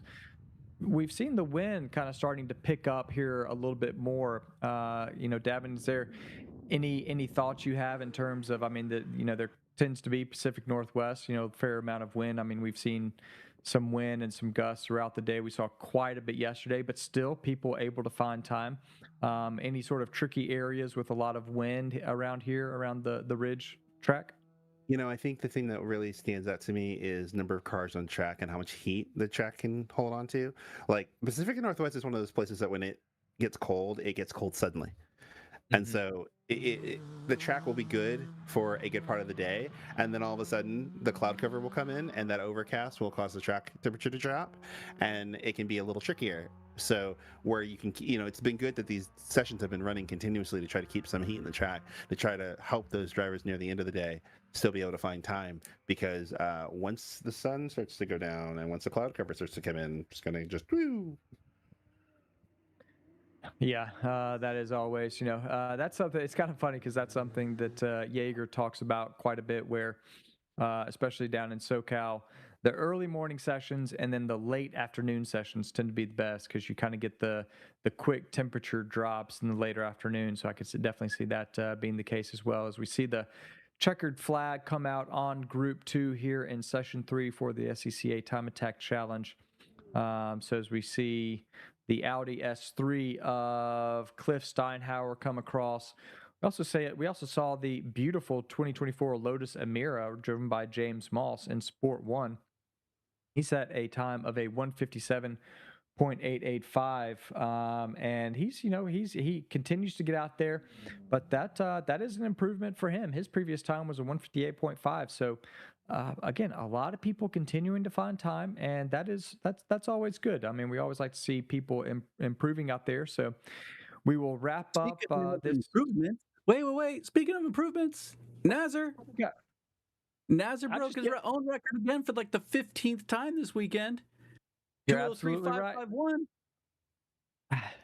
At this point, it's just become so ingrained that it's just like, it's another session. Nazar's going to break it 2 or 3.5. Like, I don't even know. Did he just fill up the gas tank like all the way at the beginning, and he's just not refilled it? Like, it just keeps getting lighter and lighter. I mean, what is this guy doing? How does he keep finding this kind of time?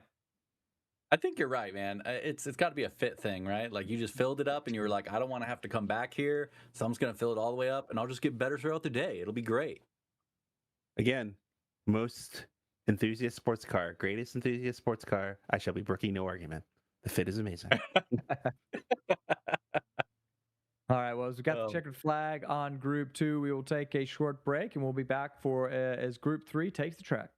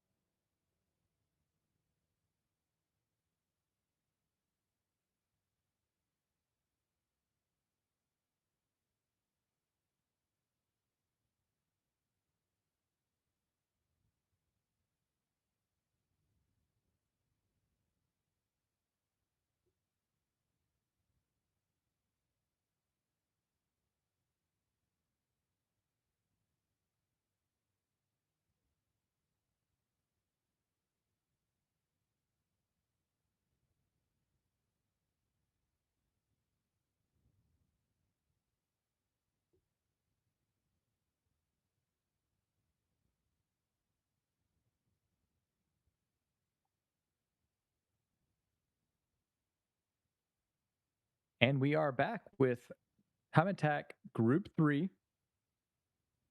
This is the third session for the SCCA Time Attack Challenge. One more session after this. Drivers are trying to better their segment 2 times. A lot of drivers are sort of, kind of locked in. There are some close battles, but they are trying to still find some time out there. We are still seeing improvements. So the track is still in a good window, but kind of getting down to the brass tacks end of this. Not a lot of time left. If people have goals, not a lot of time left to be able to kind of hit those goals. So we will see as people continue to circulate whether or not that they can improve, or maybe even improve their lap times, or even improve their position in class.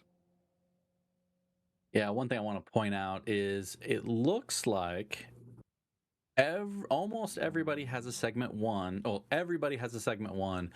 It looks like we only have 2 people without a segment 2. That's Ron Pratt and Duke Langley. Those are the only 2 people that don't have a segment 2.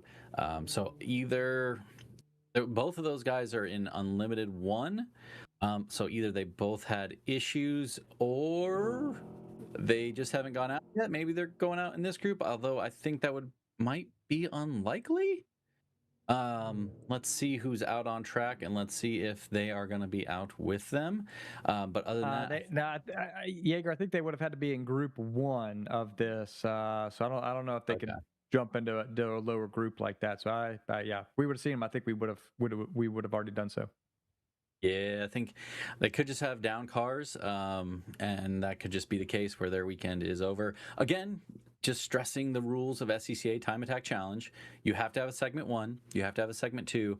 You add those 2 segments together, aka your both lap times from segment 1, segment 2, creating your overall lap for the weekend. And that's how you intrinsically try to decide who the winner is based on the class that you're in. And they have a multitude of classes, from max to street to tuner to unlimited. And then we have some specific Cayman and Mustang classes that people can all enter in. All of those things are available, and that's what makes SCCA so great, because within all of those they have different segments, so you can always find a class that works for your vehicle and for what your performance goals are for that vehicle. As we all understand, we tend to do things like modify our cars well beyond our own capabilities. That does happen, and then we come back and then we start learning how to drive. So it does happen. On the flip side, sometimes you have people that want to have a very mild-mannered car in terms of modification, because they just want to spend time behind the wheel. They don't want to continue to have to work on the car every other second that they're at the track. So they want kind of a simple, easy flowy car. So there's always options, and that's what SCCA really does for you. It opens the door to be able to have a ton of options in terms of classing, and they go all across America. They have regions everywhere. So you can go to track nights, you can go to autocrosses, you can go to track days, and you can go to time attacks like we are today. And guess what? They are still all ran by the SCCA, so they're going to be good quality events that make your money stretch and go all in, so you can have a great time at these events. I do need to provide one clarification. I misspoke. This is the last session for SCCA. So this is these drivers' last hope in setting any faster times. After this, all segments will be calculated. So this is going to be it. So just wanted to make sure everybody was aware of that. If you are looking for live timing, you can go to SCCA's website, timetrials.scca.com, and at the top you will see a live timing link. You can go there. You can check out the overall results, who is on track now, and then you can also even find each session and the times that each driver has set in each session. But currently, Carl Tanner in his Max 4 2005 Nissan 350Z is leading the way with a 154.035, and he is currently sitting in 3rd place. So he is holding on to that last podium position. His fastest time is a 152.318. So he's looking for a couple of more seconds if he wants to improve. But currently sitting in 3rd, and he sitting pretty comfortable. He's got a few seconds over 4th place, and he's still a couple seconds back from 2nd place Alex Paraskevas and the 2005 Mazda RX-8. Okay, let's take a quick second and kind of take the overall event in and start looking at some of our competitors, and maybe we can even run down the list of records that were broken. I mean, if we go just based off of Nazar Santiello. Wow, I butchered his last name like crazy. Yeah, you did. I threw an O at the end. Sorry, Nazar. I apologize. But if we just go off of him, we'd have to call his name 15 times for records. So we only call him one time. But overall, let's kind of look at the overall picture of what we're looking at and kind of give some ideas of what we're looking at. You want to start off with the Mustangs? We will. We've actually got Adam Lazenby, who is out on track right now. He's currently in fourth position on the timing and scoring ticker at a 159.725. But he is in Club Spec Mustang. And he is currently sitting in first in that class. We actually have three entrants: Adam Lazenby, Henry Gage, and Robert Thomas. Let's kind of look. Yeah, his fastest time of the weekend is a 158.435, and that actually is the he has set the he hasn't broken the record, but he has set the record this weekend because Club Spec Mustang was not here the last time that everyone ran with the SCCA at the Ridge, which was I think 2021. So he has set the record there at a 158.435, and he holds about a 2.4 second lead over Henry Gage, and then Robert Thomas rounds out the top three. So again, we've talked a little bit about these spec classes within the SCCA. You've got the Spec MX-5, Spec Mustang, Spec Cayman. So you sort of have a lower tier, mid tier, and a high tier in terms of initial car cost. All of them have very similar modification levels with some basic suspension mods, some basic brake modifications, very limited on engine modifications. You can do some safety modifications in terms of seats and some like a roll bar, roll cage that allows you to be safe, but you still have to keep a lot of the interior. So these are fantastic entry level classes to get you in. But congratulations to Adam Lazenby. I pretty much think that is Henry Gage, is he even on track? I don't think he is on track at this one. Robert Thomas, he is on track, but he's currently at a 203. So I think pretty safe to say that Adam Lazenby is going to win this class and walk away with setting the record for the Mustang spec class for the Ridge this year. What do we got next? So let's jump into let's go to the easy. Let's go to Max, because Max is the next, in my opinion. Let's hit Max. So let's hit up our good friend Kasem Farm, right? Kasem Farm came out, he smashed it right off the back. He was really consistent. He ran a 142.184, which is a new record in Max 1. So a 142.184, and he ended up with a total time of 324.706. He's going to take home your first spot. Behind that, we got Nima Ibrahim and her 2023 Corvette, and she ran a 145.799 and a 146.228 with a 3-minute 32.027. And then we got Rob Spring rounded off in third place with a 2007 Corvette with a 149.174 and a 147.619. Looks like the second part of the day really picked up for him in his Corvette, rounding it out with a 3-minute 36.793. I do think that, Rob Spring really, that's something that he sort of exemplifies something that we've been talking about here, which is with the way that the SCCA has this dual segment 1, segment 2. I mean, it's something where you can't just come out and wait till the very last session to set your fast time. You have to be on it at least in one of the first couple of sessions, but you also still have to be able to be consistent and take that time all the way into the second day. And I think that you sort of see that with Rob there, right? He was able to lay down a 149.1, which is a very good time, but he was also able to pick up, another second and a half running down to a 147.6. So I mean, I don't think it would have made much difference in terms of him actually overtaking second place. But if he had been able to run, if he had another second and a half or 2 seconds off, I mean, he would be closer. But it adds a different strategy that you have to play with having these two segments that are added together. If you have any comments, you can take that. But also, I do have to say this: honorable mention to the best Max 1 car out there, James Merriman in 6th place, the 2016 Dodge Viper ACR. Man, that thing was beautiful. James, congratulations. You do get an announcer award for the best looking car out there, even though you may not have won the class.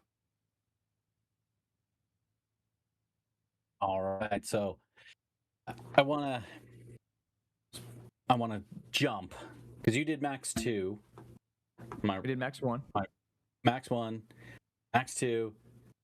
So Max 3, this was a class that, let me just double check. We didn't have anybody in Max 3 this weekend. So Max 3 was a little bit of a dudder.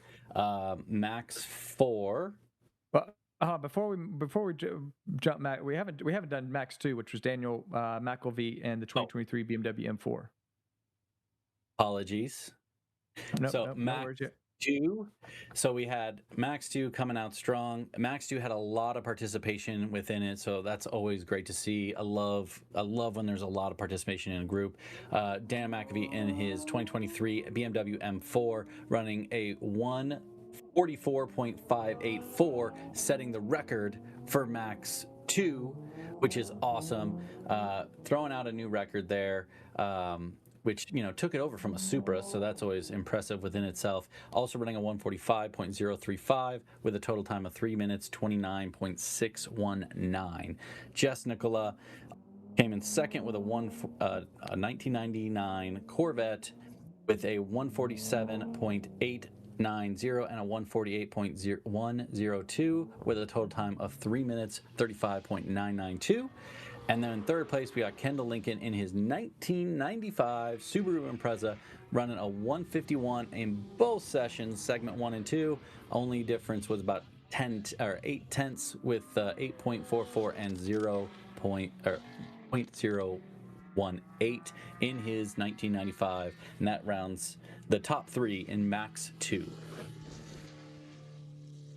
Moving on to we got Max 4. Josh Cummings, who set the record with a 150.365 in his 2016 Porsche Cayman. He also, his segment 1 was a 150.9, segment 2, 150.3. So he is going to win that class with Alex Paraskevas in second place in the 2005 Mazda RX-8. His best time of a 151.6 and a 151.5. So really, I mean, some close battles there. We're talking about, half a second or just a little bit more between both of those cars. So really close battle there. Alex coming in second, and then Carl Tanner in the 2005 Nissan 350Z. He ran a 152.8 and a 152.3, rounding out third place. And then in fourth place, Cliff Steinhauer in the 2017 Audi S3.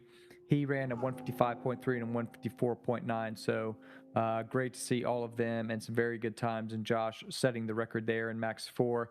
Then if we jump to Max 5, 2 entrants, Eric Stoltz in his 2006 Mazda Miata. He ran a 156.2 in segment 1 and a 154.6 in segment 2. So he's able to pick up quite a bit of time for the second day. So he's going to win Max 5. Coming in second was Kyle Ragatero in his 1994 Acura Integra with a 156.3, so just a tenth of a second off the segment 1 time, and then a 154.4, 8 tenths off the segment 2 time.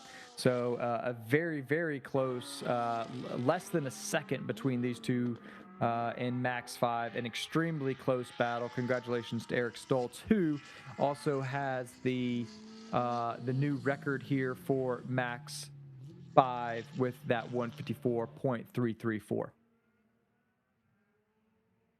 Woo, that's a mouthful, let me tell you. Charles is here. Yeah, Charles is here. So we've got All right, yeah, go ahead, Jaeger, you got it. I got one quick thing to say before we go into the final group of GTA for the weekend. So a little bombshell is going to go off, and I want everyone to listen really closely. So everyone understands the rules state in GTA, once you start with a car, you have to stick with that car. George Zhao, if you guys remember, he started off with a Lamborghini, and he ended up swapping to his Audi R8. He self-reported to GTA, and so previously we had mentioned that George Zhao reclaimed his all-wheel drive record when he drove that Audi R8 to the 139.0. But in fact, due to the fact that it's not quite within the rules that you're allowed to swap cars, his times, he voluntarily went to GTA and DQ'd all of his times. So I want everyone to understand, George Zhao went and did his own thing, reported himself, and said, hey, I swapped cars when you're not supposed to, but I still want to run, I still want to have a good time, so let's just keep it going. But what that means is Damian is going to have that record now. Damian Tushiniski of Renner Racing Development now holds the record with his lap time of a 139.233. And we're going to see if he can break that as we look right now, as he's already done a 139.981.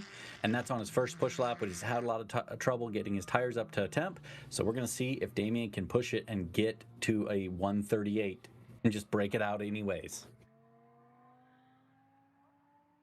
All right, we have a good friend who is joining us here in the booth, Charles Kunal, driver of the SoCal Drivers Club BMW F82 M4.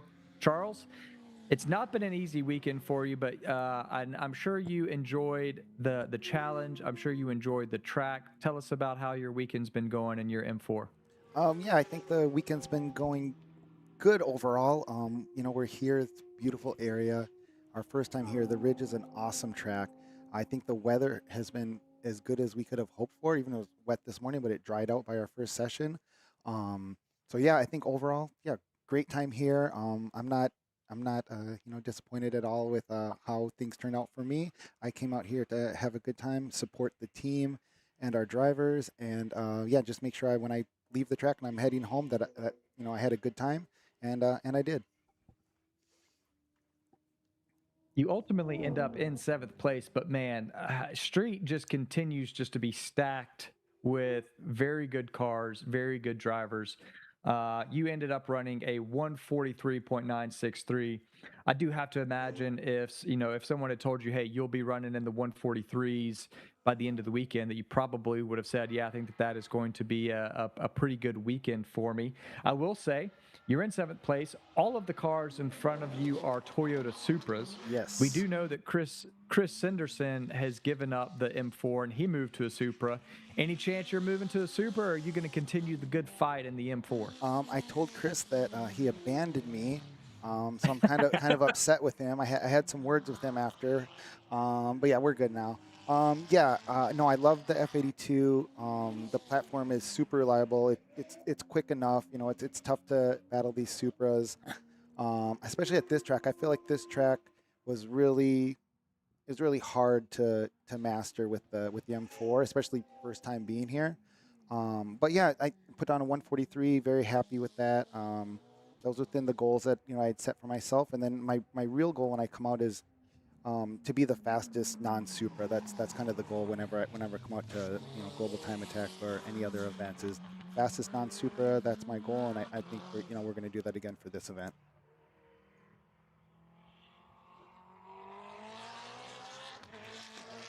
Giving a shout out really quick to Chi Zhang. Chi Zhang just ran a 139.406, which actually bumps him up above Alex at the current moment. So that puts him into 5th place in limited class. So man, dude, Tony Zerka just ran a 137.3. He just found 1.6 seconds, a 137.3. He is 2/10 away from the overall unlimited record. I mean, man, he is knocking on the door of Cable Rosenberg. Man, Tony, my man, congratulations. Keep going, Tony. Keep going. Someone wave a flag or get on radio comms with him and tell him to go fix one corner. Tell him to get on throttle a half a second earlier. All he's got to do is just get that car edged over that line ever so closely. Come on, Tony. We're watching you. If you don't get it on another hot lap, we're all going to go beat down your door. So get moving, Tony. I mean, that sort of leads. I mean, nothing like waiting until the last session to do it. But Charles, that sort of brings me to something that you said. The weather has been fantastic, as good as it could be this weekend. We weren't really sure how it was going to play out starting this weekend, but I mean, you're continuing to see times be set throughout the weekend. I mean, how did the track feel? It seems to be pretty consistent, but how did it feel to you out there?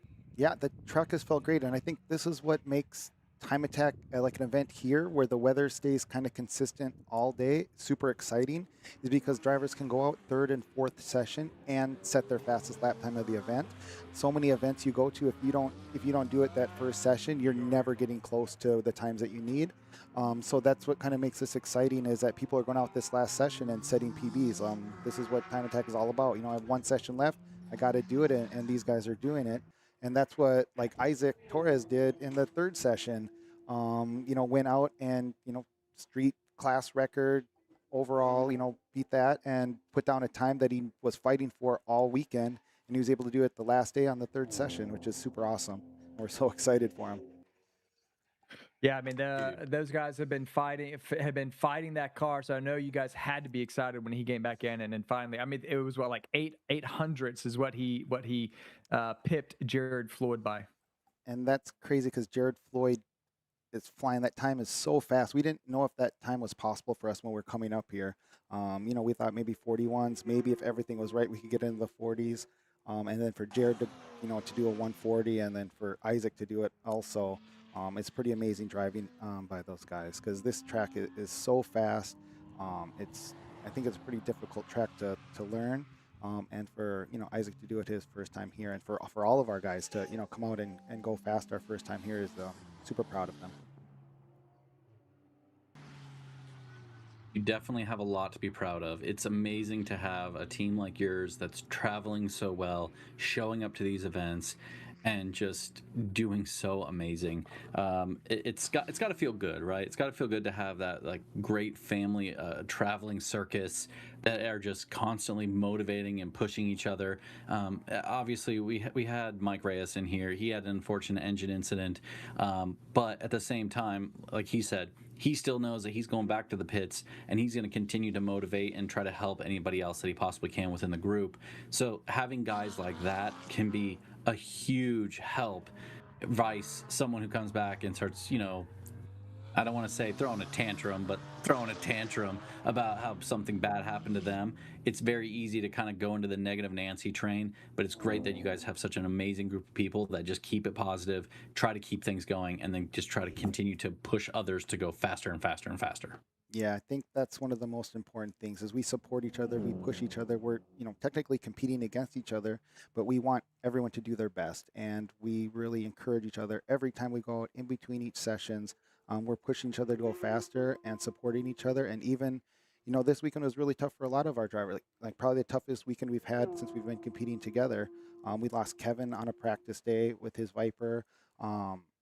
Tim in his Supra, have some difficulties with his car. Jake was having difficulties with his car. Isaac with his, and Mike. They all were struggling with, having their car running correctly, and that can be, a downer for them, and not fully into it, in the next session they're going out. But everyone else on the team is picking them up, supporting them, and pushing them to go out there and keep going. And that's how we do it. That's how we support each other, and that's how we're able to, come out on top. Is we're here for each other. 100% agree. And by the way, we vastly appreciate your guys' drive and commitment to providing excellent materials, like you guys having the live streams in Mike Reyes' car and Bailey Woods' car, us to be able to take that and show it on the live stream. We vastly appreciate you guys taking the time to do those things. Our viewers get such an in-depth view. Obviously, we make sure to show all the time in the pits when you guys are jaw-jacking around so that everyone understands your guys' personalities and your love and affection for one another. But no, really, like we absolutely love getting that level of intimacy with you guys. I think that's something that all the viewers love. Can't thank you guys enough for taking the trips, getting out to Thunder Hill, getting out to the Ridge, and obviously gonna see you guys at Button Willow Finals. Our home track. Doing the entire season. Yeah, that's your guys' home track. That's when it's gonna get real mean, real ugly, and we hope to see some really, really fast times. What do you think is gonna happen at Finals? I'm excited. What I really want to see is everyone that was in NorCal, everyone up here in the Pacific Northwest, if they come down to Button Willow, we would really want to make it an exciting event. It's our home track, you know, the home of Time Attack, and we really want everyone to come down there and make it a really spectacular event for everybody there to come out and check out, because I want to see some fast times at Button Willow, and I want to push our drivers to do their best. So we have some big goals at Finals. Since it's our home track, we want to represent, but we want the best competition possible. We want to push ourselves against the best. And so, yeah, we welcome everyone to come to Button Willow with us. Well, Charles, do me a quick favor. Tell us a little bit about like the in-depth, interesting aspects of SoCal Drivers Club, and if anybody wants to come to the headquarters, be a part of it, tell us how they get there. Yeah, easy. SoCalDriversClub.com. Website has all of our events. Not only do we do track events, but we are just at K1 Circuit doing a karting event. We do taco nights, Taco Tuesdays at the clubhouse. We do sim nights, we do race nights. We have all sorts of different events there. We just want to bring car people together, even when we're not at the track. And then, of course, we do all the track days. I think we have 10 track days coming up between September and December, either at Button Willow, Chuckwalla. We're going to Spring Mountain, and then Streets of Willow. And then if you've never tracked before, we have this awesome beginner day program to get new people, new drivers into track driving the right way from the very first time. And that's led by our head racing coach, Michael Ryan Johnson. And we have 2 of those beginner days coming up, October 4th at Button Willow and November 21st at Streets of Willow. And all that information is on our website. So if you've ever thought about getting into track driving, if you've been watching the live stream and think this looks fun, it's even better when you're out in your own car doing it. And then we have this good program to show you guys the right way to do it from your first time out. So yeah, check it out, and we'd love to have you out with us. Sweet. I know I enjoy your guys' events. I'm coming out to your September event. I try to get as many friends as I possibly can to come out, because guess what? Going to track days with friends is always better. You guys put on such a friendly environment. Love it to death. Dude, can't thank you enough. Love having you out here. Love that you're showing up to all these events and pushing the Time Attack lore farther and to more people. That is what it's supposed to be. Thank you, Charles. Yeah, thank you guys. I appreciate it. Big shout out to Bailey and Isaac for representing SDC on top. Yeah, we just want to keep it going. That's the goal. Heck yeah, man. See you in the next one. All right. Thank you guys. Appreciate it. All right, so we've got Group 2 heading out on track. We're going to take a quick break as they do their outlap, and then we will be right back.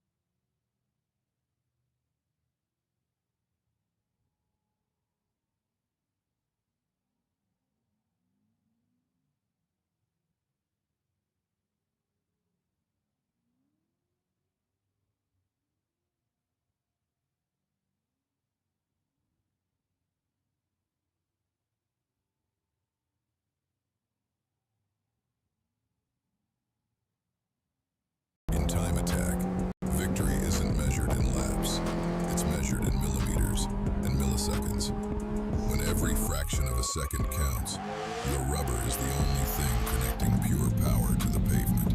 You don't have time to hunt down the right setup. Simple Tire gets the high-performance tires you need shipped fast, right to your door or installer. Simple Tire, driven to deliver. Official sponsor of Global Time Attack. They said we couldn't. They said racing belonged to someone else, that the world already had its champions, its circuits, its rules. They told us to go home. But while they talked, we built. We laid bricks in Indianapolis. We carved speedways into the sands of Daytona. We turned a California lake bed into a battleground for the boldest. We didn't need permission. We needed pavement. One by one, our names became legends. Foyt, Petty, Andretti, Earnhardt, Shelby. We weren't just about speed, but about defiance. We looked at their pace and said we can go faster. Through damage and disaster. We pushed past what was safe, past what was known, past what they said was possible, because we knew the moment we lifted, they'd be right. When the green flag dropped, it wasn't about what they gave us. It was about what we took. And what we took is our place in racing.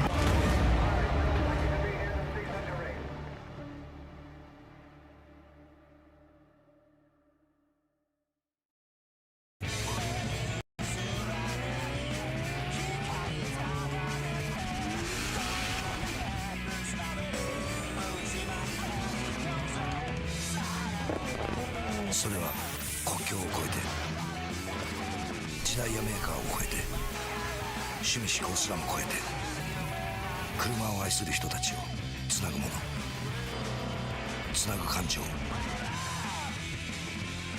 レイス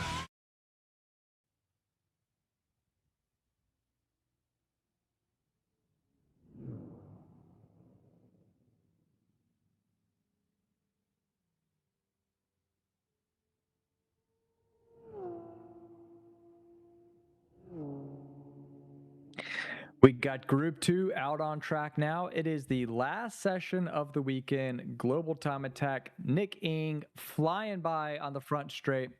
There are a lot of times, Davin, where you're getting into this last session. You may be looking for those last couple of tenths. How do you get into that mind space, right? Like, you have been running 7 sessions up to this point. You have been trying everything you can.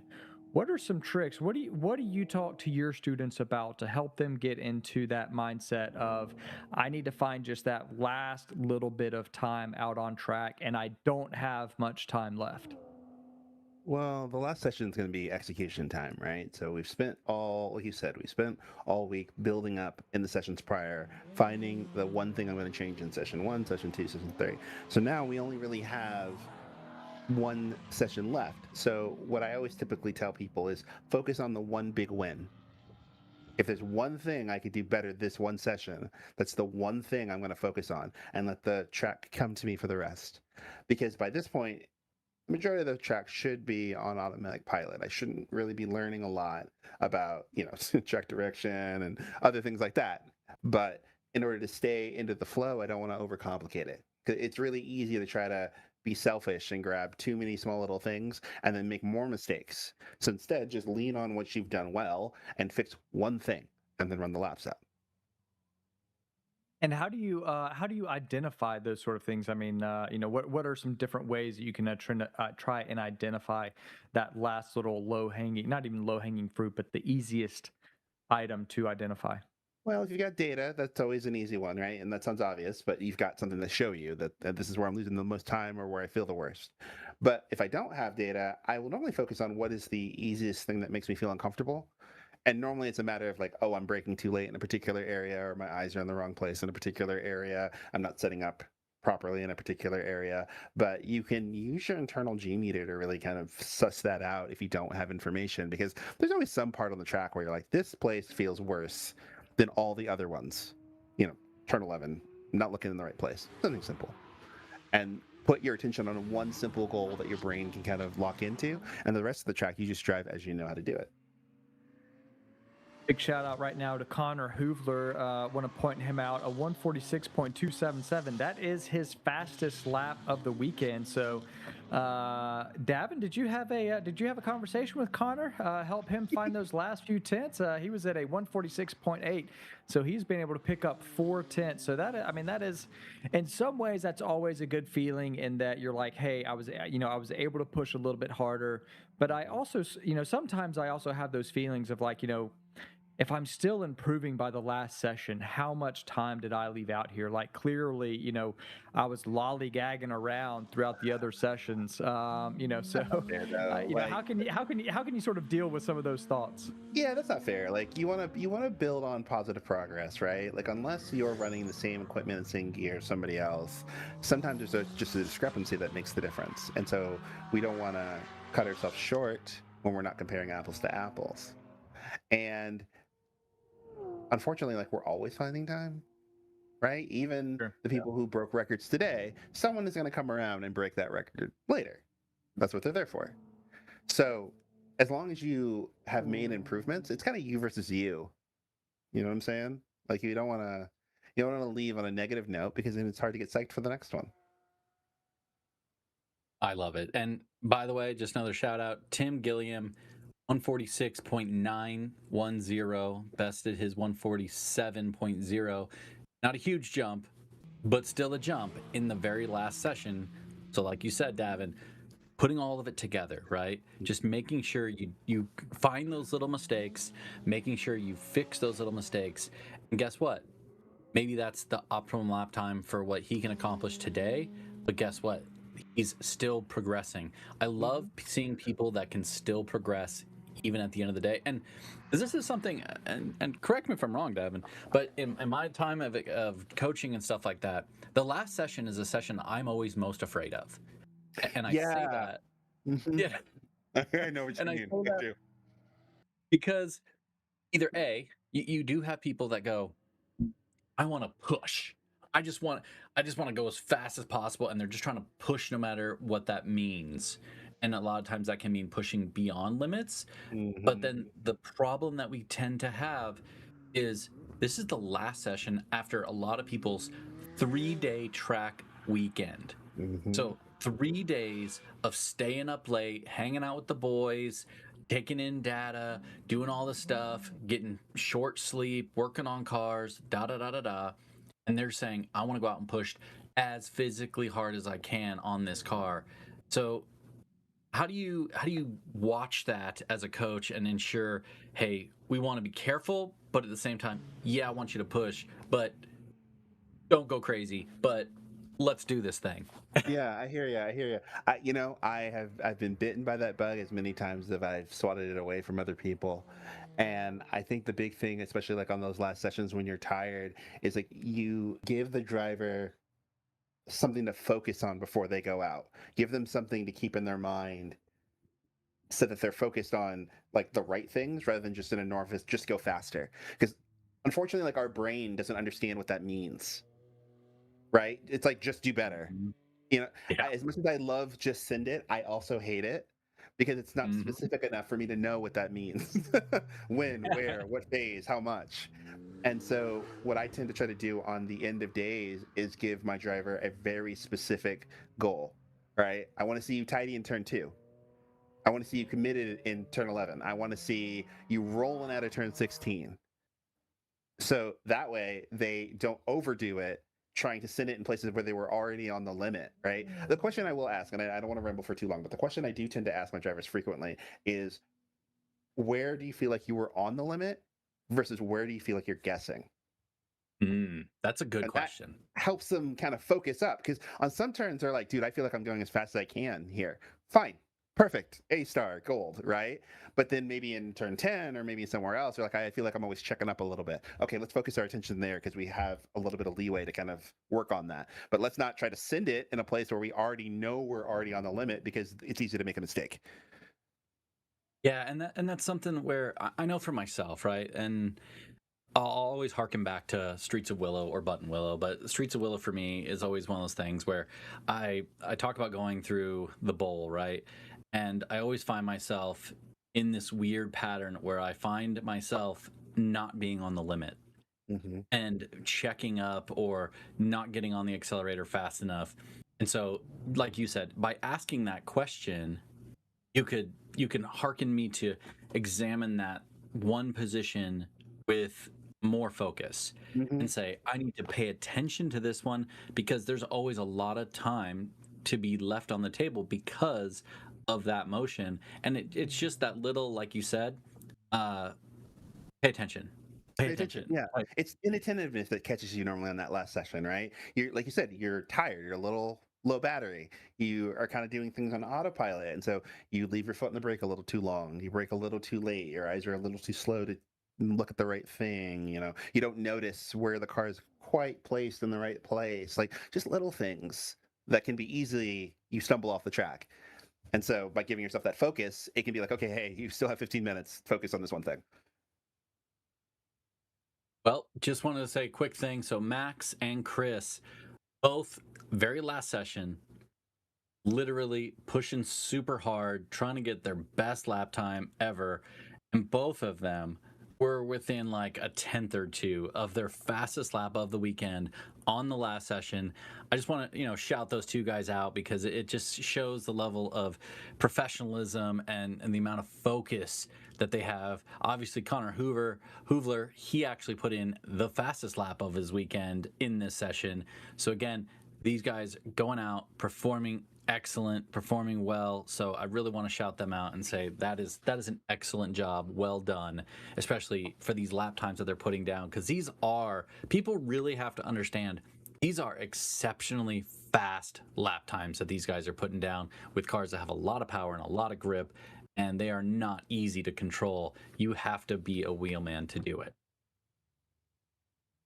I do want to say before I hate to put this out here before we go into our last session, but Jaeger, what you were talking about just made me kind of think that a lot of these cars. I mean, yeah, we've had some some engine issues, some of those problems, but so far we've a lot of cars will be going back on the trailers, going back home in the condition that they came in. We've still got, fingers crossed, one more session to go, but we haven't really had any major incidents other than we had one car during the SCCA program have a bit of an issue, but hoping that everybody keeps it on track, which sort of leads me into a question, Davin, where you can go to a track and there may be some turns that are very high commitment, but the reward isn't always very great, right? Where the difference between going 95% and 100% may only be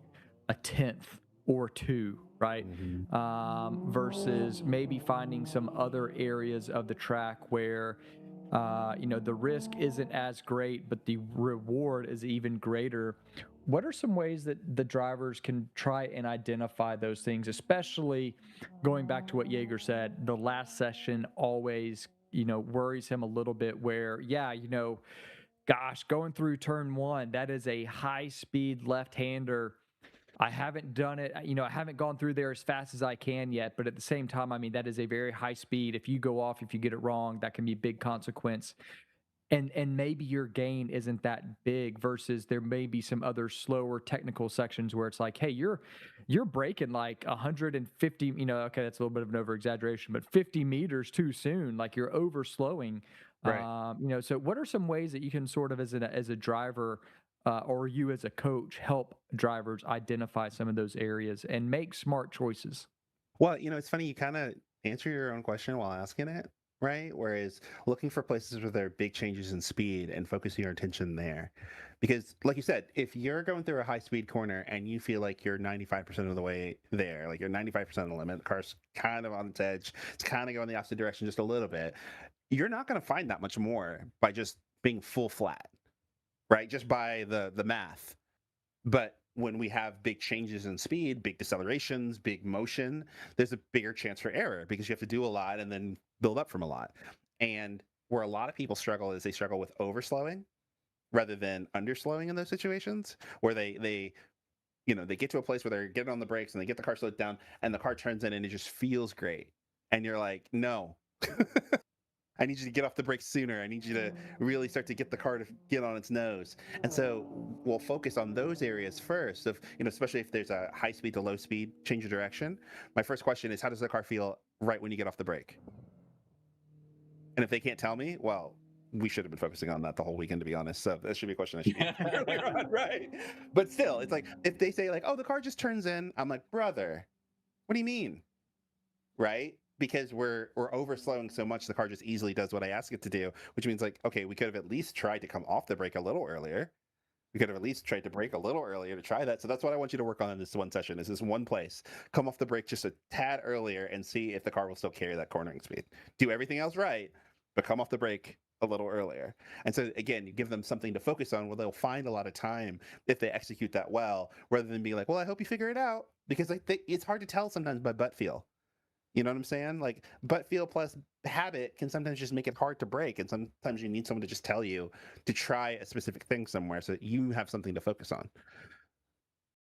Yeah, we've got as we were looking, we had a turn, we had a yellow flag at turn, or at the start finish line, which made me a little concerned that maybe someone sent it too hard into turn 1, 2, but That's not exactly sure. what happened. I believe it was the 777.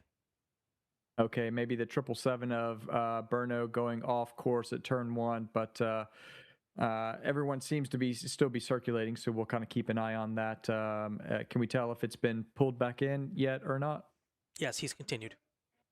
All right, he has continued. So, but yeah, exactly, kind of to that point of maybe just sending it a little too hard there. But Ryan Shaw coming in with a 149.432, and his fastest time so far of the weekend, and now I can't find him. I wanted to share a little bit about Ryan Shaw, right? So I talked to him a little bit earlier. He had a few mechanical problems that kind of plagued him throughout the weekend. He's been kind of working that through, having good times, bad times, all about the times. But he had some fuel cutting issues. Also had some braking issues with some pad knockback issues. He was trying to work on the left foot tap to ensure that his brakes were bedded. He's, as he stated, he's like, it's always a little bit spicy when you try to go for the brakes at 145 and there wasn't quite anything there. So he's been having a little bit of fun, but like you said, he's been doing really consistent laps. He's been having a good time doing it. So overall, I think he's in a really good shape and been turning some really good laps. And it's great to see Carly back out there. We saw her off on the side earlier. She's still striving to get under that 150 mark. So we're going to try to see if she can get that in this last session. She is only 4/10 off her best time, so she is still pushing hard. Looks like she definitely has some room for improvement there in terms of what's available to her. Davin, how do you help your students sort of set goals throughout the weekend? And do you sort of, because sometimes I stage my goals, right? I sort of have like, okay, if I can do this, well, first and foremost, my goal is always to get the car back on the trailer in one piece. But maybe I set, a couple of staged goals. But what are some things that you help students with in terms of goal setting for a weekend? I think the first thing is I always want to figure out where their head's at before we start putting things in there, because it helps me figure out what they feel like their biggest priority is.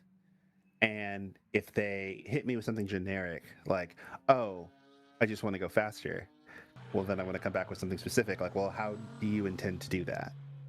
Because part of, I think, setting goals is setting specific goals that are quantifiable and not just like based on the vibes. Because it's hard to really tell if we've hit it or not if it's a vibe-based goal. I don't know if you feel better about it or not. You could have driven a great lap, but you feel terrible. And so was it a failure of a weekend? I don't know. You never really gave me a easy baseline to work from. Speaking of goals, Ryan Shaw just ran his fastest lap time of 1:48.31.11, and Brian Smith in his 2018 Camaro ran his fastest lap time of the weekend, 1:49.774. People are doing it, and they're still doing it. Are you guys big on journaling? Not yet. I keep, usually for me, if I go to the track, if I'm really caring about what I'm doing, I'm a meticulous note taker. Okay. So the reason why I ask is I'm big on journaling, and the reason why is like we're talking about setting goals, right? So if I don't know exactly what I want to set my goal to do, oh no, oh we saved it. Sorry. No, we're Yeah. good.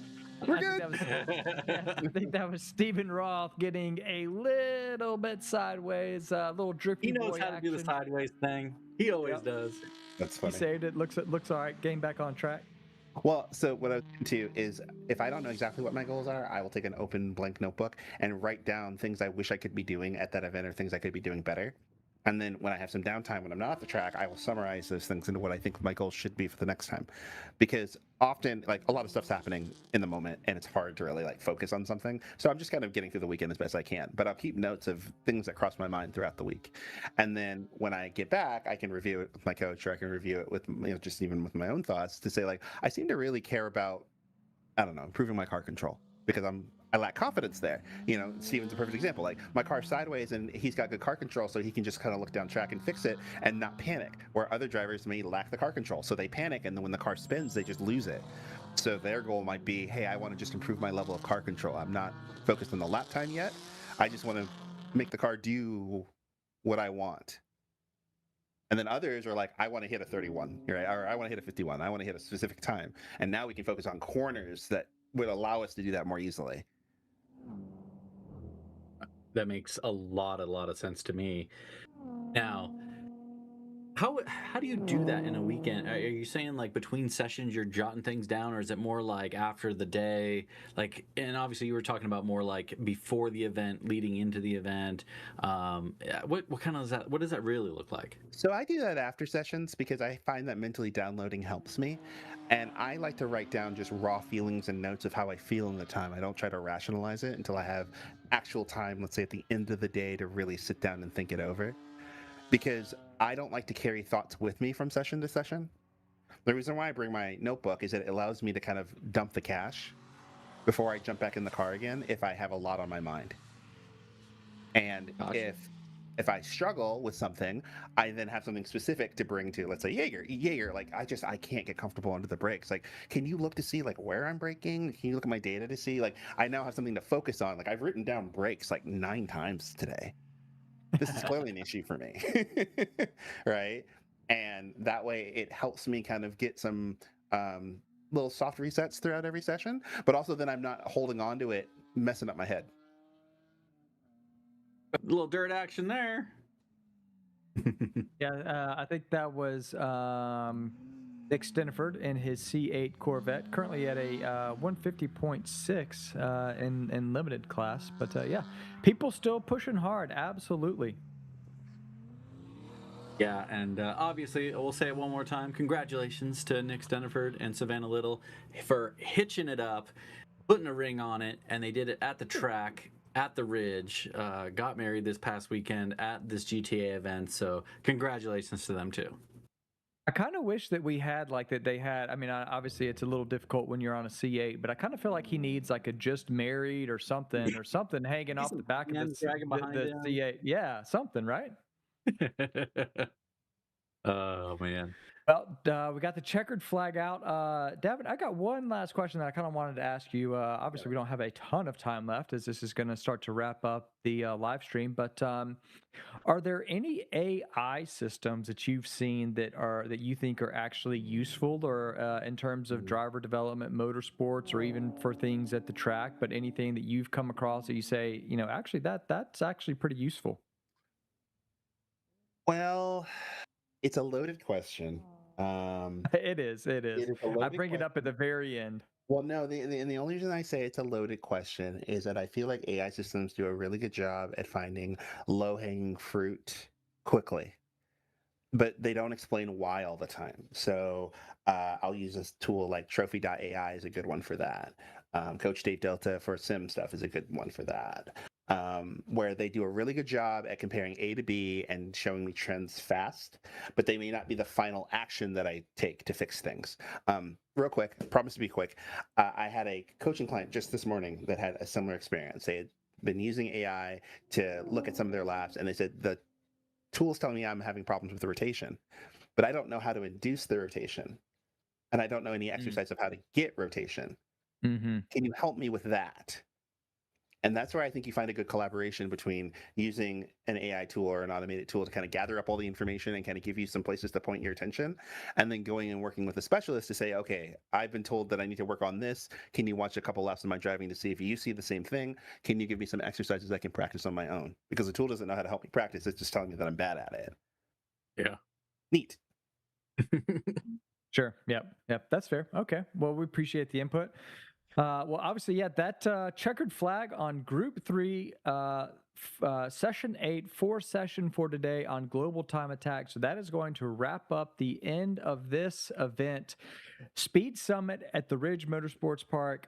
It was a fantastic event, combined event by Global Time Attack and SCCA. Jaeger, why don't we kind of quickly run through the standings for Global Time Attack? We'll start with Enthusiast. Teddy Choka ends up first place with a best time of 146.770, and that is the new Enthusiast front-wheel drive and overall Enthusiast record. So congratulations to him and his 2023 Civic Type R. Coming in second place was Bruno Rivera and his 2012 Nissan 370Z, a best time of a 149.618. And rounding out third place, Stephen Ellis and his 2024 Toyota GR86 with a 152.426. Why don't you give us the rundown on street class? Sounds good. And I just want to point out, Bruno was only a few tenths off, about 6 tenths off the rear-wheel drive record, record being held by Jonathan Wheeler with a 148.9. So a really good attempt from Bruno on that. For street class, we got the man, the myth, the legend, Isaac Torres coming in that late session with a 140.883, setting the street class overall and rear-wheel drive record. And what a drive at the end. He took that from Jared Floyd, who Jared sent that early on with a 140.965. He held that record basically all weekend until Isaac came out of nowhere and just snatched that baby out of his hand. So Jared, man, good luck to you. I hope you come back next year even faster. And then we got Jake Breeden.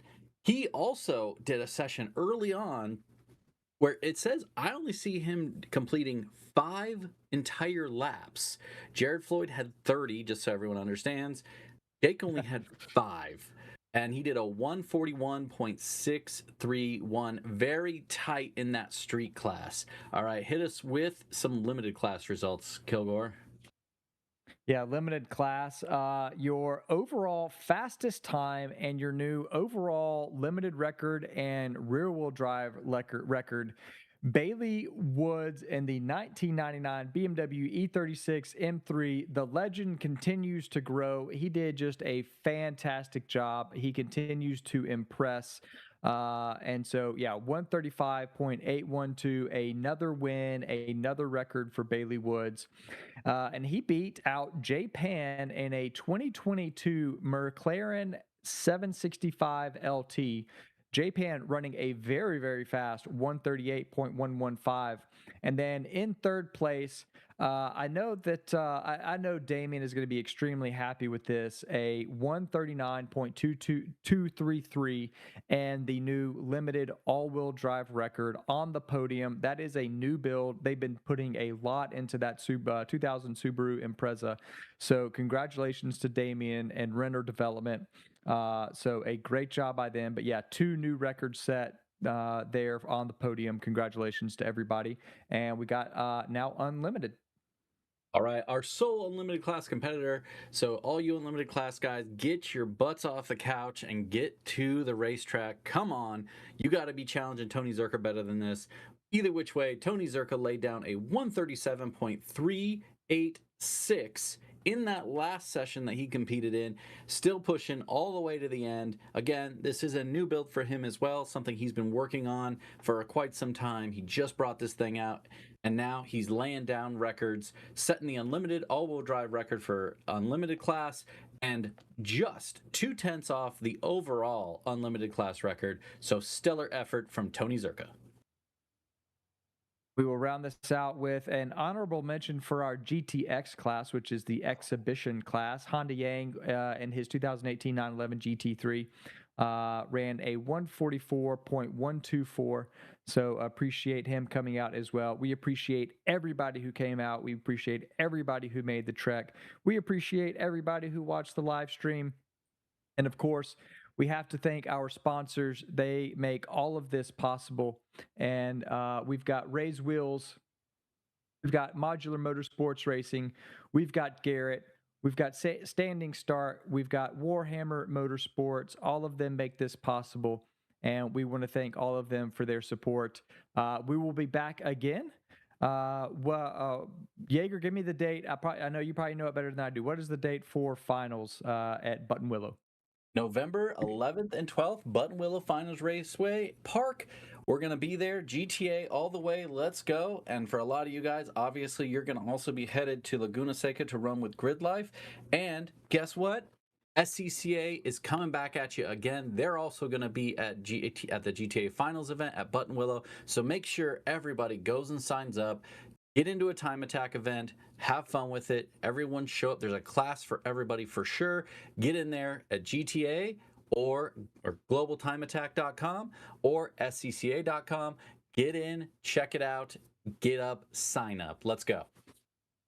We want to thank Brian Belansky, who was our producer, director on site, camera operator, sound, a little bit of everything. He made all of this possible. Thank you, Brian, for doing that. And then also, Davin, we appreciate Davin, Start Event from Apex Advisory. We appreciate you coming on. How can people get in touch with you if they have any questions for you, or if they think this guy knows what he's talking about? I'm going to need some coaching. How can they get in touch with you?